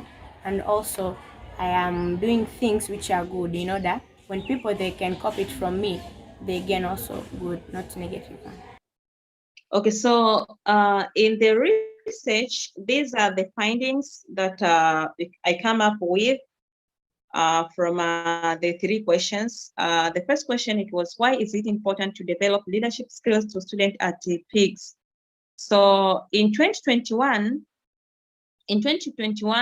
I have seen that not really seen as very important area for development, that leadership was in last year, it was yes, it was there within the school, but it was not considered very important. It was just like a normal thing that maybe a part and parcel of the school, that the leaders should be there, but they were not taken very, really important. But in 2021, leadership has been developed, and the leadership to students has been taken as a very important program, and different programs, and the students were given different opportunities to be leaders. The leadership was not maybe in terms of management, no thank you. Instead, the leadership was empowered or was given to students themselves. Teachers, management were just facilitators or were just given the assistance. And also in 2020, student leaders are in last year, 2020, student leaders are chosen by school management, and they will do the task given to them. Yes, as in last year, the student leaders, we were just management teachers and other leaders. We were just sitting on the table deciding that student X is going to be a leader, student Y is going to be a leader. Why we did so because we were believing that leadership is an inborn character. So we see maybe somebody is having leadership qualities, but in this year, it was different. We didn't choose the leaders. We didn't sit on the table to choose the leaders. Instead, student leadership was integrated to organization charts, and even leaders were given the chance themselves to come up with the idea that, yes, I want to be a leader because I have the ability. I know that I can lead people. And also even in decision making, when it comes to decision making, especially when we are deciding things, matters that are affecting the welfare of the student directly. We sit on the tables with the leaders, with the student leaders, to represent their fellow students, to come up with their views, what they want, what they need, and we tend to listen to them. And the last things in 2020, leadership competence are inborn character, and teachers and the staff make the decision. As I told you that last year, it was the management sitting on the table and the teachers to discuss that this is going to be a leader, this is not going to be a leader. But this year it was quite different. Students were having competencies, students were having the decision making, students have improved even their communication skills. And something that I want to share is even the students, they come up with their own idea that they even introduced some of the leadership position to students that were not existing in last year. So, for example, in this year we have the general secretary position. It was the student herself coming up with this idea that, yes, I want to be the general secretary because I know that being a general secretary, I'm going to do this and this and this. And so at the end of the time, the organization accepted as, yes, it is important to have this kind of position to the student. So from there, we come up to know that yes, that leadership, it is not an inborn, instead empowering the student, giving them the position, believing them and trusting them. Of course, they can be leaders. Yes, the discussion I have to this research is the students' leadership is integral to positive community impact and individual student growth. Assigning student different responsibilities through counseling and empowering them increase their leadership competence and the commitment in social and the academic aspect. This means that when we empower the students, when we assign the student the roles and the responsibilities of being a leader, it is not made, it is something that build themselves, grow the students, and also it increase the competence to themselves and the commitment in social and even in academic aspect. Also, the discussion, another thing is that the different activities designed within the school have the greatest opportunity to boost their leadership qualities. Yes. So within the school communities, we have to design different activities because the activities are the ones that are boosting the leadership qualities. For example, designing activities like giving seminars, giving trainings, all of that one, they build the leadership skills to them.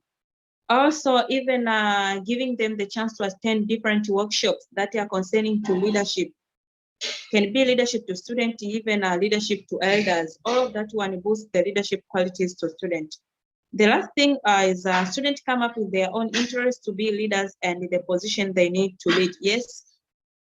When it reaches, when students are having the leadership qualities, at the end of the time, somebody is going to, herself or himself is going to decide that, yes, I want to be a leader and I need to be a leader. And she may even come up with the idea that I want to be in this position. As I told you previously, that within the school in this year, we even come up with a student who is introducing the new leadership position that last year was not existing. She just come up that she wants to be the general secretary, and she knows the responsibility of general secretary. And we're really accepting that.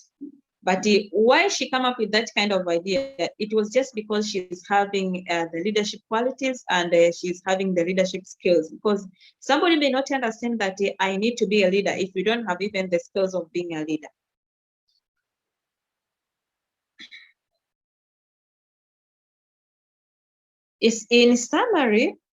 In summary, I can say that the development of student leadership increases the confidence in facing daily challenges and improving their skills. Of course, because being a leader, they come up with a lot of things.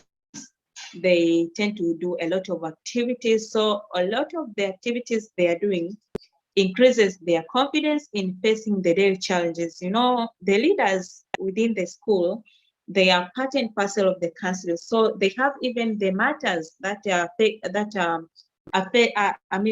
facing their fellow students. So they solve them. So the time they are solving the problems that are facing their fellow students, they come up with the confidence. As even in the organization chart, we have seen the hierarchy that we are starting from the student, then to the student leader. So when the student is having the problem, she's not just passing directly to the teacher. No, she have to pass to the leader, then to the teacher, up to the highest level of organization. So having that one, it increases the confidence and improve their skills. Also, the student leaders are responsible in implementing the process of school transformation. That in any school, we have the transformation and we have the levels of responsibility. As you can see there from the picture, we have the school, we have parents, we have leadership, we have teachers, and we have the students. So students, leaders, and students are part and parcel in the transformation of the school. So student leaders, they have time for transformation. The student leaders, they are participating in language and driving policy. Student leaders, they are participating in modeling the change behavior, in modeling and the structure and routine, learning environment, relationship, and even opportunities to develop skills. So student leaders, you cannot talk about the school. You cannot talk about the school if there is no student leaders. So student leaders and the students must be part and parcel of the school, because the teachers work together with the student leaders. Yes, the recommendation of this research, or the recommendation or the next step, what am I advising to other teachers in the country and even the world around? We need to know this one, that everyone, we have to understand that everyone should we have to understand that leadership is not an inborn characteristic. Instead, everyone can be a leader. So we need to remove the notion that leaders, some people are going to be leaders. No one is going to be a leader, but everyone can be a leader. Also, we have to understand that students should be empowered and involved in decision making, especially those affecting their own welfare. We are not allowed to discuss everything, teachers or leaders to discuss everything. No, thank you. Instead, student leaders and even students should be given the chance to discuss, to air out their views, especially when it comes to the matters that are affecting themselves. And the last thing is designing different activities within the school that foster leadership skills to students. This will help in creating new leaders every day, because when you design a different activities, means everybody got the chance to be a leader. And the last thing I want to share is leadership development is an important part of EduLead leadership development program. So leaders should grow leaders. This is one of their most important tasks. Developing student leadership means an investment in the future of our country. Thank you for listening. What a wonderfully positive message to end this the presentations. Leadership development of young people, capacity building, of build capacity in our country, and the leadership development of young people is an investment in the future of our countries, our respective countries. So thank you very much for everybody's participation. I thought I could just quickly just remind you of all of the participants who were involved in this amazing presentation today. Thank you to everybody for being so, what you have to understand is that for many of our participants, this is the very first time they've ever presented in an international conference. It really pushed them out of their comfort zones. But we want to encourage continuous research, and we want to uplift the education profession so that people look at educators as researchers, as future change makers, as professionals that people would lift their hat to, as they did in the past. And as educationalists, we are responsible. We have to take action. We have to ensure that we set the tone, and we research and we reflect and we learn new things and we come up with new ideas that we can share on our national and also our international platforms. So I just want to quickly remind you of everybody who were involved in the program, and I'm just going to go through them one by one, not in any specific order. But we have Doa Arnous, who talked about the impact of differentiated learning in the kindergarten setting.